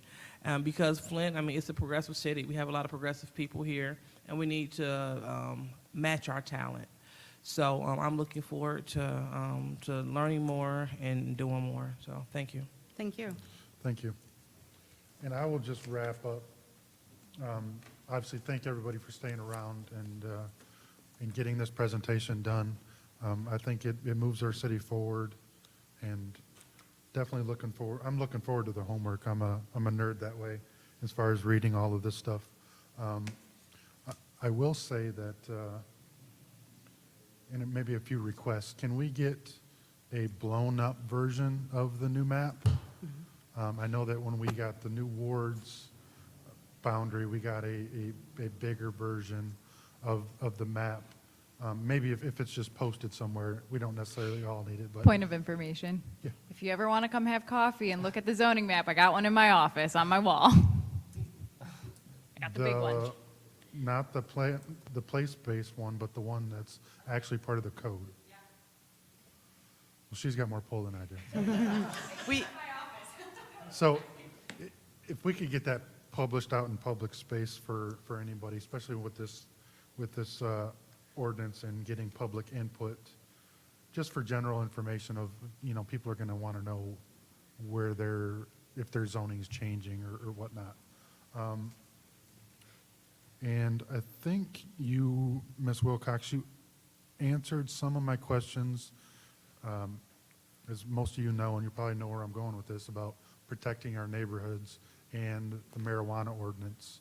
So, and I did a deep dive-ish on this, and there's no real marijuana in this at all. So I'm interested to see how that correlates and how that cross-references to the new zones. So I'm very interested in that. I have our esteemed city attorney looking up some information for me now. So, but I appreciate you guys coming in. I look forward to further discussions, and Ms. Herkenroder, if we can have that discussion item on special affairs, if you have an issue with that. If we have any questions in the interim, since we're trying to fast-pace this, we can have a special or a discussion item on special affairs regarding new zoning if we need it. Okay. And we'll go from there. And just want to address your point about the zoning map, the actual zoning district map. We will definitely get you copies of a blown-up map so that you can, I'd encourage you guys to have coffee too, but so that you can have, everyone can have their own map. But it is on the website. So both the place-based land use map and the zoning district map are on the Cities Imagine Flint website. I'm glad you mentioned that real quick. So what is the purpose of the place-based land map? What is it? If it's not part of the code, that we're adopting, it just adds confusion. So what's the point of it? So there's two things that we're talking about. There's a master plan and there's a zoning ordinance. So the master plan has something that's normally called a future land use map. Here it is called a place-based map. But essentially it's a vision of where people want to see zoning go in their community, but it's not legally binding. It's a visionary document. The zoning code, the master plan and that visionary place-based map forms the policy basis for the zoning code. The zoning code actually implements the place-based map. Currently, it's just a vision, an idea. It has no teeth. So I would like a blown-up version of this one here. Yeah. Because that's the one that's actually Exactly. in part of this zoning. Yeah, that's the one that actually is, kind of encodes the zoning ordinance, this one. So that's what I understood you to say, is you'd like a blown-up version of the zoning district. Yeah, just to get rid of any confusion about between the different maps. This is the map that counts for what we're adopting, so, okay. Any further questions? Mr. Chair. Yes, ma'am. The map that is on the website is very hard to see, so a blown-up map would be great. For sure. Or to further expand on that, can we change the map where you can blow it up on the website and it's more detailed, where it's not blurry? Yes. That may help a lot of stuff too. Oh, yes, we can do that. Okay, perfect. Thank you. With that, I will close this special order. Thank you very much. Thank you. On to Ms. Wilcox, if you could stick around for this ordinance that we're about to discuss. Oh, yeah, I still have more items on the Okay. agenda. I'll be here. On to resolutions, there are no resolutions. On to ordinances. I will entertain a motion to adopt. Send to council for first reading. So moved. Can I get a second? Second. It's been moved and properly seconded. Any discussion? Seeing no discussion, Madam Clerk, roll call.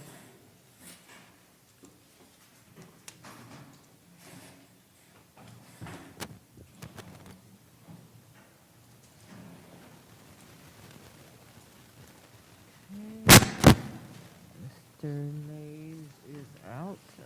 Ms. Lewis? Yes. Mr. Murphy is absent. Ms. Priestley? Yes. Ms. Burns? Yes. Ms. Herkenroder? Yes. Mr. Pfeiffer? Yes. The vote is 5 yes, 0 no. 5 yes, 0 no. That will be sent to council for first reading. Discussion item, I order that to stay on without objection since Councilman Murphy is absent. I will entertain a motion to adjourn. So moved. So moved and supported. Madam Clerk, roll call.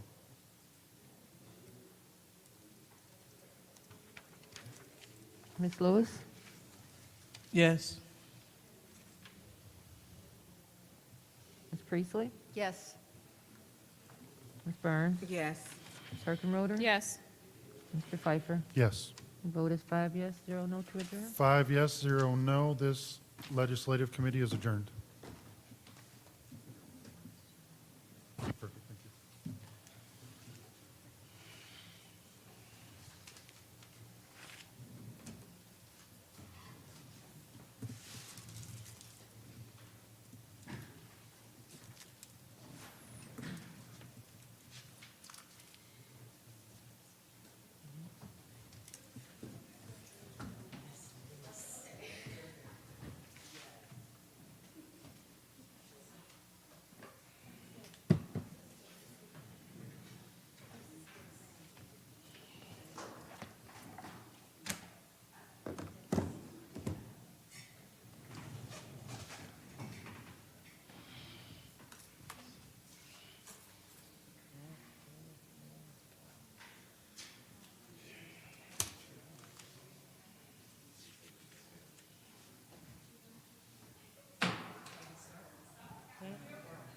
Understood.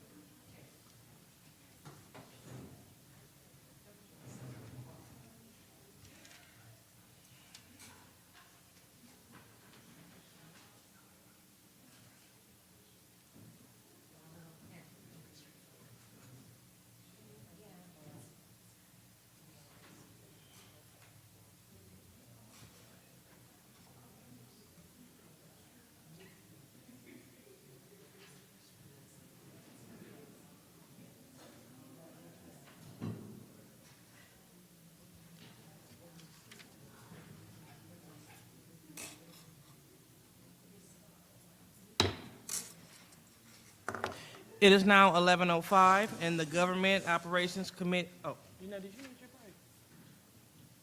Okay, sorry about that. All right, it is now 11:05, and the Government Operations Committee is now called to order. Roll call, Madam Clerk. Okay. Ms. Lewis? Present. Ms. Priestley? Present. Ms. Burns? Present. Ms. Herkenroder? Present. Mr. Pfeiffer? Present. You have 5.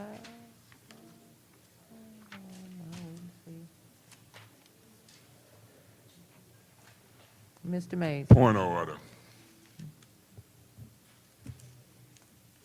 What is your point of order? My point of order, I want the record to reflect that I'm sitting at my seat for roll call. I'm going to ask to be excused. I'm going to be in the audience.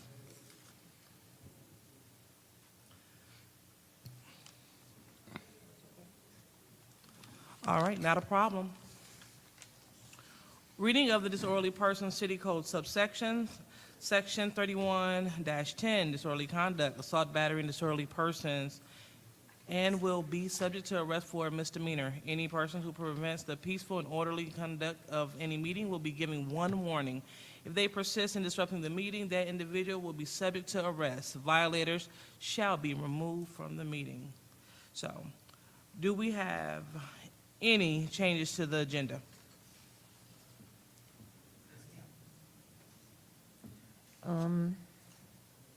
Yes, if I may. We have an add-on appointment. Ms. Burns' appointment to the Human Relations Commission.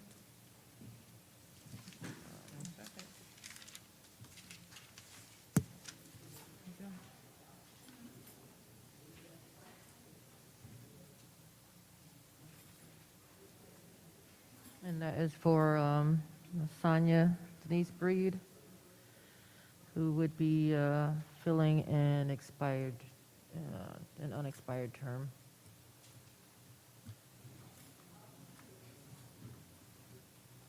All right. Thank you, Madam Clerk. Do we have any more additions to the agenda? All right, one more time. Any more addition to the agenda? All right, very good. So, Madam Clerk, do we have any speakers?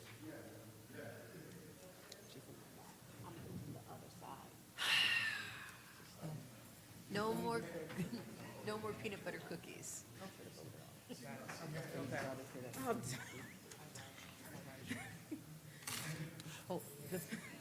So for the record, I would like to add this resolution approving the appointment of Sonia Denise Breed to the record without objection. So that is so ordered. All right, so on to the public speaking. Madam Clerk?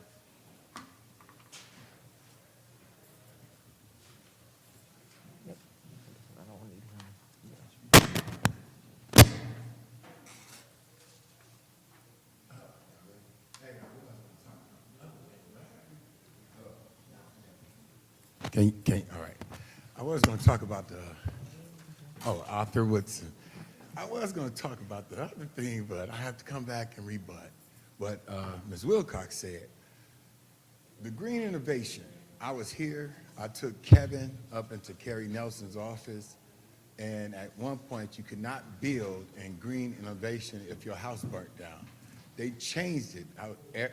Councilman Mays was on the council at the time. Point of information.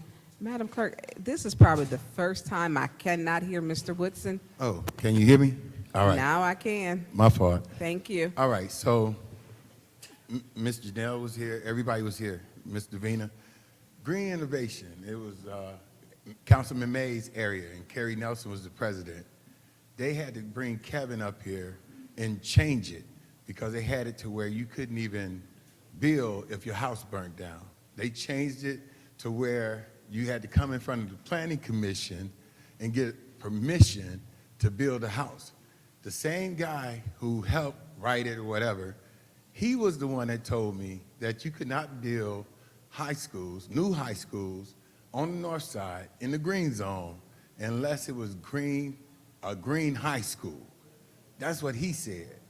Not Art Woodson. I ain't just snatch it out the air. He said, can't no redevelopment dollars come in unless it was green dollars in the green zone. So when you do your homework, you need to call Heidi, what's her name? Heidi Finoff or something like that. I'm gonna inbox her. She knows this front and back. Kevin, I can't remember Kevin's last name that used to work for Planning Commission. He knows it because they helped write it. Talk to them, speak to them and ask them what he told me. Because, like I said, I did not just snatch it out of the air with what I'm saying. So, and I don't like to repeat nothing unless I have facts and it comes from them. And that's what he said, not Art Woodson. The high school had to be a green high school because I was coming up here all the time. Councilman Mays was on the council at the time. I'm telling you, I ain't lying to you. So make sure you check it out, man. Thank you. All right, thank you. Thank you, Mr. Woodson. Do we have any more public speakers? All right, seeing none, council response.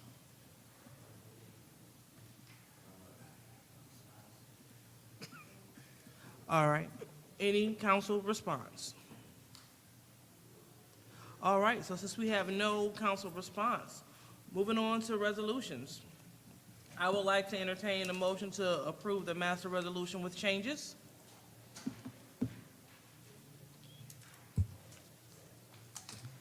With separations. With separations. Oh, thank you. See, it's late. With separations. So moved. Support. All right, it has been moved and properly seconded to Madam Chair? Councilman Pfeiffer.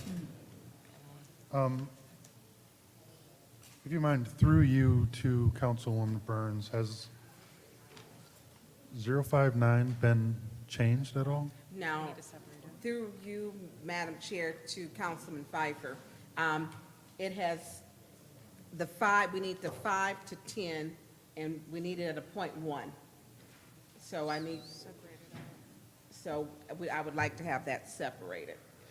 Madam Chair, I'd like to separate 220059. Okay.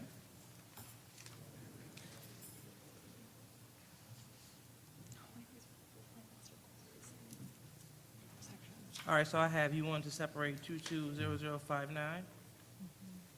All righty. Any other separation? Madam Chair, Councilwoman Priestley? from you, through you to the clerk, this resolution 220165 that we keep kicking around, do we have an answer? That's an appointment.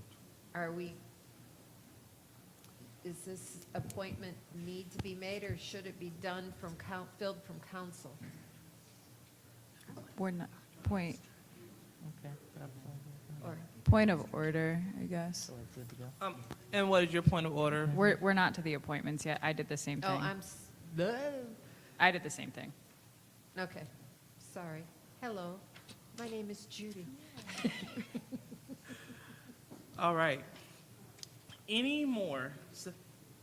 Well, I guess it's only two, so it's only two. How about it?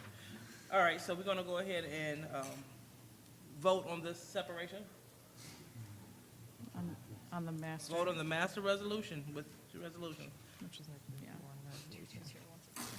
Oh, I was just saying, which is the one. Okay. Are you ready? Oh, I'm ready. So roll call, Madam Clerk.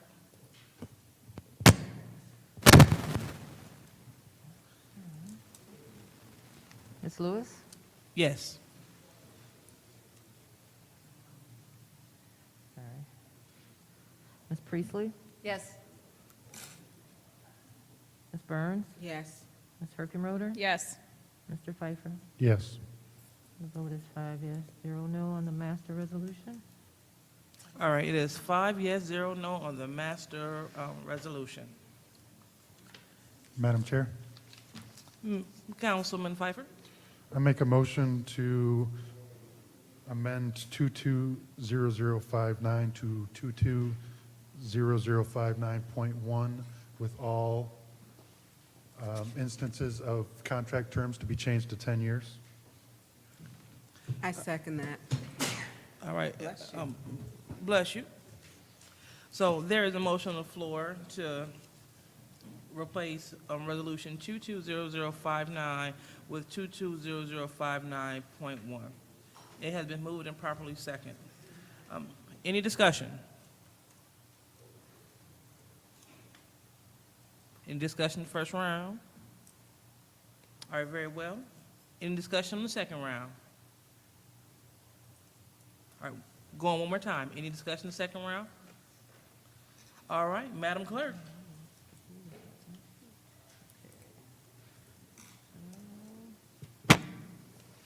Okay, I just want to state for the record, Mr. Mays was in the meeting. He excused himself. He would have been the first vote, so I'm going to you again, but it's only because you're actually the first vote now. So I'm not confused. It's just he excused himself. So, Ms. Lewis, Yes. Ms. Priestley, Yes. Ms. Burns, Yes. Ms. Herkenroder, Yes. Mr. Pfeiffer. Yes. Vote is 5 yes, 0 to amend to appoint one.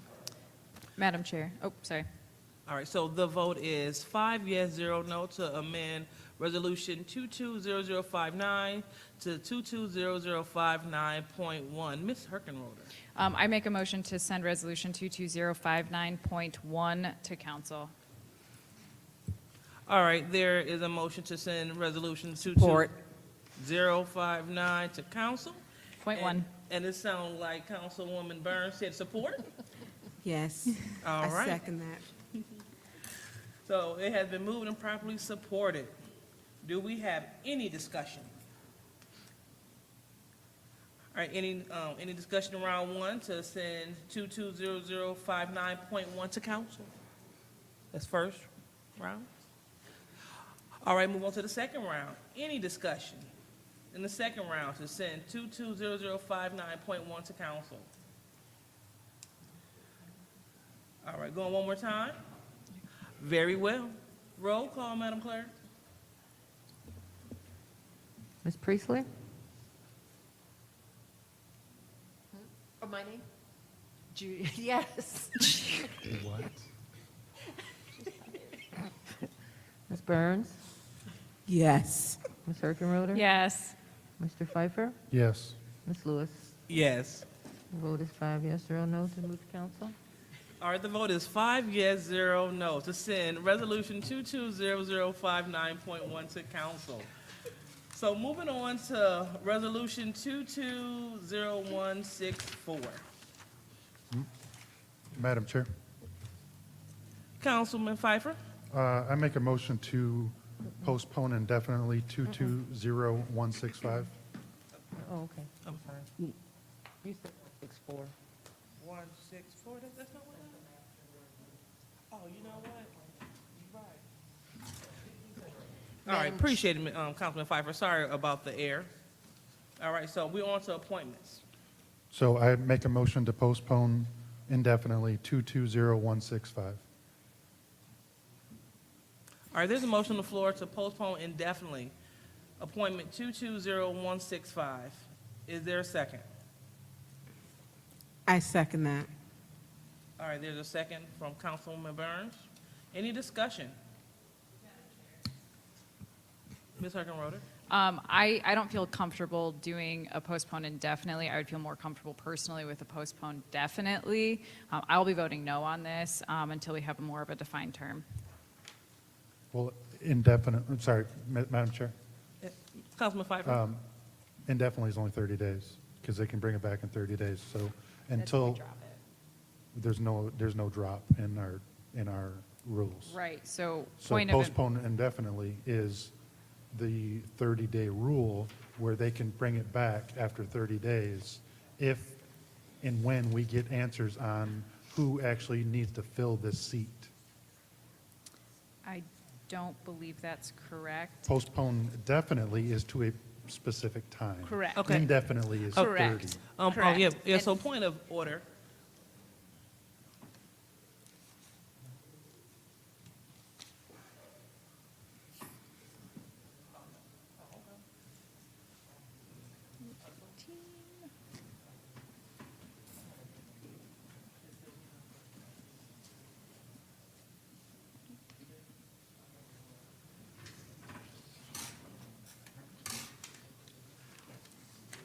All right, so I just want to get some clarity. So Councilman Pfeiffer, you said suspended indefinitely? Okay, I want to make sure that that's clear. All right, thank you so much. So, Madam Clerk? I just wanted to say that I believe the concerns have been addressed, and the appointment should be okay to place this person at this time. I just wanted to put that out there.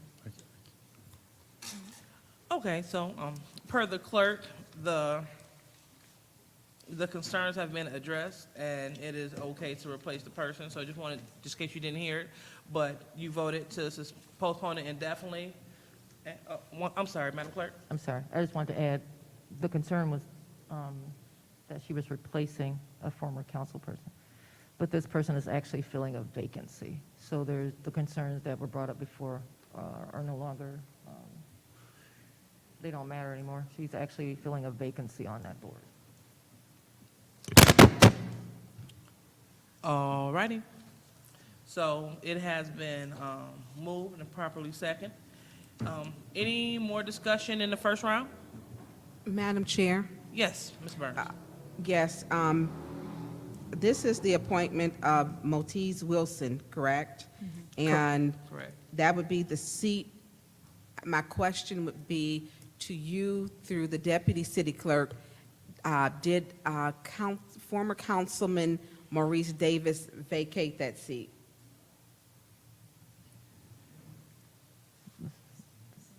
Okay, yes, Point of information. What was your point, Ms. Priestley? Did you know that this was a totally different resolution, even though the person is the same, the resolution number is different as well as the wording? Now that I look at it. And so, Ms. Priestley, you said that the resolution number, Is a different number, and the resolution actually has different verbiage than the previous resolution to appoint her. okay.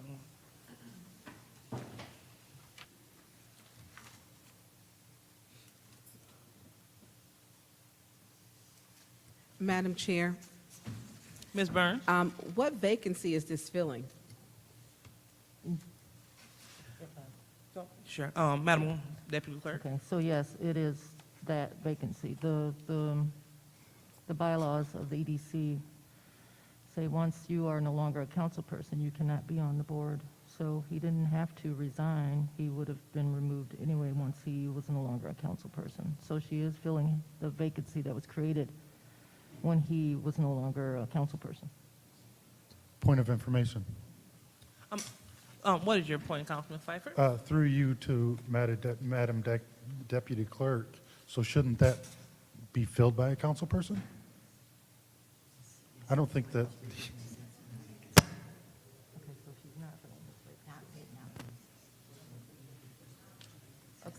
Okay, I'm confused. I thought I was just told something else. No, she's filling a regular vacancy. There's another vacancy created by Mr. Davis leaving. She's filling a straightforward vacancy. That's why the resolution was changed. So she's not filling his spot. His spot will be filled by a council person. But he didn't resign. He didn't have a choice. You know, once he lost his seat, that's it. But no, she's not filling his spot. She's filling a regular vacancy. And his will be filled by a council person. Thank you so much, Madam Deputy Clerk. Madam So- Chair, Yeah. through you to Mr. Edwards, do you have something that you would want to add to this? Point of order. What is your point of order? Ms. Burns had the floor. Yes, thank you. Okay, and I see Mr. Edwards, Ms. Edwards, don't leave, because it looks like you have an answer. So, I don't want you to leave with not if you got that answer. I just would like to know what is the vacancy? For example, I know that one of my people, I know who resigned. What person, if it's not Mr. Davis, what person is no longer on the board that allows for Ms. Wilson's seat to be replaced? Or she's replacing? And the clerk may be better equipped to answer this, but I brought this last time when we talked about this issue, there are 2 council seats, and this, at the last time we discussed this matter, it was determined that you didn't want to allow this person to fulfill one of the council seats, which Maurice was former Councilman Maurice Davis. He did end up submitting a letter saying he resigned from that. So we respected the fact that there are 2 seats that need to be filled by council people, but there are 3 resident seats that were vacant and have been vacant. Okay, so this is filling a resident vacancy. That's correct. Okay, and we did not, I believe, asked or requested to get a copy of his letter. We have not received that, of his resignation. I don't know So who you else have he seen submitted. it? Yes, there was a copy delivered to my office. I don't know whether he sent one up to council or not. So I'll have to look and see if I still retain that letter. But yeah.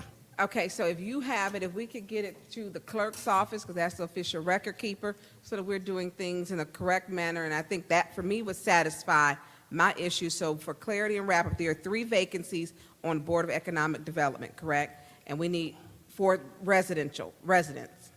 3 residential, there are 3 residential vacancies as is defined, I believe, in the bylaws. Those were listed, because I went directly to the website. They're listed on the website, and they had all the people that actually were seated, but then at the bottom they said 3 vacancies, and those were supposed to be, I believe, resident vacancies. Okay, so and you they got- had not been filled prior to our administration. It doesn't appear that they actually had been filled. Okay, so you got it from the website, not from the city clerk? From the EDC website, Okay, that's correct. okay. Thank you. All right, was it Councilman Pfeiffer, were you next? Okay, sorry. Anyone else in the first round? Yes. Councilwoman Priestley? I just want to say how impressed I am with her resume. Oh, sorry, never mind.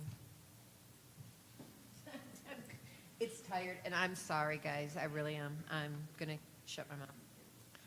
Okay, not a problem. Anyone else in the first round? Okay, so if no one else is going to speak, I would like to utilize my turn. So, Deputy Clerk, will it be possible for us to get a list of the multi-member bodies to see who's on what committees are available and who's on what committees?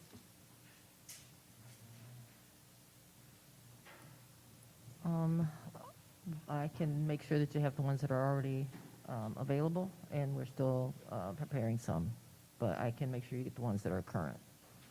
Okay, thank you so much. All right, so we're going to go into the second round for the appointment of Ms. Monteith Wilson.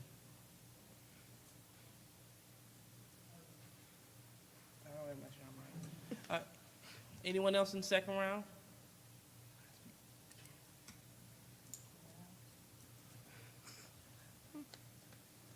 All right.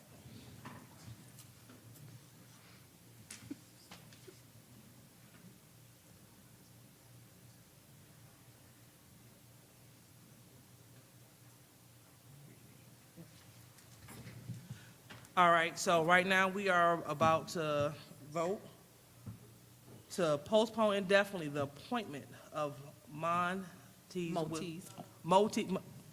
Wilson. Appointment 220165.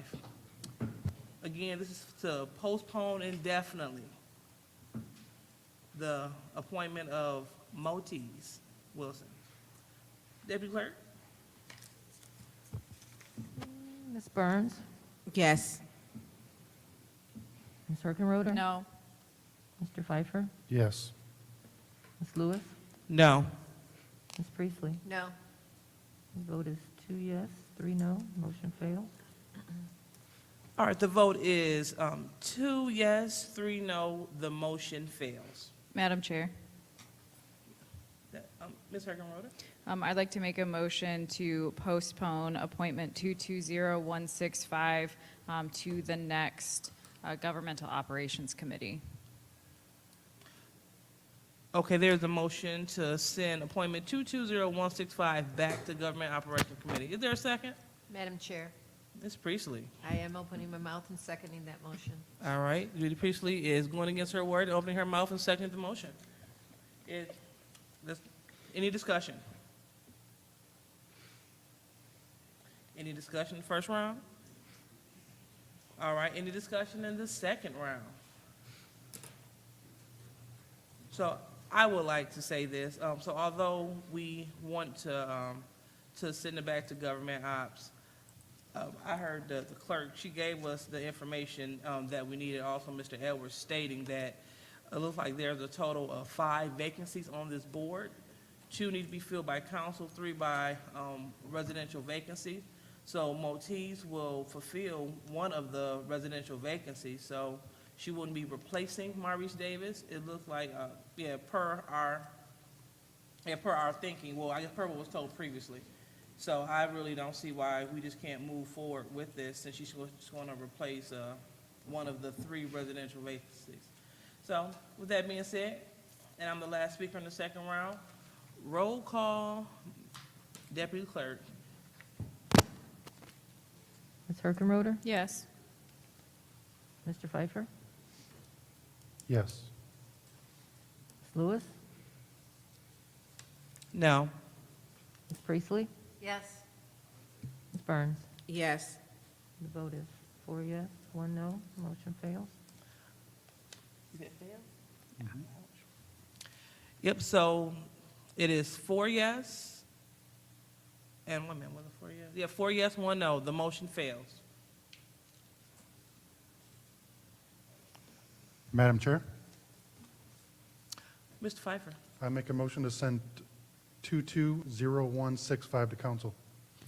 There's a motion to send 220165 to council. Is there a second? Support. All right, it's supported by Mrs. Herkenroder. Any discussion in the first round? All right, seeing none. Any discussion in the second round? Hearing none. Roll call, Madam Deputy Clerk. Mr. Pfeiffer? No.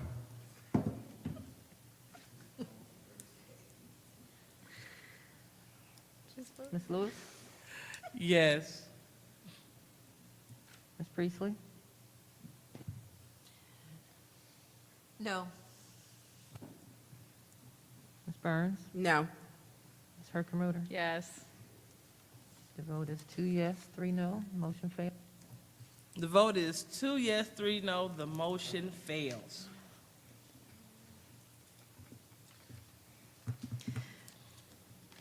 Madam Chair, Ms. Herkenroder.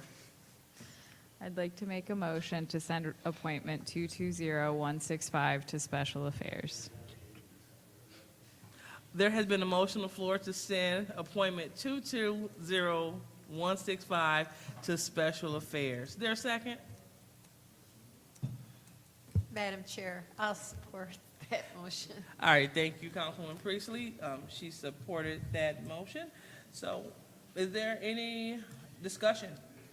Madam Chair, Yes, Ms. Herkenroder.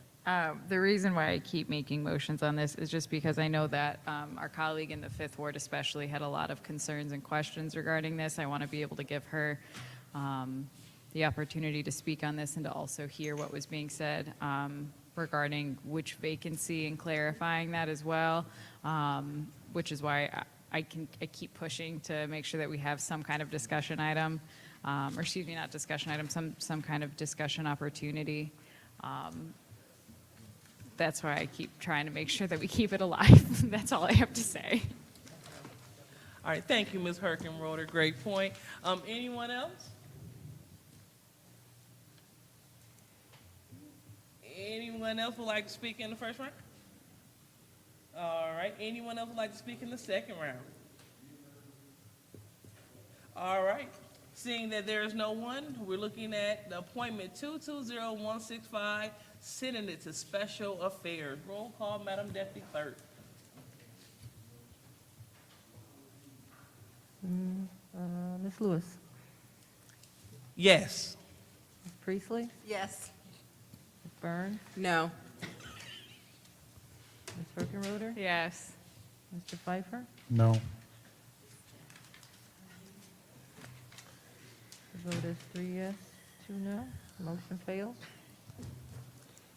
All right, so the vote is 3 yes, 2 no. The motion fails. Madam Chair, Ma- I'd like to Priestley. motion to send the add-on to council, the resolution approving the appointment of Sonia Denise Breed to the Human Relations Commission. I second that, Madam Chair.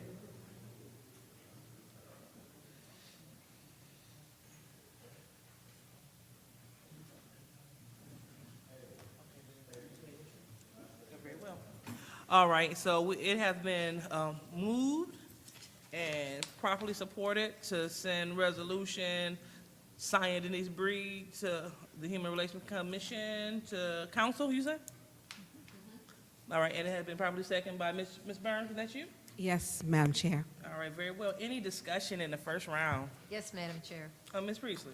I think anyone who knows Access Wood Perfect and Lotus 123 like I do deserves to go to council. Oh, great point. Anyone else? Madam Chair, I'll, what do you call it to Mr. Pfeiffer? You yield, Mr. Pfeiffer. You yield. Go ahead, Mr. Pfeiffer. So I don't have any objection to this. I just have a question about conflict of interest, because it's a human relations for the city, but apparently that's basically her position for the state. So is there any conflict between the two? I don't know. I'm asking a question. Through you to, I guess, the city attorney, could that be any kind of a conflict? I don't know. Council member, I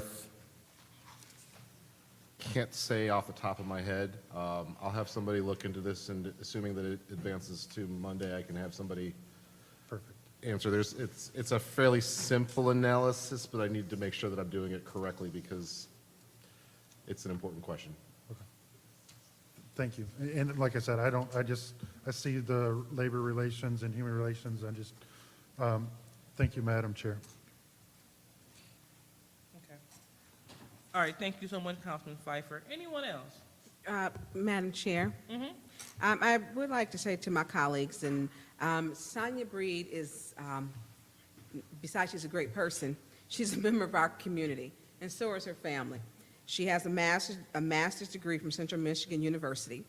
She has many memberships and community involvement. She's a current board of trustee at Linda Charter. She is a current member of the Flint Institute of Music, Black Classical Origins Committee.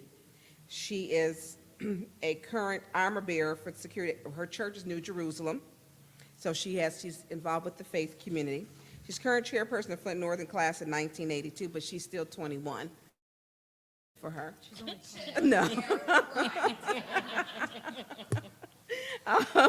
She's, in short, she's very active and she's qualified. I understand that the concerns that my colleague, Mr. Pfeiffer, has. I believe that her current job would help her with that board to better help them to understand what labor relations are and to move things along so that her experience will help them to make good decisions, fact-based, so that we are improving our city. She's volunteering, and I appreciate her. She is really involved in getting community members who are involved who could have had the opportunity to move out of our city, and she did not. She stayed. And for that, I appreciate it. And she's been very patient. And I hope that my colleagues, as you get a chance to review her resume, that you will approve her also. Thank you, Madam Chair. All right, and thank you, Councilwoman Burns. Anyone else would like to speak in the first round?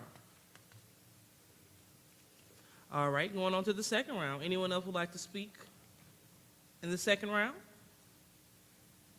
I'll ask one more time. Anyone else would like to speak in the second round? All right, so right now we're looking at resolution, the appointment of Sonia Denise Breed to the Human Relations Commission. We're looking to send that to council. Roll call. Madam Deputy Clerk? Ms. Priestley? Yes. Ms. Burns? Yes. Ms. Herkenroder? Yes. Mr. Pfeiffer? Yes. And Ms. Lewis? Yes. The vote is 5 yes, 0 no. All right, it's unanimous vote. 5 yes, 0 no. Madam Chair, Yes, Ms. Priestley. motion to adjourn. Support. Wait.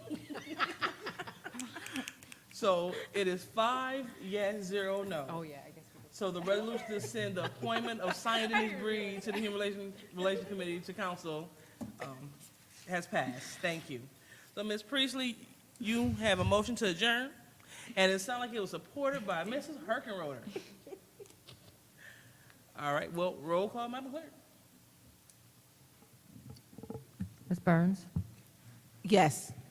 Ms. Herkenroder? Yes. Mr. Pfeiffer? Yeah. Yes. Ms. Lewis? Yes. Ms. Priestley? Yes. And the vote is 5 yes, 0 no to adjourn. You were gonna. All right, the vote is 5 yes, 0 no. This meeting is officially adjourned. We have to, well, we should adjourn it and get it in and out, but just real quickly. Legally, it's a good thing. I think it's the Judy, yeah? Judy, you're vice chair, right? Yeah, Doesn't always work out that way, though. that'll be quick. Unless that one tries to say something. 'Cause I know ours I know ours. I know we have to technically, because it's posted, so we have to. I haven't seen Price and Rice in years. Beauty. I don't know if they Barker Beauty still.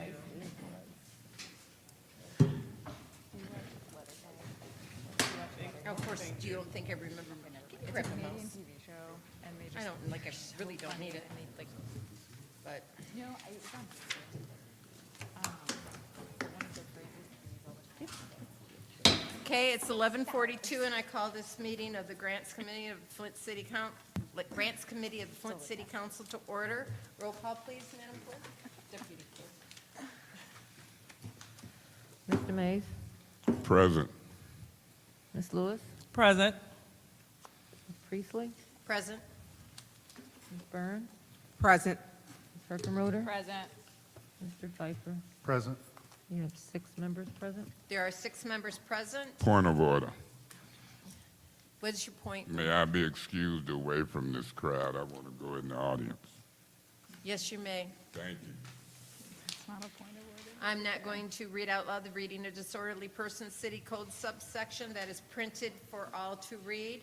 Public speaking, is there someone who wants to speak? State your name for the record, please, Mr. Woodson.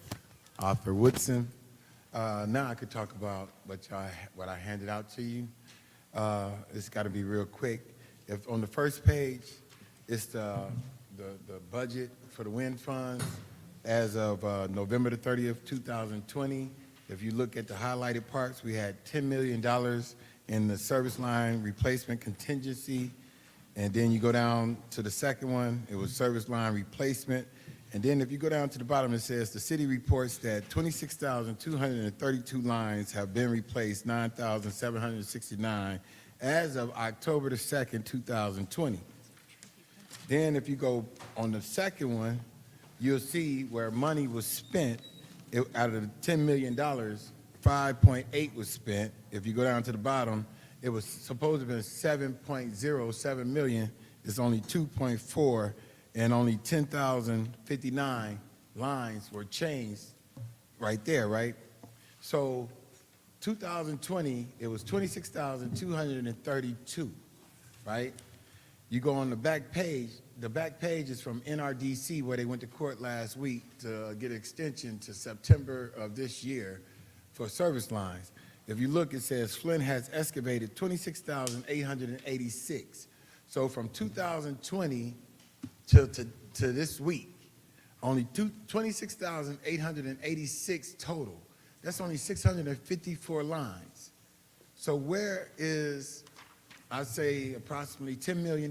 Where is that $10 million? Because it didn't cost $10 million to change 654 lines. And this, you can ask this question tomorrow. And then the other questions is, why was Goyette paid for properties that the state didn't have addresses for? Remember that question? Where did the city take the money from to pay Goyette? Because the state isn't reimbursing the city back because they cannot find the service lines. Is that my, am I hearing something? Did I get my, that's my time? Well then, look, y'all ain't got nothing on the agenda, so I could talk some more, right? Is there any council response? Any council response? Yes. Thank you, Councilwoman, Madam Chair. Mr. Woodson, this really needs to be talked about and into some depth regarding the service line replacements and where we're at. Are we going to be reimbursed? Has W.T. Stevens been paid? At some point, we've got to have there's a real budget shortfall. And I do hear your concerns with the lateness of the hour. I'm quite sure you know how to get in contact with everybody here. But this is something we need to wrap this service line replacement up and know exactly where we're at. These are questions that was in my 17 questions. Thank you, Madam Chair. Yeah, Madam Chair. Yeah, Madam Chair, Mr. Woodson, I found out that this group, they voted today not to discuss finance in the Finance Committee as it relates to budgets, grants. You talking about the wind funds. You're talking about it's in the 17 questions. This body got subpoena power, the right to put people under oath. They don't get it. Is millions of dollars, and these folks refusing to discuss it. I've seen them hold an illegal meeting and move the past 16 million. I've seen it. So I have no confidence in this group. It's a lot of giggling, a lot of laughing, and I take this job very seriously. And I hope that people are watching. In 8-9 years in a budget process, I've never seen a council vote no to discuss the budget in finance. So we'll see what happens with wind funds and any other kind of funds. This group seemed like the less serious group that I've seen in 3 councils. So you keep listening to them, you keep asking, and I'll keep doing my job. I have no confidence at this time in this group being serious about millions of dollars. So far, prove me wrong. They ain't proved it yet. They giggling and then vote no to discuss dollars.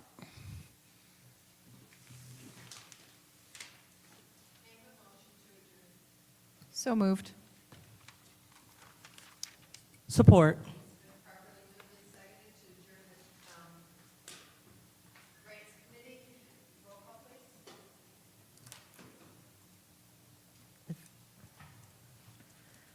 Ms. Lewis? Yes. Ms. Priestley? Yes. Ms. Burns? Yes. Ms. Harker-Motor? Yes. Mr. Pfeiffer? Yes. The vote is 5 yes, 0 no to adjourn.